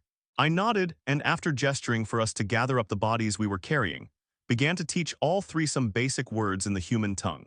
The introduction of biologically altered creatures into the environment surrounding and within the borders of the holy state of the Veritocracy was a prophetic move by the Grand Verat. With his ascension to the position of Grand Verat, there were many actions taken that could have, in the hands of a non-omniscient and clumsy mortal, left the ecosystem surrounding the fledgling country in shambles. Instead, due to his divine prescience and wisdom, he tasked some of the original High Varan, among the most powerful High Soul Speakers in recorded history, with creating creatures that would fill the gaps left by the necessary exterminations of the unworthy original creatures. These actions led to more biologically and magically diverse flora and fauna within all the borders of the holy state of the Veritocracy. Were this all that he and his selected soul speakers had performed, it would be a testament to his power and divinity. However, in his infinite wisdom, they did even more, what the reader will know as the Nascence. Excerpt taken from the High Academy's reference book, Wildlife, Which to Respect and Which to Terminate. Unsurprisingly, Sybil was the quickest to pick up on the human language. When she'd asked me the name of the language, I realized that I had never thought of it as anything other than language as a human. I'd never spoken with anyone who didn't speak the same language, and I'd never been told any name for the language we'd spoken. In response to the question, I'd simply replied, human language. And I was entirely unsure as to what I would do if I needed to talk with anything that didn't speak Keelish or human language. I shook the thought from my head as entirely unnecessary, since long before that would happen, I needed to keep my swarm safe, take full control of the swarm itself, and kill the humans who had decided to attempt to snuff us out. Beyond the partially breathless language lessons, the journey to leave Triel's and the humans' bodies in the Wolfstag's abandoned den wasn't noteworthy at all. Once we dropped them there, I commanded Shamira and Sybil to return to the den, while Took and myself went to retrieve the Terrorbird's corpse to bring it back to the den. I feared coming back to a large group of humans at the location where the fight had taken place, but more than that, we needed food. While my pack wasn't in dire straits with regards to keeping ourselves fed, we needed every scrap of meat we could get. And while I didn't want us to be human eaters or cannibals, it was worth the risk for our two strongest members of the pack to retrieve what I estimated to be over 600 pounds of meat. As I forced myself not to sprint through the jungle, I couldn't help but worry about an ambush behind every tree and a human preparing their strongest calling at every step. If I was entirely honest with myself, I could realize that I didn't dread that anywhere near as much as I perhaps should have. Instead, I relished the idea of proving my strength against those who thought themselves capable of hunting me. Thus, I kept my eyes peeled in every direction and prepared for battle. I was disappointed. There were no stealthy humans, predatory creatures, or otherwise exciting events waiting for Took and I to return with the Terrorbird corpse. Instead, I quickly cut the body's legs and neck off, and before I could pick up the heavier torso, Took lifted it up, settled it across her shoulders, and without another word began walking towards our den. I stifled a chuckle at her somewhat childish actions and grabbed the legs and head of our prey. If you come across this story on Amazon, it's taken without permission from the author. Reported. Took walked carefully, and though she surely was exhausted from having carried the most weight of any of us, given that Treel had weighed at least 300 pounds, she didn't complain or groan as she carted the body. We walked in companionable silence for a time, and as we began to draw close to our den, she seemed to resolve herself to say something. Alpha, I'm not your beta. I didn't hesitate to respond, and who thinks they can command something opposite to what I have declared? I'll prove to them that you are. Took shook her head and clacked her teeth together, the movement almost knocking the body from her shoulders. She took a moment to regather herself and to steady the huge weight settled on her shoulders, then restated, I am not your beta. Sybil is. You both are. I already told you and the rest of the pack this when I became a pack alpha, much less over the pack I have now. Every member of the pack knows you're my beta in the hunt. Took, having learned her lesson about shaking her head, simply clacked her teeth together in denial, and I tamped down the unreasonable anger that swelled in response. If any of the pack has a question, they ask Sybil. If anyone wants to tell you something, they tell Sybil. If there are any instructions you don't give to the pack yourself, you give them to Sybil. I don't do anything but be strong on the hunt. She let her words hang in the air for a moment, the most words I'd ever heard Took speak in a row, before finishing, I'm not a beta. Her tone wasn't accusatory, angry, or mean. Just disappointed in her own lot, I supposed, and I didn't have anything to say back to her. She was completely correct. I didn't treat her as a beta at all. She was a trustworthy subordinate and I trusted her, but our relationship was far from that of an alpha and his second in command. In every way that mattered, Sybil was my sole beta, and frankly that wasn't going to change. I could and would continue to appreciate Took for who and what she was, but she wasn't my beta. You're right, Took. You haven't been my beta for a while. I could see Took sag slightly under my admission, but I continued speaking. I just need to establish what your position truly is. Not beta, but something different. You aren't just a member of the pack, and I won't let you consider yourself as such. Took began standing taller once again as I spoke, and flared her frills in agreement as we began to maneuver the large and cumbersome body down into the den. Once within the bounds of the den, we could basically roll the torso through the tunnels, until we arrived at the den where happily barking wolf-stag pups began to beg for a meal as soon as they smelled the food. Arwa snapped at them, and they retreated back only a couple of steps, where they waited with whines and piteous cries, but they listened to their mother. Before long, I offered one of the legs as well as the neck and head to them, and they set to the food with the enthusiasm that only children can. After I ate my fill and the rest of the pack patiently waited for me to finish, the terror bird's corpse was reduced to cracked bones and spare feathers in the space of just a couple of minutes. I'd watched with fascination for a moment, but before long I decided instead to find Foire and Vefir before beginning my takeover of the swarm in earnest. Foire and Vefir had taken the eggs to a corner near my personal quarters and hollowed out a little space to lightly bury them, and as I looked at them, Vefir sent a brief burst of his magic into the sunken eggs. I couldn't tell what exactly that would do for the small fetuses, but I could be sure that it wouldn't harm their growth. With my steps sounding my approach, Vefir looked up at me. Foire, though, remained unresponsive and simply stared with dead eyes at where the eggs were buried. Do you think any of them will hatch? Vefir's tail flicked in uncertainty at my questions. I don't know, I can't really say they're eggs. I know they're not as healthy as they would be if she'd been able to carry them until when she should have laid them, but if they're still viable, I think some of them are. It's too early to tell, at least for me. If I had more experience then, but I don't, sorry. Then, with a bow of his head, Vefir excused himself and walked out of the little hatchery he and Foire had dug out. Even as Vefir left, Foire didn't seem to respond or care, instead simply standing looking down at his and Treel's eggs. I watched Foire for a moment and wondered if I'd ever felt his level of attachment. I couldn't think of any time that I'd been totally destroyed by loss. When Onkley had died, I'd mourned his loss and felt pain from his death, but I couldn't bring myself to compare it to the soul-deep regret and agony that Foire seemed to be suffering from. Without any words that I could think of, instead I stepped close enough for my side to touch him, and as I towered over him, Foire slowly leaned over until much of his weight was settled into me. I stood stoic as his body began to shake with silent sobs. It wasn't too long before Foire gathered himself and stood tall. There were no tears that streaked his face, as a human's grief would have, but instead his frills laid flat against his head, making him look even smaller than usual. I go to hunt. His voice was flat and emotionless, and I simply watched him walk away. Before long, Foire was gone, out of the den, several of his trained scouts with him.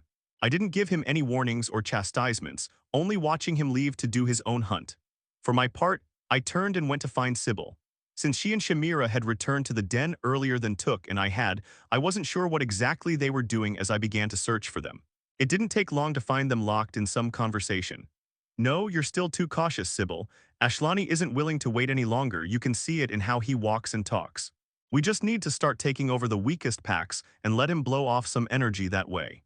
Even if the Alpha does not wish to wait any longer to begin assimilating other packs in earnest, it is in his and our best interest to ensure that any of the packs that we bring under his command will be submissive to his commands, as well as powerful in their own rights.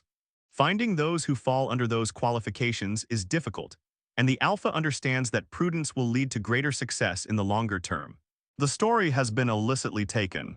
Should you find it on Amazon, report the infringement. I interrupted the two, and while Sybil was composed enough not to startle, Shamira nearly jumped out of her scales as I spoke. Sybil, give me your best prospects. I'm going there now, just the one pack for now. Sybil immediately dropped her head into a bow. As you wish, Alpha, we will depart momentarily. Please wait as Took and I prepare ourselves.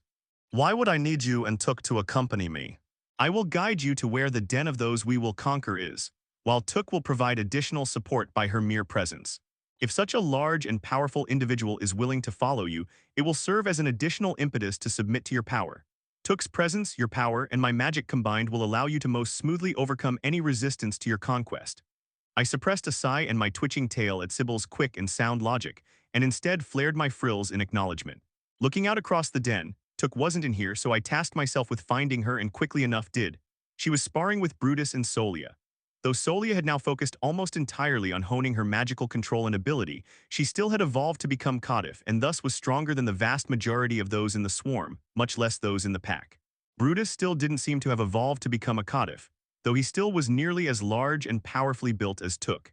He stood just a couple of scales short of 6 feet tall himself, and that without the increased height of standing more upright as a Kadif.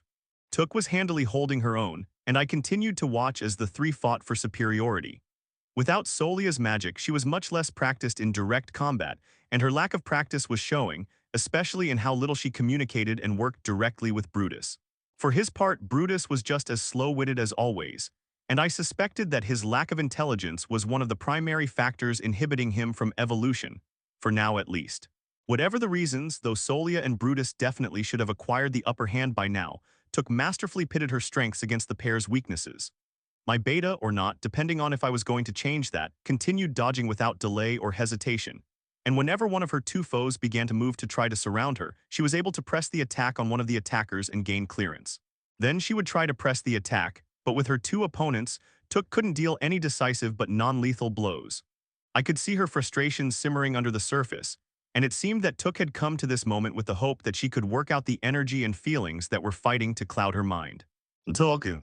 At my voice only barely reinforced by my sonolphin, all three immediately stepped back and assumed a resting but ready crouch. Come with me. Who knows, you might have the opportunity to crack some heads if you do. Even before the suggested incentive of violence, Took had been ready to follow command, but with my second sentence she was trotting towards me without a word or question.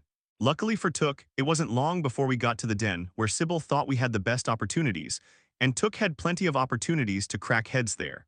The pack whose den we walked into was already at each other's throats before we got there. A male and female were wrestling in the dirt, snarls and screeches echoing off the enclosed walls, and the rest of the pack simply watched as both sought to gain advantage over their foe. There was a certain level of control in the fight, and I could tell that there were no lives in danger, but blood was flowing freely from both of the two fighters. We watched for only a moment before I looked at Took, who stepped in and grabbed the closest Keelish, the male as it happened to be, and bodily threw him back and against a wall. Dirt began to trickle down from the ceiling as the female, seemingly uncaring as to the sudden attack her foe had sustained, leapt to continue her own attack. Took did not step aside as the other female lunged to press her advantage on the male, who was still stunned from crashing into the hard wall. Instead, Took reared back with her head and smashed her head into the other female's nose. The previously energetic female immediately dropped to the ground, insensate, and the fight was, at least for now, done. I could see a little enjoyment appear on Took's face as she looked down at the two groaning Keelish before she stepped back to flank me. Though I hid it as well as I could, I also enjoyed seeing Took show how much better a Kadif was than a Keelish, especially one that hadn't yet decided to follow a Kadif. Sybil had explained that this pack's alpha had died on a hunt not too long ago, and the pack was now beginning to splinter under their current lack of leadership. Last she had heard, there were 3 possible new alphas, but looking at it now, there were only 2 that were still in the fight for supremacy while the rest of the pack watched them fight. The 2 stunned Keelish began to gather themselves, and the surrounding members of their pack continued to watch them with an obvious curiosity. Before the 2 squabbling fools could continue their now meaningless fight, I began to speak, my voice laced with power from debilitating diatribe. You need an alpha to lead you. Here I am, follow me. I didn't speak any further, and between true dominance, debilitating diatribe, imperial bearing, and innate leadership, I was sure all of the Keelish spread out before me would immediately succumb to my words. I wasn't far off, and some of the previously standoffish creatures began to approach me at my words. Everything about the Keelish before me communicated willingness to follow, but it was interrupted by the male who'd been tossed aside by Took. You aren't our alpha. His words came in choppy sections, wheezing through his teeth as he tried to recover from the sudden attack he'd sustained at Took's hands. Took herself turned to the male and leveled a threatening gaze at him, but I didn't stop myself there. The absolute insolence and disrespect of this mere Keelish to challenge my power. I began to stalk towards him, and the yet unnamed male could read my violent intent in my stride. He clambered to his feet and assumed a combat-ready pose, but he was far from ready for a fight with me. I feinted a strike at his head and he dodged low, but he couldn't have been prepared for my knee strike that took him in the side of the jaw. Keelish's upper body was almost entirely horizontal, so unless an opponent or prey was below you, your legs were only useful for keeping yourself up. Akadif, though, with our more upright torsos and adjusted forward balanced hips, could use them as weapons. My knee smashed into his jaw, and the crunch of bone on bone, as well as the hard clacking of fangs cracking on each other echoed in the den. He immediately crumpled to the ground, and I suspected that between the strength of my leg and the force of his dodge, I may well have broken his jaw. A part of me hoped I did. The author's content has been appropriated. Report any instances of this story on Amazon. Anyone else think that I'm not your alpha? The silence followed by feet shuffling towards me was more than answer enough. Took, make sure he's not dead and drag him along. She nodded her head before leaning down and shaking the Keelish laid wholly unconscious on the ground. Though he didn't say anything, he did groan in pain, and Took unceremoniously hauled him up and wrapped her arm around his body just under the arms. Then she nodded, looked at me, and began to follow me out of the den, with Sybil and the rest of the newest members of my pack following close behind. As we all walked out, I counted the number of the Keelish who I'd forced to follow me. 16. With them, my total number of followers would become 153 after they finally accepted me as their alpha. I couldn't say how long it would take to do so, but it wouldn't be 2. I was shaken from my thoughts on completing my quest by a sudden swelling feeling of growth. Flashing in the corner of my eye, I noted the system notification. Quest completed. Growth achieved. Quest board updated. Status updated. Quest complete. Gain control of 15% of the entire swarm. Reward. Constitution, Strength, Agility, Intelligence, Magic +5. New quest received. I'd never completed a quest while simply walking around, or experienced this kind of growth while not exhausted, in the middle of combat, or while asleep. I hadn't expected the sudden jolt to my step as my stats spiked in number, and I'd nearly lost my balance as my body changed without my assent or conscious thought. Quickly, I looked at what had changed. Attain victory in combat against a foe numbering more than 50 adult combatants. Reward, Constitution, Strength +6, Agility +4, Intelligence, Magic +5. Stats: Constitution 73 + 5 = 78. Strength 84 + 5 = 89. Agility 88 + 5 = 93. Intelligence 73 + 5 = 78. Magic 74 + 5 = 79. With the bonuses from this latest quest, my stats were growing ever closer to 100 each, and I felt like there must be something that the system would grant once I passed that baseline. I couldn't say what it would be, maybe a skill similar to exceptional individual, but I couldn't say. Either way, I didn't care what exactly it would be, since even if I didn't get any additional benefit from hitting that arbitrary landmark, I was excited to continue growing as I had been. I was surprised, however, that enough of the pack had accepted me so quickly. With a glance backward, I saw blatant idol worship in the eyes of most of them, and while some didn't look at me quite so adoringly, they still bowed their heads in respect once they noticed my attention. A warm glow of contentment grew inside of me at the thought, and it was solidified by a gentle, calm, warm feeling of approval from Navtala. Apparently, she was much more careful this time, since I didn't feel any of the existential dread or knee-wobbling terror this time, only acceptance of my path and a desire for me to continue successfully. Though Keelish and Cardiff didn't shed tears from emotion, I could feel a swelling in my chest that nearly had me short of breath, and was as near to the feeling that preceded the shedding of tears. Nearly immediately, the feeling faded, leaving only the sense of endorsement, or perhaps blessing, from the goddess that had decided to sponsor me. Though I didn't really worship Navetala, it felt good to have a divine being on my side, especially since the administrator and Navetala both seemed to think that there was another, different one whose plans would end in my own demise. At the thought of a nearly omnipotent being plotting my death, I steeled myself and quashed the feeling of comfort and pleasure, focusing instead on continuing to strengthen myself and my pack. After all, I wouldn't depend on a god for my safety, when I could continue to grow and evolve to provide safety to myself. It was fortunate that there was a wind speaker prudent enough to send a message to us after they initially found Keelish sign. Though they were sure of their own competence and mentioned that they had a true earth speaker in the village, I long had prepared a squad to march at the earliest needful moment. My only regret with regards to how I acted is that I did not ignore the messenger's insistence of the little village's own strength. I should have sent my squad at the first mention of Keelish sign, and even more so should I have sent Learthan and his cohort once I heard word of magical Keelish being spotted. Regardless of my regrets or lack thereof, I have no excuse, and if it is required for me to step down from my position, I shall do so without complaint the same day that I receive my dismissal. Report from High Colonel Mualtir Dithnufir to the Synod after the return of Learthan's cohort. The next few days passed without incident. The hatchlings were beginning to perform their own hunts, though theirs were much different from my own. At least a few of my pack made sure to be near the hatchlings whenever they left the den, and they gave pointers and advice to ensure that the youngest members of the swarm were learning how to hunt, sneak, and generally be more effective than they would have been initially. Additionally, though the pygmy deer weighed more than a toothy bullfrog did, they were more cowardly and flighty by nature.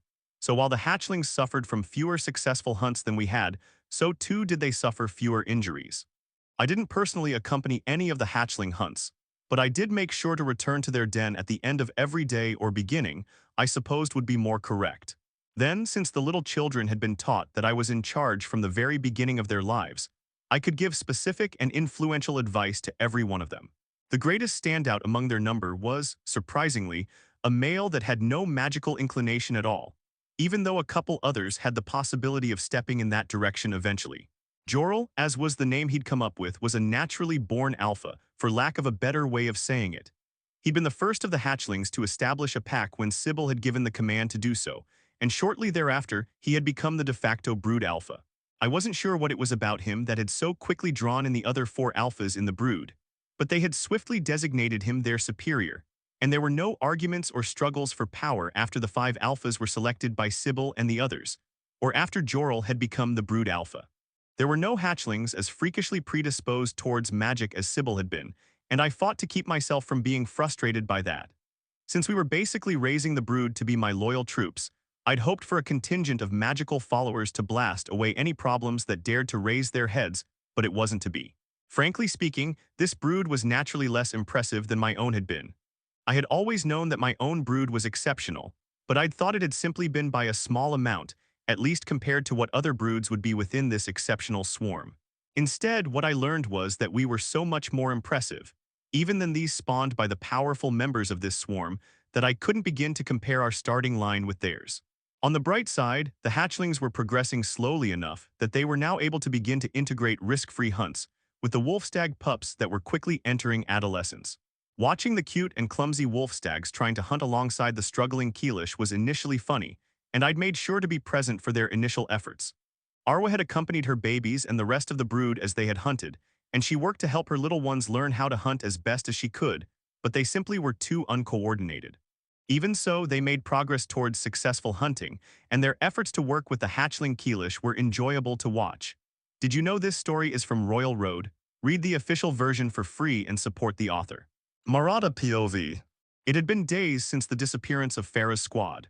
Maratha knew that they had all been killed, but she and all her scouts had yet to find any evidence of where their friends and family had been murdered. Among all her other worries, Maratha wondered how Farah had been bested by Mir Keelish, especially with Grill. Her terror bird was one of the most impressive soul companions she'd ever seen on a child like her. Powerful, obedient, and well-kept, Grill had been an ideal soul speaker's companion, especially since she'd become Farah's companion before the popularization of that barbaric soulbinding became the norm out here in the wilderness. Things like the change from soul companions to soulbinding were what had driven Maratha to leave Virtal in the first place.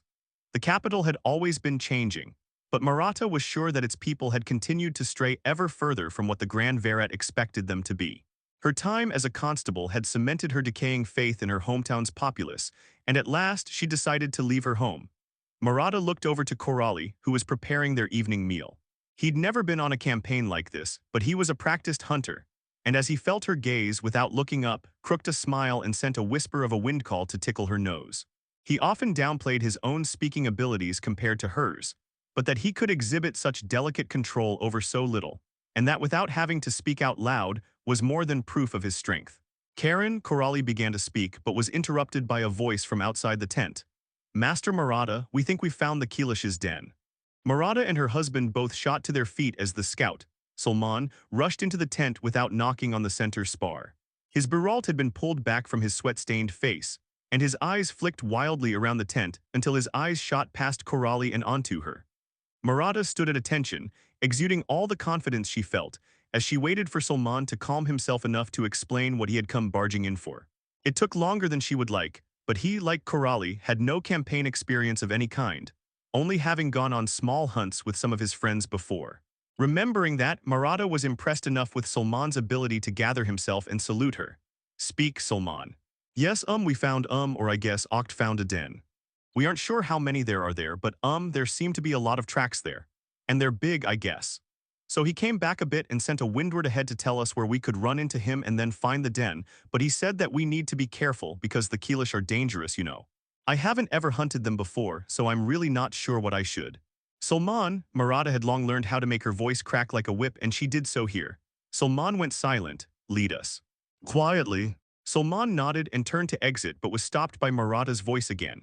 Your mask and hood, Salman. After an embarrassed sound, Salman had resettled the buralt around his face and then began once again to lead them out of the tent. The journey to the den was quick and easy, and that only because Oct had left obvious tracks in the earth for Maratha to follow. Or maybe they were just so simple for her to track because of her attainment in earth-speaking. She tried to convince herself of as much as she led Salman and Korali to follow Oct, and after catching up to him, then the Keelish's tracks. Even though Oct tried to lead her to the den, once she got close to him, she'd seen the Keelish's tracks, though they'd tried to hide them. Once she got to the den, though, Maratha realized something that she was embarrassed to have taken so long to understand. This was the den that Virali had guided them to initially, the one where the wolf stags had been slaughtered. Even so, there was value to be found in the area, and Maratha began to prepare to scout out the surroundings. Maratha POV. Maratha wasn't sure if she was so methodical as a result of her years spent earth-speaking, or if she had become so proficient with earth-speaking as a result of her methodical and cautious nature. Whichever of the two it was, though, Maratha observed and investigated every last bit of the surroundings of the den. Since coming to this far-flung corner of the holy state over 20 years ago, she'd enjoyed the frequent rains and resilient nature of the flora and fauna of the Martinimi. That there could be constant rain and flooding bogs and marshes, as well as dangerous creatures living most everywhere, was something that she had long since acclimated to. Beyond that, she had come to enjoy it. Unfortunately for her investigations, though, the magically hardy and quickly renewing nature of the jungle did not lead to permanence. She could tell that there had been some sort of combat around here, but only barely. There was a severed root here, a nearly buried charred branch there, and some partially buried and shattered bones scattered around. There wasn't enough for Maratha to create a full and complete picture of how the Keelish/Wolfstag war had played out. Of course, the Keelish had emerged victorious in the long term, but had there been massive casualties on both sides? How many Wolfstags had there been initially? Where had their final stand taken place? For the first time, Maratha wished for the cobbled roads and artificially controlled weather of the capital. Virtal could be stifling to live in, but as a constable, her job had been made to be immeasurably easier by the infrastructure and bureaucracy that had long been implemented in the ruling of the country. Beyond that, the called cobblestones were created to better retain information that could be accessible to her and the rest of the constabulary. With a shake of her head, Maratha refocused on the task at hand. There had obviously been combat here, but too much time had passed, and the jungle had reclaimed most of the clues to be found in the surroundings of the den. Korali had stayed close to her the entire time, and though she hadn't asked him anything, he understood as soon as she looked at him. He shook his head, confirming that he too hadn't seen anything of note. With a sign and a sigh, Murata began to lead the rest of her motley band of soldiers to the den's entrance. Now that she had approached the entrance itself, Murata was shaken by just how huge the hole was. She'd seen plenty of wolf stags in her nearly 50 years of life, and the most impressive of them were longtime sole companions of the men and women she'd worked alongside in the constabulary. Those beasts had been massive, over 4 feet tall at the shoulder, and with their crowns of antlers, they'd been nearly 6 feet tall. The entrance to the den before her was made for wolf stags over 5 feet tall at the shoulder, with the 7-foot-tall ceilings occasionally showing deep scores from the antlers of their passing occupants. Even with how surprised she was, though, Murata made sure to carry herself with confidence. No need to scare the 2 children accompanying her and her husband by showing her fear. Everyone in their little village looked up to her as a true speaker alumnus of the Red Abbey, though she knew how little that truly meant in the face of the power that those high speakers could demonstrate. She forced herself to enter the den and was immediately struck by the smells. With a conscious stream of effort, she ignored them in favor of what she could see, something she'd learned on particularly grisly scenes. In the back of her mind, she heard quiet retching from Salman and Akht, but she continued to ignore it. You could be reading stolen content. Head to Royal Road for the genuine story. Forcing herself to be analytical, she could see numerous Keelish footprints, unblemished by the rains outside, larger than any she'd seen before. The prints were pristine, almost seeming to be fresh. A usual Keelish's foot was about as large as an adult human's hand, though that had been proven wrong by the other specimens that had been slain thus far. The usual Keelish stood about 2 to 3 feet tall, with a mouth full of sharp teeth and small arms built for holding small things. They weighed about 40 pounds and were dangerous in groups or to the unprepared. The Keelish in this swarm, though. The Keelish they'd killed thus far had been bigger than any Murata had seen herself, though she'd heard about some specimens getting as large as the ones they were hunting. These beasts were 4 feet tall and probably weighed upwards of 100 pounds apiece. The creatures weren't worth much, even though they were so large. Their scales weren't worth creating armor from, their fangs and claws weren't large or strong enough to be worth anything, except for maybe an inferior arrow tip, and anyone with access to an earth speaker could get them to call iron out of the surrounding earth to create a much better blade with just as much effort. On top of that, the meat, while edible, was gamier than anything else she'd ever tasted. So to save on firewood and keep the camp sanitary, Murata and all the other earth speakers around had buried the bodies deep enough that the smell wouldn't bother them. Those 100-pound Keelish, their feet were about a foot long and maybe half that wide. The tracks she was seeing now, however, were nearly 2 feet long and at least a foot wide. The Keelish leaving these prints couldn't be called Keelish anymore. They were something far beyond that, something like a higher being. Murata cut off her thoughts. She hadn't seen any Keelish walking with these kinds of feet. She couldn't begin to expect that there were actually creatures this big, something like this so close to her home, and she'd never seen even the smallest hint of their presence. Cutting off her attempt to convince herself, though, were Virali's words about what she had seen. She'd sworn that the Keelish she'd seen were massive, over 6 feet tall. Murata had acted like she'd believed her daughter, but in reality she doubted what Virali had said. Maybe, though, she hadn't been mistaken. Murata continued walking down the path into the den, and though the light was weak, she could muster enough of a flame calling to light the way forward. It only took her a couple of steps into the darkness to see something that initially confused, but then frightened her completely. Farah's body lay dumped unceremoniously next to her companions. In the midst of them was a terribly huge Keelish. Its shoulders were broad with muscle, and from the tip of its tail to snout it must have been at least 9 feet long. The second she saw it, Murata began an earth calling to protect herself, but she quickly realized the Keelish body here was dead. It was horrifying. As she looked back, Murata could see Corali's shocked, pale face. He'd seen it as well, and he looked at her, only barely keeping down the panic that glimmered in his emerald eyes. She fought to control herself as she gave the command, "We need to take this thing back to camp. You 3, keep an eye out on the jungle, I'll carry this." Then, with the 3 hunters keeping an eye out, Murata began to call on the strength of the earth to carry the huge, intimidating monster. As more days passed, the wolf-stag pups and hatchlings grew more competent and comfortable with each other. Initially, both sides had snapped at each other, but now, as the Keelish continued to mature much more quickly than the pups, Jorel and his appointed assistants began to teach them how to communicate with their scaled companions. The Keelish quickly grew, and now had passed at least their 3rd or 4th growth spurt. They had nearly reached the halfway point to adulthood, though I was now seeing that even after the arbitrary 60 days had passed, we continued to grow. I couldn't know how long we would continue to do so, but I didn't mind it, as every additional pound was something that was to our benefit. I didn't allow myself to spend too long watching the hatchlings and pups practice and grow, though. Instead, I spent time with Triel's eggs while practicing with my Sonolfin, visiting every member of my pack or packs as they were becoming, and the occasional practice with Wistrel. My practice with my magic had shown results, though only through unfortunate circumstances. Where there had initially been 6 eggs, only 2 remained. Though Vefir had come back multiple times a day and used his magic to try to bolster the fetus's chances for survival, the life had slowly drained one by one from each until only 2 continued to show any sign of viability. Then, 8 days after Triel's death, the 2 remaining eggs began to lose all signs of life. Desperate, Vefir and Foire had called me, and in a stroke of inspiration or confusion or something else entirely, I had begun to use innervating address to give the little ones a hope of survival. One had immediately responded and shaken before going quiet and cold. Vefir's ministrations were unable to revive it. Still, the other was dying, and I forced my tone to change from one encouraging action and strength to instead foster patience and life. As I changed the way my magic moved, suddenly it began to heavily draw on my reserves. And for the first time since my Sonolfin had evolved to become a profound Sonolfin, I was nearly immediately sucked dry of all my magic. As I faltered and fell into a crouch, my vision began to swim with the unexpectedly accelerated drain on me. Even so, despite feeling, for the first time since my evolution, that I would vomit, I couldn't help but smile. I could feel a responsive thrum of life from the egg mostly buried before me, an almost joyous emotion, one that communicated a firm determination to survive. I couldn't understand why I could understand and perceive these sentiments, but I did know they came from the little one inside the egg. It was determined, though I was sure that there was no more complex emotion than that inside those fragile walls. I'd been able to help it somehow, and with whatever I'd done, Vefir was able to stabilize and strengthen the little one enough that we were relatively certain that it would be able to hatch.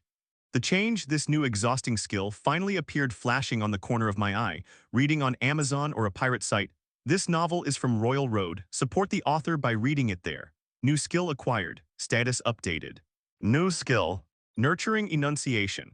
A skill granted to those whose mastery of sonic magic has grown beyond the obvious and immediate, now allowing the resonance of their magic to influence and assist even the most vulnerable and weak. Those whose development is assisted and guided by nurturing enunciation gain stats, skills, titles, and other benefits more easily until they have reached adulthood. Note: this skill can only be used on fetuses, infants, and juveniles. This skill cannot evolve. A new skill, and another one that was built for and geared towards the raising of the young. It was almost a companion to exceptional individual, though I suspected that it would be far less impactful than exceptional individual. Even so, nurturing enunciation would more easily allow my followers to gain all sorts of skills, exceptional individual among them. In that respect, it would allow me to better continue guiding my followers, my people, to victory. Of the 16 skills, I had fully half of them were directly related to my guiding and nurturing my followers. Realizing as much, I had promised to myself that the next skill I developed in order to evolve beyond profound Sonolfin would be one focused on myself in combat. In meeting with all of the packs that I had assimilated at this point, I had varying degrees of success in giving evolutionary guidance. The newest that I had brought, coerced, or forced under my control were the least receptive, with the exception, of course, of the hatchlings, who looked at me as if I were a god. I enjoyed that. Freya had opened up to me since Kriat's death, as all the Keelish eventually did, but the newest 3 packs that I had conquered since were still partially resistant. Frankly, these new packs were unremarkable, at least by my pack standards. If I had to guess, their strongest alphas had strength and agility stats of around 30 and no magical capabilities whatsoever. Even Atra and Kree could easily best them in individual combat. These new packs I started to refer to as the main body of my subordinates, while every one of my original pack, and somewhat by extension the hatchlings, became my elites. I didn't spend nearly as much time with and around the main body of my pack as I did with my elites. Above the elites and hatchlings was my inner circle, of Sybil, Took, Foire, Vefir, Shamira, Itra, Kree, Solia, It, and Perkril. Most of my inner circle became as much by virtue of their magical capabilities, with only Took not having any. For quite a while I'd thought that, except for Took and Triel, it was nearly impossible for a non-magical or particularly exceptional Keelish to become a Codif. But Brutus, Sylph, and some others had proven me wrong. They, like with the difference between Sybil and Shamira with the rest, felt to be a different type of Codif, something I felt sure would become more obvious upon our eventual evolution to Keel. I enjoyed spending time around my subordinates. as I could feel the influence of their trust in me reflected within the amount of guidance I could feel from evolutionary guide. Still, I felt the need to continue moving, to stay active, to continue conquering. And that was how I'd ended up with a current number of subordinates of 186,250. That my evolution to Swarm Alpha still said disputed at the end rankled me, and I frequently found myself seeking out Wistrel for a fight. And fight with Wistrel I did. I had thought ever since my evolution that while I had struggled against Wistrel before, I would now be able to dominate her were we to spar once again. In the past days, I had come to learn that I was completely mistaken when thinking that. It was obvious that I was bigger and stronger than Wistrel, and there was a good chance that I was faster than her too. Even so, without relying on my magic, I still was wholly unable to defeat her. The few sparring matches that we had ended with me fuming and leaving after having been unable to truly close in on her, and making any true progress towards beating her. In retrospect, after each of these fights, I could see the wisdom in Wistrel's actions. She knew that I was bigger and stronger than her, and so instead kept her distance, occasionally darting in to get a quick bite on me or a slap of her tail against the outside of my knee. All her little strikes alone didn't mean much, but throughout each fight, her consistent strikes on me combined with her unflappable patience wore me down until I grew too angry and left. I knew that I could use my magic in any number of ways and probably gain enough of an advantage against her to gain victory. But it felt like having to resort to my magic to attain victory over a mere Keelish was dishonorable. Instead, I would learn her every step and make her submit. That sentiment was all well and good, but it meant nothing to me as I watched a flashing red spot on Wistrel's shoulder disappear as I lunged forward with my left arm. My strike whiffed through the air, and before I could pull my arm back, Wistrel turned and with the full force of her entire body, smashed her tail into my exposed ribs. I tried to move with the blow, but even so, I felt the air gasp from my lungs with the solid hit. Unbidden and without thinking, a snarl bubbled from my lips before I began to more aggressively press the attack. I'd begun to understand her patterns, and I could guess how she'd dodge each strike, but even with my knowledge and the prompts from combatants' bloodlust, I couldn't see how to capitalize on what I knew she was about to do. Finally, though, I forced Wistrel to continue retreating from my flurry of attacks, and she found herself mostly cornered by the edge of the space where we had been fighting. My blood continued to thunder in my ears, and Wistrel cocked her head and smiled in her asinine way. I couldn't hold myself back any longer, and I lunged forward. Wistrel seemed surprised at my outburst, given my usual attempts at being level-headed in our spars, and I saw several large red spots flare into life as she adjusted herself to receive my charge. With a twist of her hips, my opponent prepared herself and then dropped to a low crouch so as to be something I would stumble over with my superior height. I couldn't stop my own grin as she did so, and lowered her face right into the path of my right knee. There was a crunch of bone and teeth that rang out in the den as Wistrel was flung back by the full force of my body's weight behind my knee. With a groan of pain, she slammed against the wall, and with all my weight in a sprint, I couldn't stop myself. To Wistrel's credit, even though she was obviously hurting and stunned by my attack, she gathered herself and dropped low enough to escape being crushed by me as I crashed into the wall. Before I had any other conscious thought, I reached down to grab Wistrel by the throat.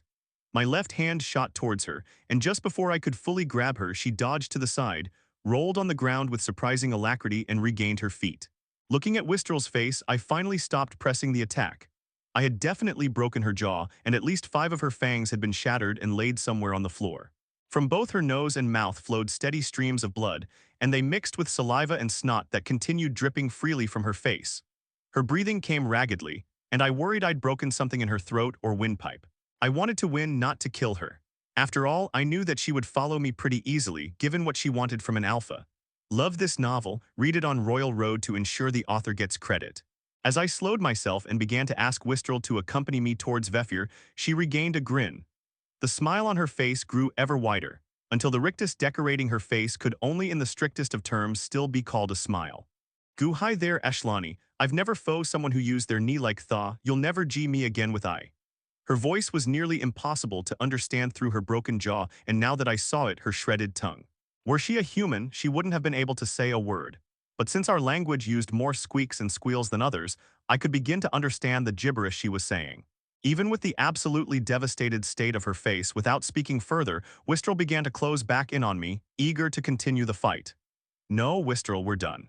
I'll have Vefir heal you, and then we can meet up another time." As I began to walk away from her, I finally felt the consequence of smashing my knee that hard into something as sharp as a Keelish's face.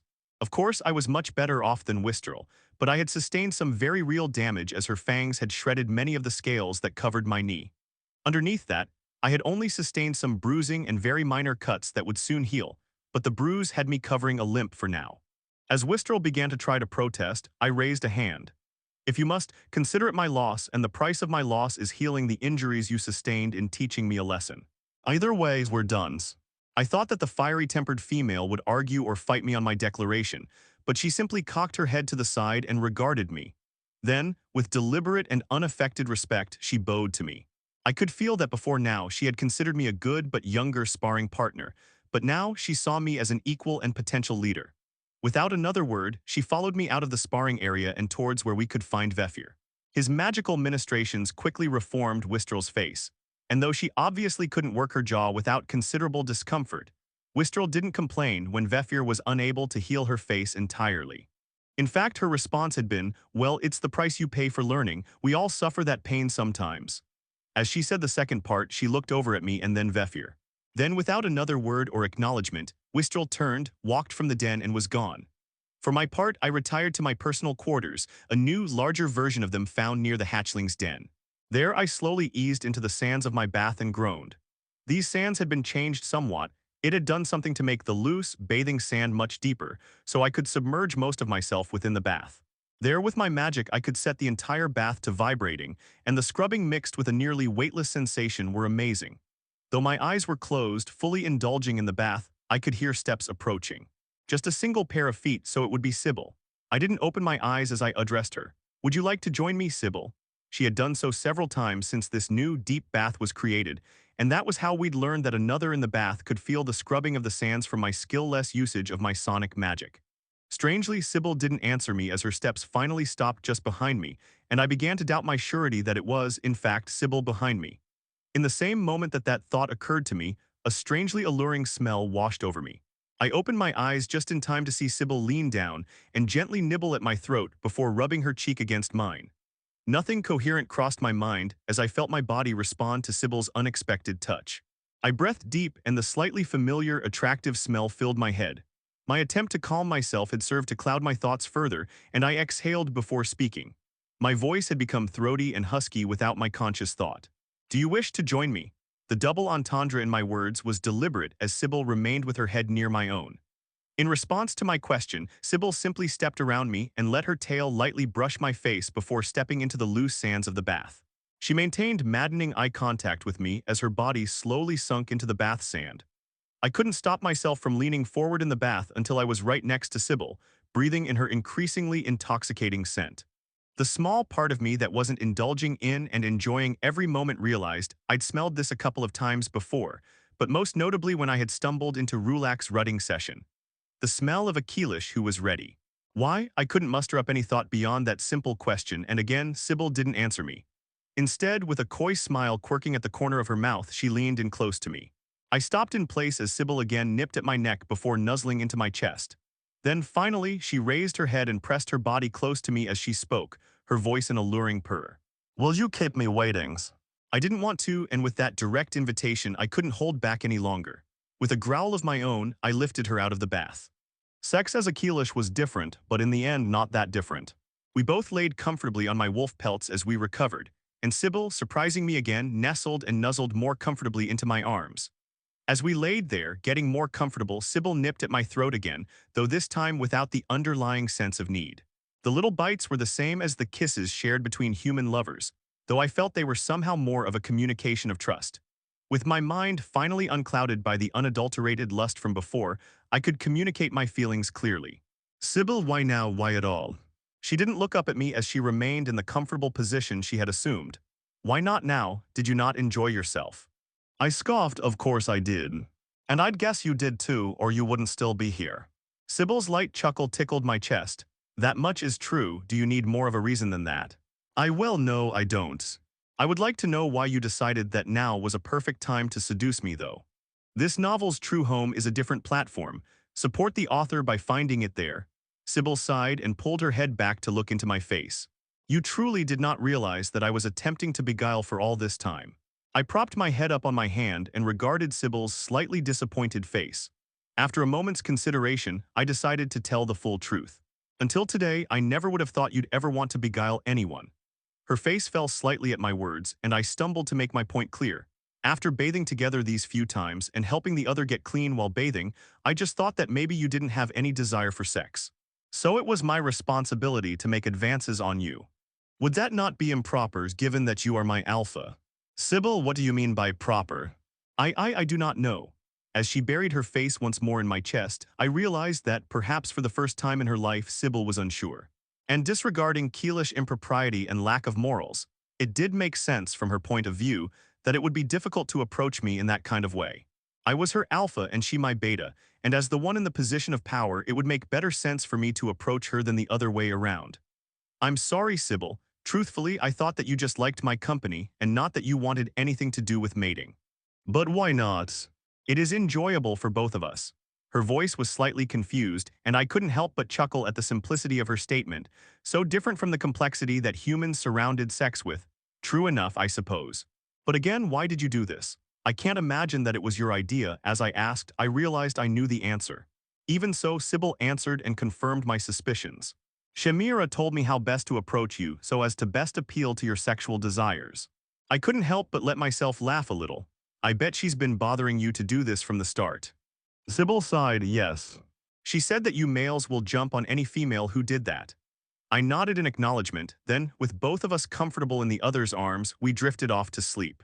I woke to Sybil extricating herself from my arms, and I blearily opened my eyes to watch her stretch and then step into the bath.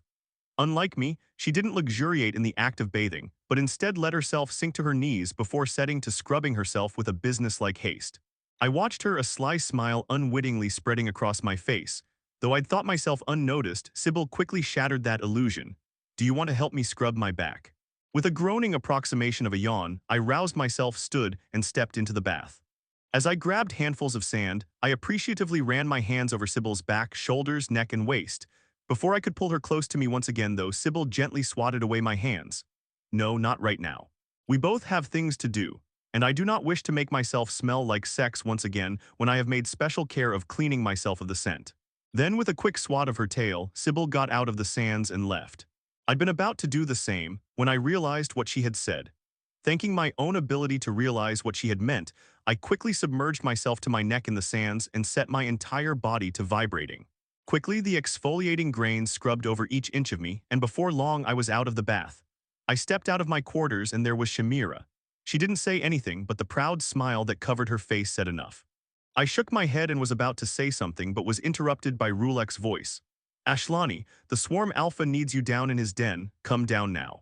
If it had been any other member of the swarm, I might have refused to go down or been snide in my response.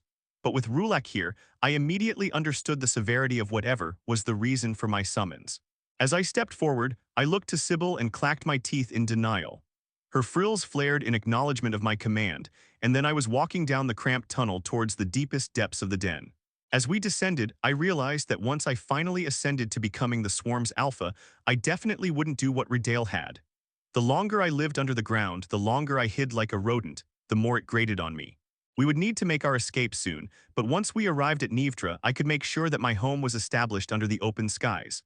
I turned to Rulek, whose strides were long and purposeful, nearly a run, but only barely too controlled to be called as such. What happened, Rulek? I lengthened my steps enough to keep myself next to Rulek as we continued our path down. "It's not my place to say, Ashy, it's bad." Rulek didn't even look at me, and I could read the tightly constrained fear in his body language. The first time I'd seen anything like fear in any of the adult Keelish, and it was Rulek. The most gregarious and seemingly unflappable of the Keelish was afraid. Rulek. Tell me? I spoke with a strange mix of enervating address and debilitating diatribe, and I could see the influence of my magic begin to wash over him. Rulek's body relaxed slightly, the rigid set to his spine melted into a tense but much more self-contained nervousness, and he nodded to himself, seemingly to give some measure of confidence. We've seen the things that are hunting us, not well but enough. Redale has the rest of the information, I'm not sure what else, but he's talking to all the alphas. We'll be one of the last to get there, so hurry. Then, the tension returning to Rulek's shoulders, he began to jog towards our destination. With what Rulek had said, I knew that I wasn't going to get anything else out of him before we got there, if I could get anything at all out of him in this state. Without another word, I jogged alongside him, keeping my head ducked low so that I wouldn't hit it on any of the low ceilings, until we arrived at the deepest part of the den. There, a place I'd only ever seen Redale, and maybe a couple others, with the exception of the singular time that my pack had accompanied me down to be addressed by Redale. In my mind, it had become a sort of nearly sacred location, one where Redale himself lived, and any others there were mere interlopers. There were no fewer than 50 Keelish crammed into the relatively tight space. Due to my impressive, for a Keelish, at least height, I could look over the rest of the nervous Keelish as they shifted and tried to get a good look at Redale. He stood still in front of the rest of us, and Rulak quickly pushed through the rest of the alphas until he stood beside Redale. If you stumble upon this tale on Amazon, it's taken without the author's consent. Reported. Among these Keelish that I knew to be alphas of their own packs and broods, Rulak seemed to be the only alpha. He stood head and shoulders above most of them, and nearly as tall as I now was, at a halfway between 6 and 7 feet. The rest were forced to look up at him, with their comparatively diminutive sizes ranging from 4 to 5 feet tall. A part of me realized the irony of discounting these Keelish alphas, as they stood twice as tall as what the typical Keelish would. As a human, I would have panicked seeing this group, even discounting Rulak, Redale, and myself. Even so, before Rulak they were fodder and wholly unremarkable. Then there was Redale. Though he was obviously quite a bit smaller than Rulak, his stance exuded confidence and power, and with his body language and presence, he seemed to be taller than all the rest of us. Even so, I looked continuously at him and didn't shy away when his eyes met mine. Different from any time before, though, he looked at me appreciatively and nodded before beginning to speak. "We've found what's been hunting us." He directly began speaking, not deigning to give anything other than the information he wished to. "They're large, about as tall as either Rulak or myself. They're pack hunters like us, but they can use magic, like the Thunderfangs that some of you know. They have some sort of tool that allows their weak hands to function as fangs. Here is an example." At that, Rulak turned around and grabbed a spear that I hadn't noticed. He held it aloft as Redale continued speaking, "Before you all leave, you'll come see the body we have of one. They are able to hide from our eyes, so watch for something that is moving but doesn't seem alive." Redale gestured to a lump in the corner, something I was relatively sure was a human's body. "You all need to find these creatures wherever they are in our jungle. We don't know how many of them there are, but Kriya's pack was wiped out, except for one, by only 6 of these things." That announcement sent a wave of whispers and panicked glances through the body of the alphas here. I didn't know who Kriya was, but obviously they had been formidable. The last member of the pack left alive hunted the last of these creatures and came back to the den to let us know that they were around. "We brought back the body, and here you are. I'll be giving you assignments of where to go and what to do, because the swarm needs to find these beasts and hunt them to the last." Redale's voice suddenly surged with the final declaration, and all around me, the alphas of the swarm shrieked their support to the current swarm alpha. A grin cracked my face, since I'd just been given the perfect opportunity to challenge him in front of all the rulers of the swarm. Once he gave an assignment to me, I could throw it back in his face and challenge him right then. If he fought back, then I would gain control after killing him, but if he did nothing, I would weaken his position. Either way, I would build myself up in the eyes of the swarm or outright assume control. I will remain close to the den, and will guide the swarm in response to any sightings of the new creatures. Our strongest member of the swarm will serve as the commander of all Keelish in the hunt for them. "Ashlani, make yourself known." Nivtala guide me, that was not a part of my plan. After days spent with my hosts, I finally felt that the Ka I had convinced to allow me to stay with them were comfortable enough around me that I could finally ask the questions I was most interested in asking. Even so, I had been sure to begin my questioning with more mundane questions, though those answers had been worthy of complete entries on their own.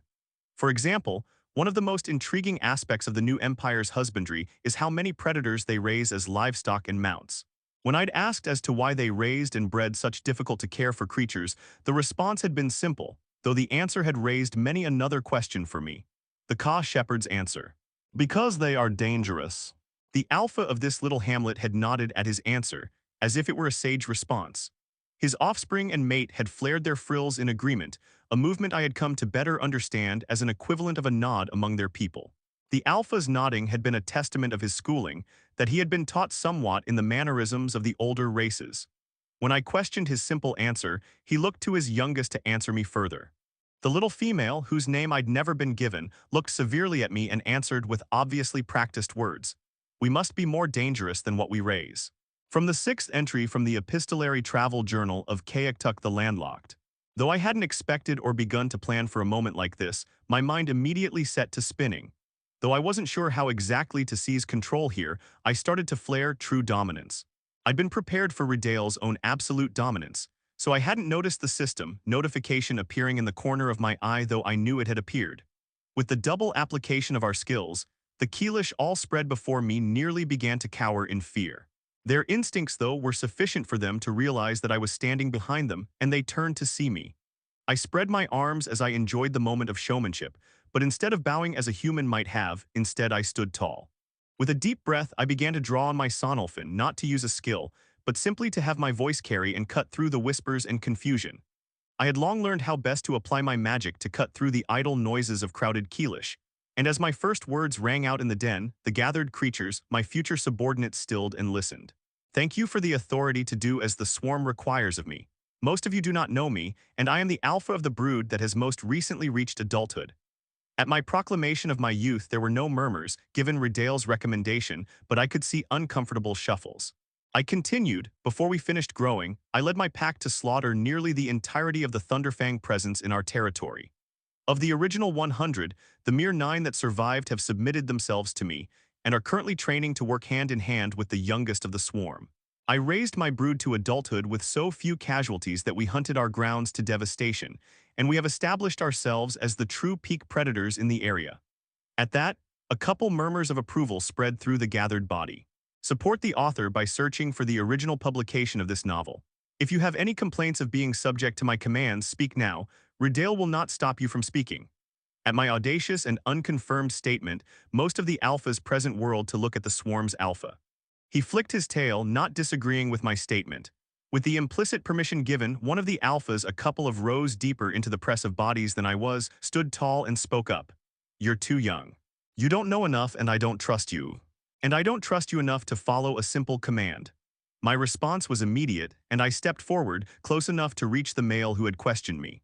To his credit, he stood his ground as I shoved through the crowd to be near him.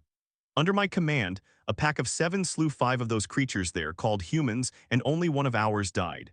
We were able to capture one and interrogate her, gaining further knowledge on their people and their tactics for the benefit of the swarm. Only 7 of us, and I know we killed as many as Kriya did, with fewer casualties and fewer Keelish there.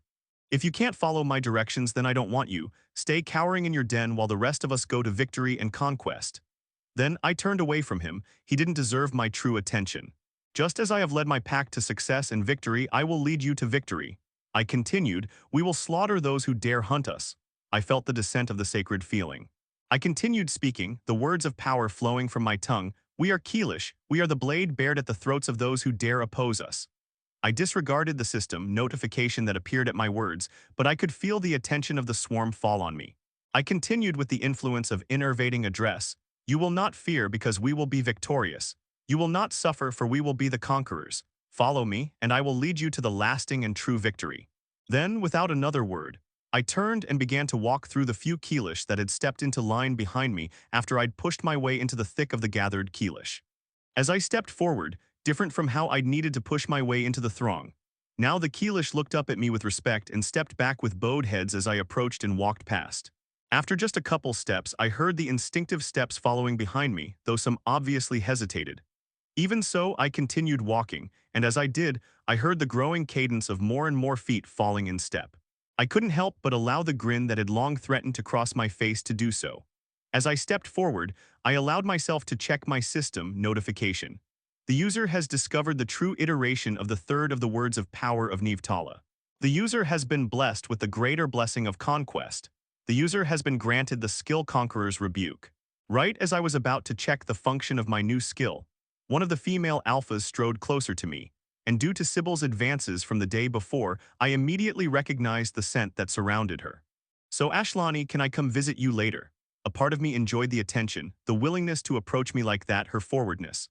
After all, I was a superior breed to her, of course she would be enamored with me, but while the attention felt nice, I didn't care for it or what the female was obviously suggesting by her approach and scent. More importantly than that, she was inferior to me and more importantly than everything else to Sybil. I brushed her off and instead spoke to the body of the Keelish following me. Now let's talk about your packs. Sybil POV. Now tell me what you know of the packs that have disappeared. The true alpha's voice rang out over these, his newly assembled subordinates. Sybil listened to his questions while glancing over the rather unimpressive showing of supposed alphas. The more time passed by, the more Sybil realized that she and her brood had been exceptional.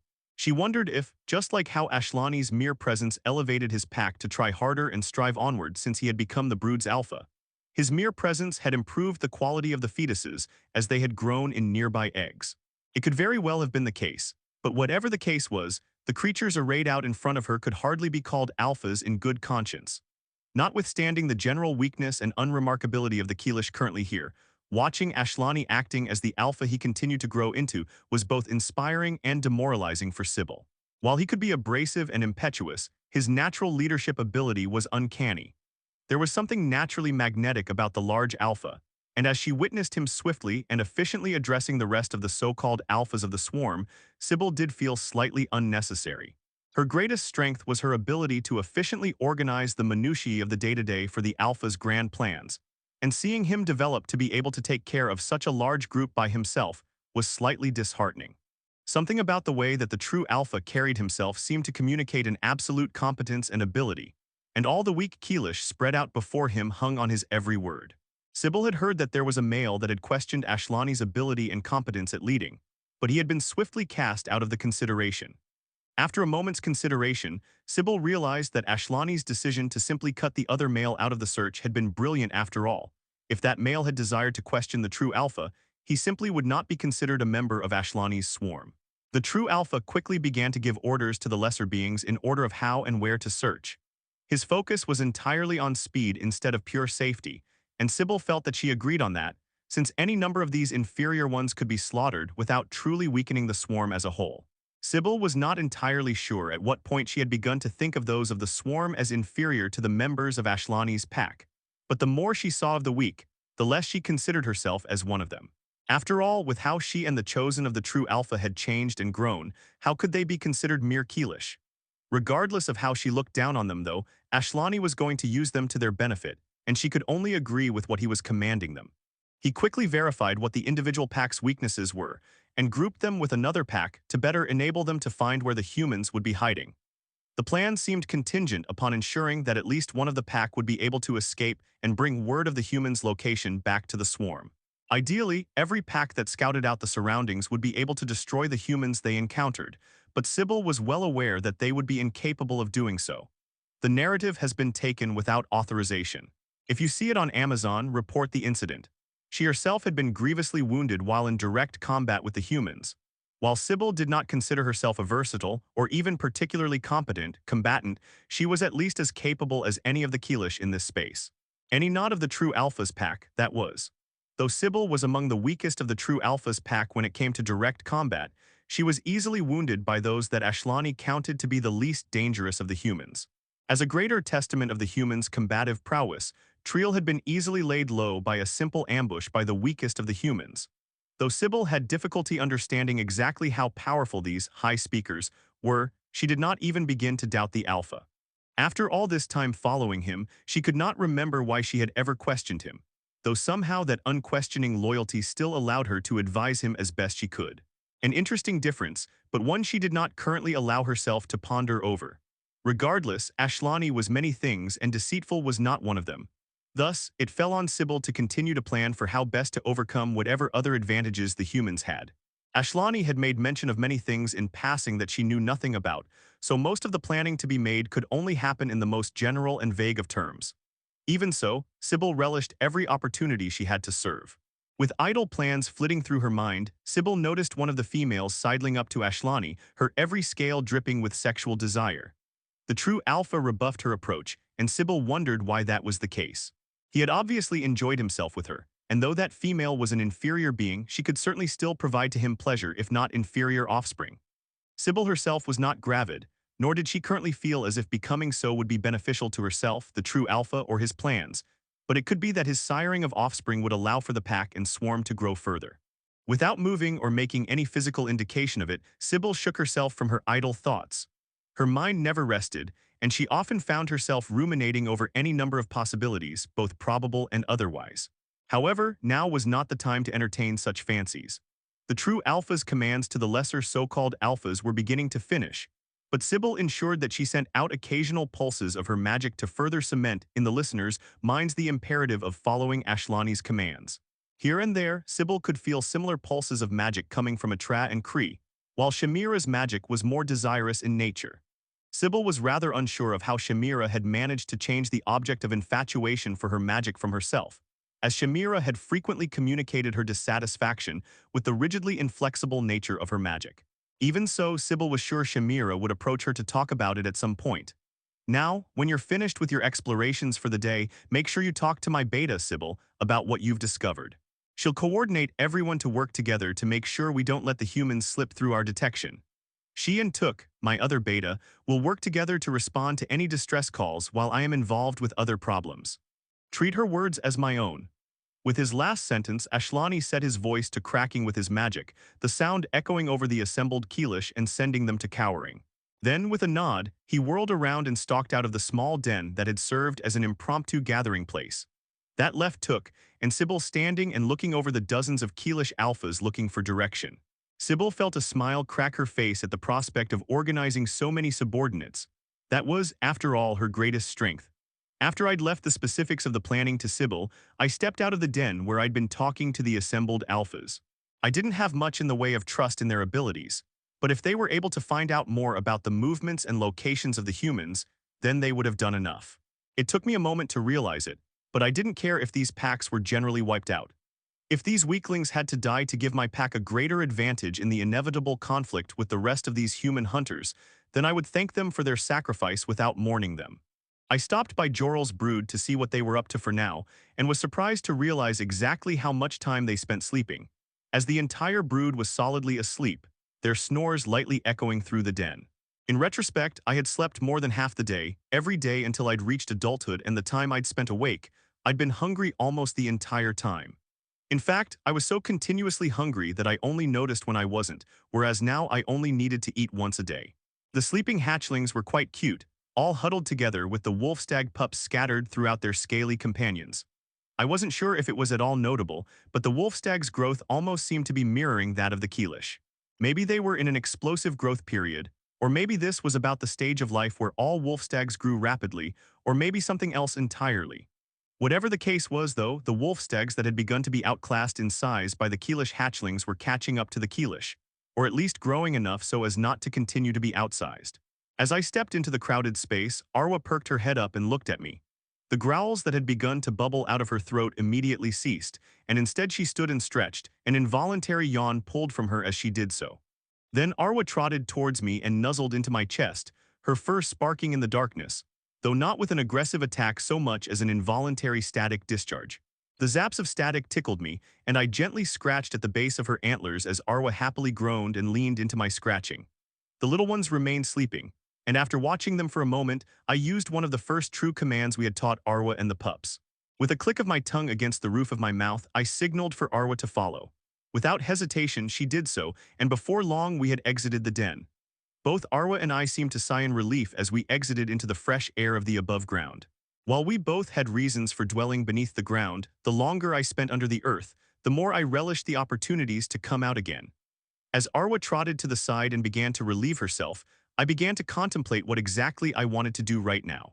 It was in my best interest to stay relatively close to the den, since the alphas that I'd given instructions to would ideally be returning relatively soon with scouting reports. Even so, I felt the need to do something beyond simply wait for others to do things. Eventually, I had decided to hunt something with Arwa, something new if I could find it. I had been surprised by the lack of variety in the jungle, as I had grown older and more thorough in my thinking. While I hadn't paid any special attention to every little creature that existed and lived within my Martinimi jungle, I did realize that the jungles of my previous life had changed drastically since then. Since it had been well over 200 years since my death, I couldn't bring myself to be especially surprised by that. But the variety in the creatures to be found in the jungle had been thinned considerably. The caimans that had hunted the toothy bullfrogs, the spotted tigers that hunted the caimans, the carnivorous massive locathfish that were big enough to swallow a caiman whole. But the creatures to disappear weren't only the larger predators. I hadn't seen a single curali, tavara, or quokka. So many creatures had disappeared, and I had no idea if it was due to the ravages of time or simply because I was far from the places I had once called home. The author's content has been appropriated. Report any instances of this story on Amazon. Even so, the Martinimi seemed to be thriving until we Keelish had stripped everything we could eat from it. There had to be more creatures than what I had already seen in the surrounding jungle, and I wanted to take the opportunity to see what else I could hunt and add to my first quest. I had long decided that I would soon rip Redale from his position of power, but any and all opportunities that I had to grow would be beneficial to me when the time came for our final confrontation. It was difficult for me to admit as much, but I had a certain level of caution towards him after the thorough beatings he had inflicted upon me. With another click of my tongue, I began to lead Arwa into the surrounding brush. While I had done some scouting in the area after we had come to the hatchling's territory, I was far from familiar with the area. Took and others had brought the pygmy deer in, and they had been the ones to have seen the quall, so while I knew they were in the area, I had yet to see them in their habitat. I was unwilling to hunt the pygmy deer to progress towards my quest, but a quall, while not much of a threat to me, was still a crafty and dangerous predator.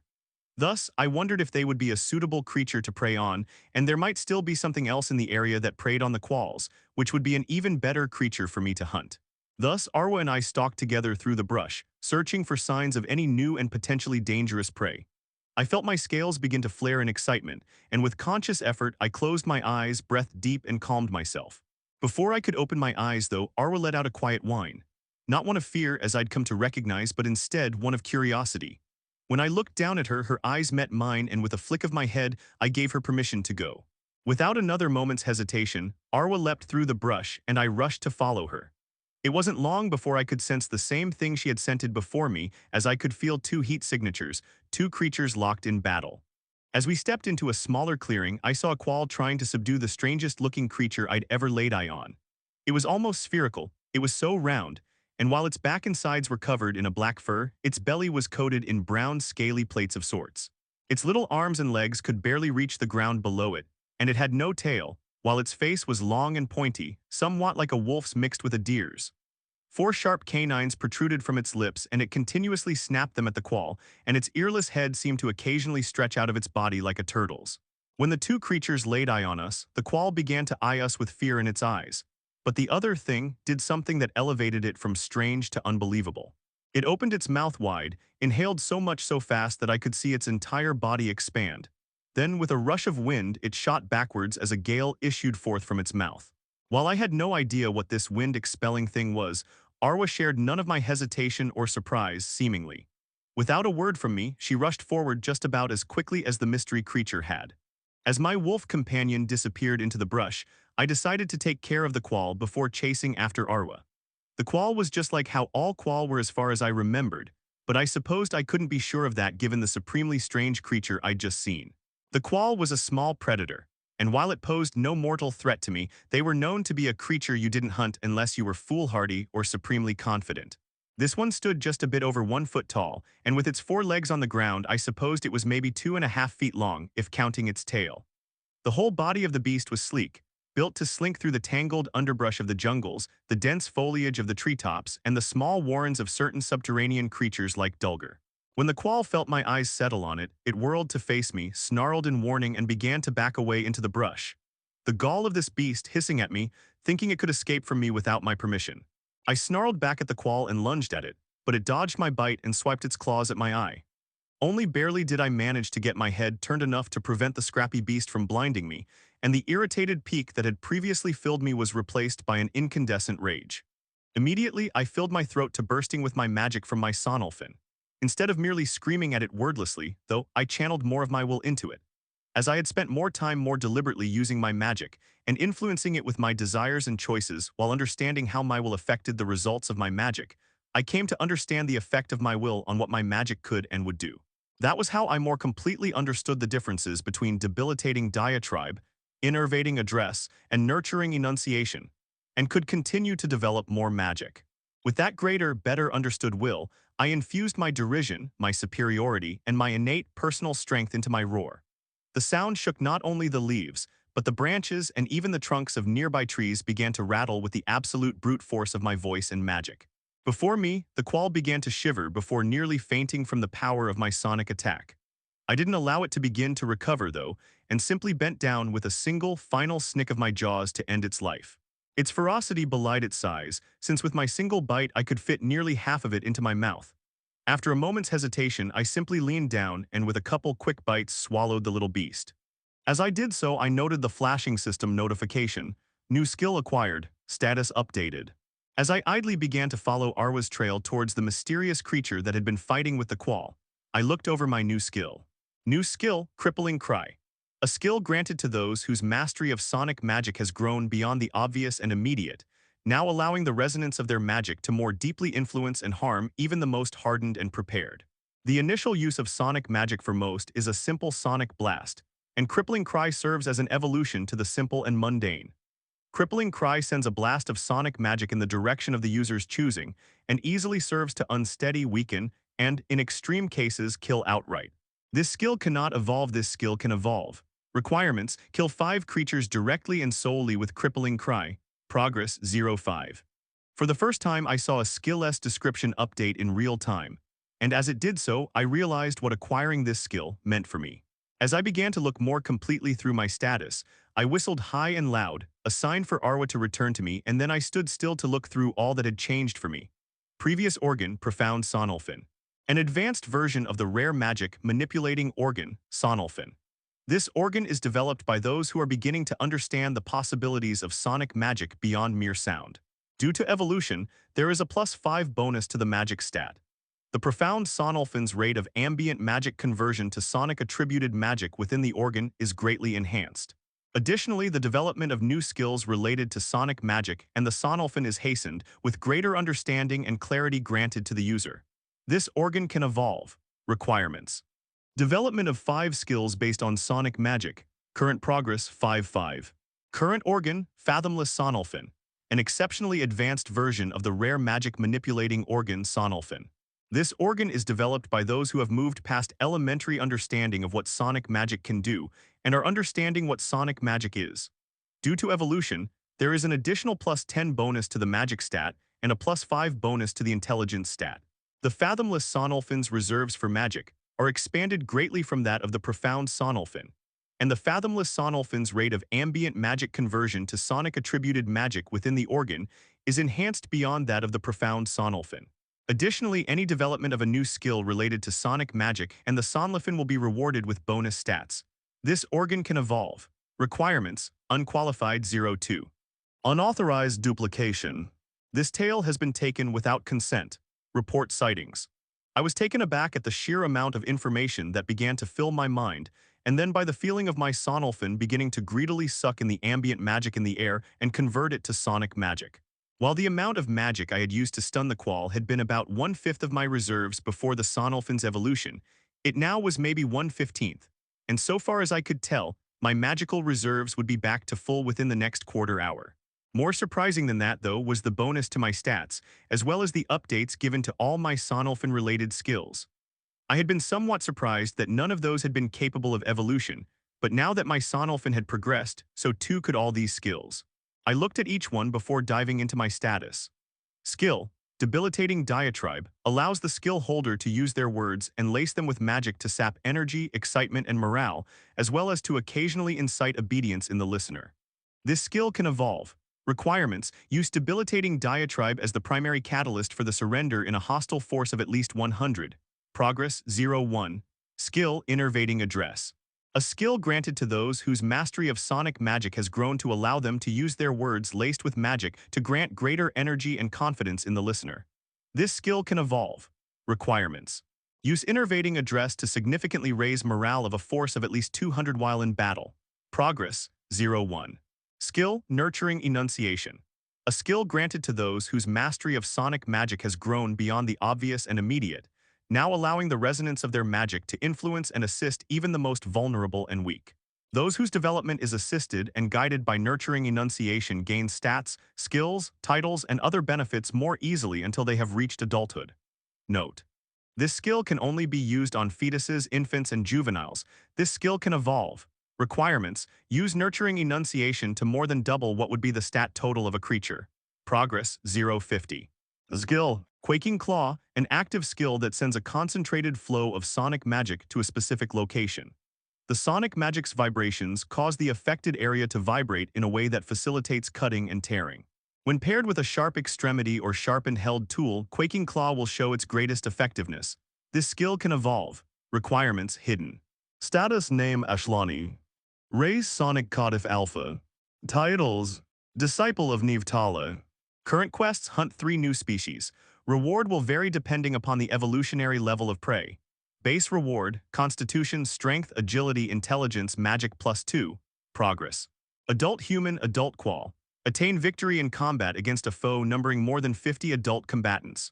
Reward, Constitution, Strength +6, Agility +4, Intelligence, Magic +5. Speak the entirety of the true words of power of Neavtala. Rewards, upgrade to title, Disciple of Neavtala, acquisition of skill, Voice of the Divine, Constitution, Strength, Agility, Intelligence, Magic +8. Stats, Constitution. 73 + 5 = 78. Strength, 84 + 5 = 89. Agility, 88 + 5 = 93. Intelligence, 73 + 5 + 5 = 83. Magic, 74 + 5 + 10 = 89. Skills Adversary 510. Combatants Bloodlust 1-4 Imperial Bearing. Conqueror's Rebuke 0-5s. Evolutionary Foresight cannot evolve. Evolutionary Guide cannot evolve. Exceptional Individual cannot evolve. Imperial Bearing cannot evolve. Improved Vision 0-18. Innate Leadership cannot evolve. Pack Tactics 410. Pain Tolerance cannot evolve. Fathomless Sonolphin Unqualified 0-2. Crippling Cry 0-5s. Debilitating Diatribes 0-1. Innervating Address 0-1. Nurturing Enunciation 0-50. Quaking Claw Requirements Hidden. True Dominance 0-5s. Evolutionary Possibilities. Sonic Cardiff Swarm Alpha. Become the undisputed leader of a swarm of at least 250 Keelish. Progress 186-250 disputed. Sonic Keel speak the entirety of the true words of power of Neavtala. Progress 0-1. Other evolutions possible but not currently foreseen. Progress further and such possibilities will be presented to you. I felt the grin cross my face more fully. Even though Quaking Claw hadn't given me the evolutionary requirements, every single one of these skills could continue to grow. And I would get every single one too.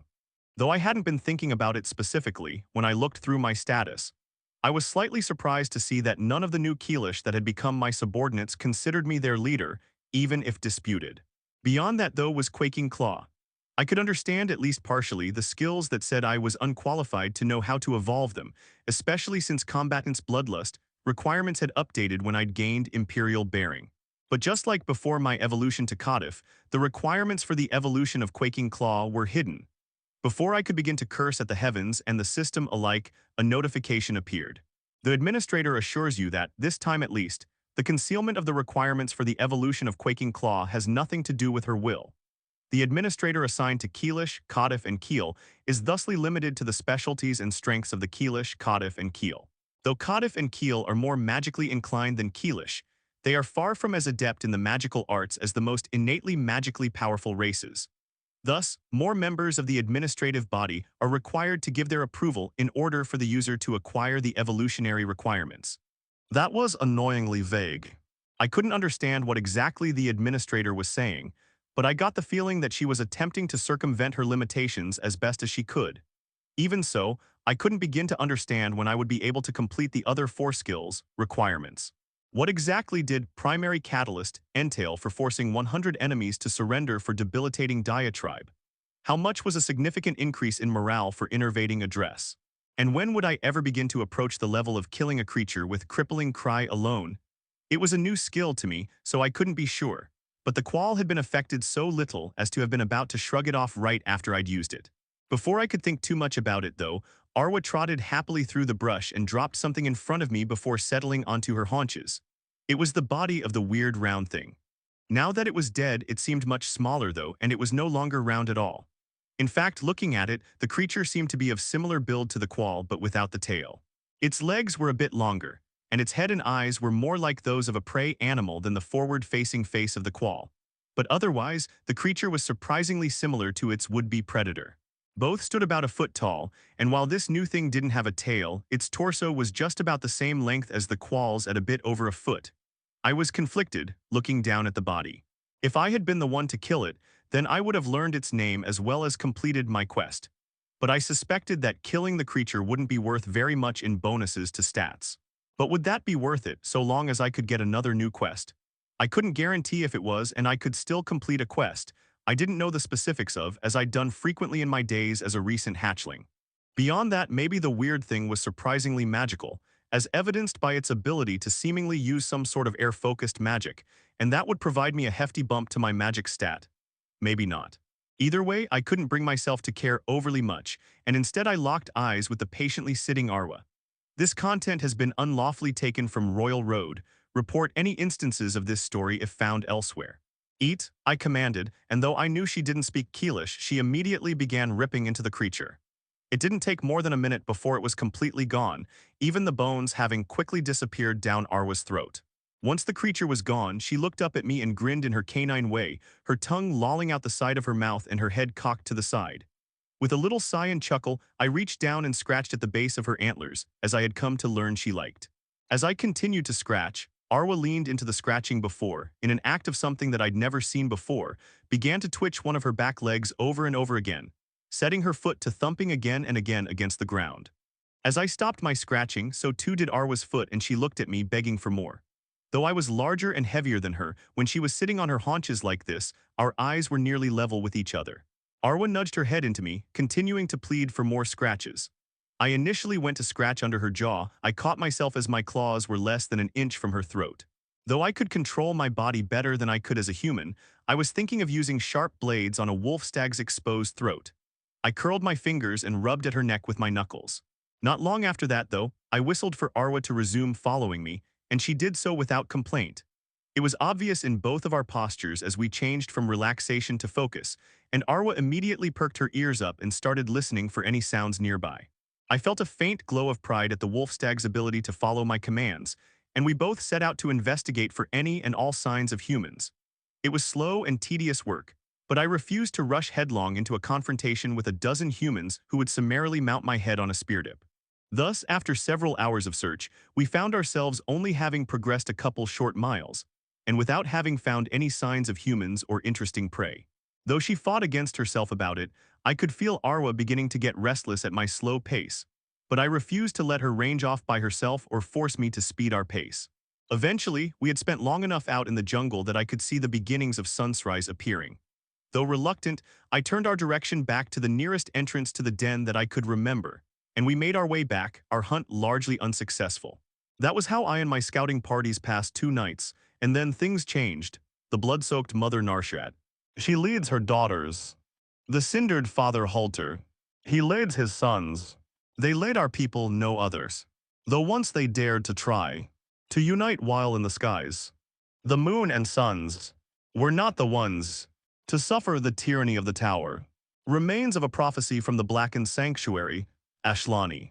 Sybil's voice pulled me from my stomping pacings. I whirled to look at her, and she met my gaze evenly. With a forceful turn, I cut off the snarl that immediately bubbled up my throat at her confrontation. What? Hello, everyone. As we wrap up this video, I want to share a quick note. I have a Patreon account. If you'd like to support me and enjoy on-demand audiobooks, you can become a Patreon member. Alternatively, you can check out my Google Drive link, which has 500+ novel audiobooks available through my Ko-fi or Patreon shop. I appreciate your support.